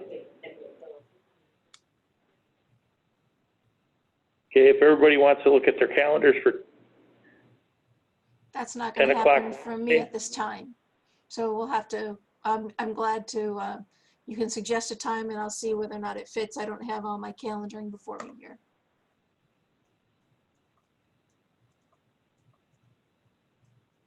I'm good at 10 o'clock Wednesday. And you're anticipating on a Zoom meeting that'll take just a few minutes. Supervisor Wickham? Yeah, 10 o'clock Wednesday works for me, but if you want to send out some proposed dates and times to the supervisor, if that would work for the group, let's do that. Okay. All right. All right. Dawn said she will contact us so we don't have to delay the recessing this meeting. So, all right. There's nothing else. Motion to recess. Thank you. Motion made and seconded to recess. All in favor signify by saying aye. Aye. Aye. Aye. Carried 3-0. Thank you all, and be well.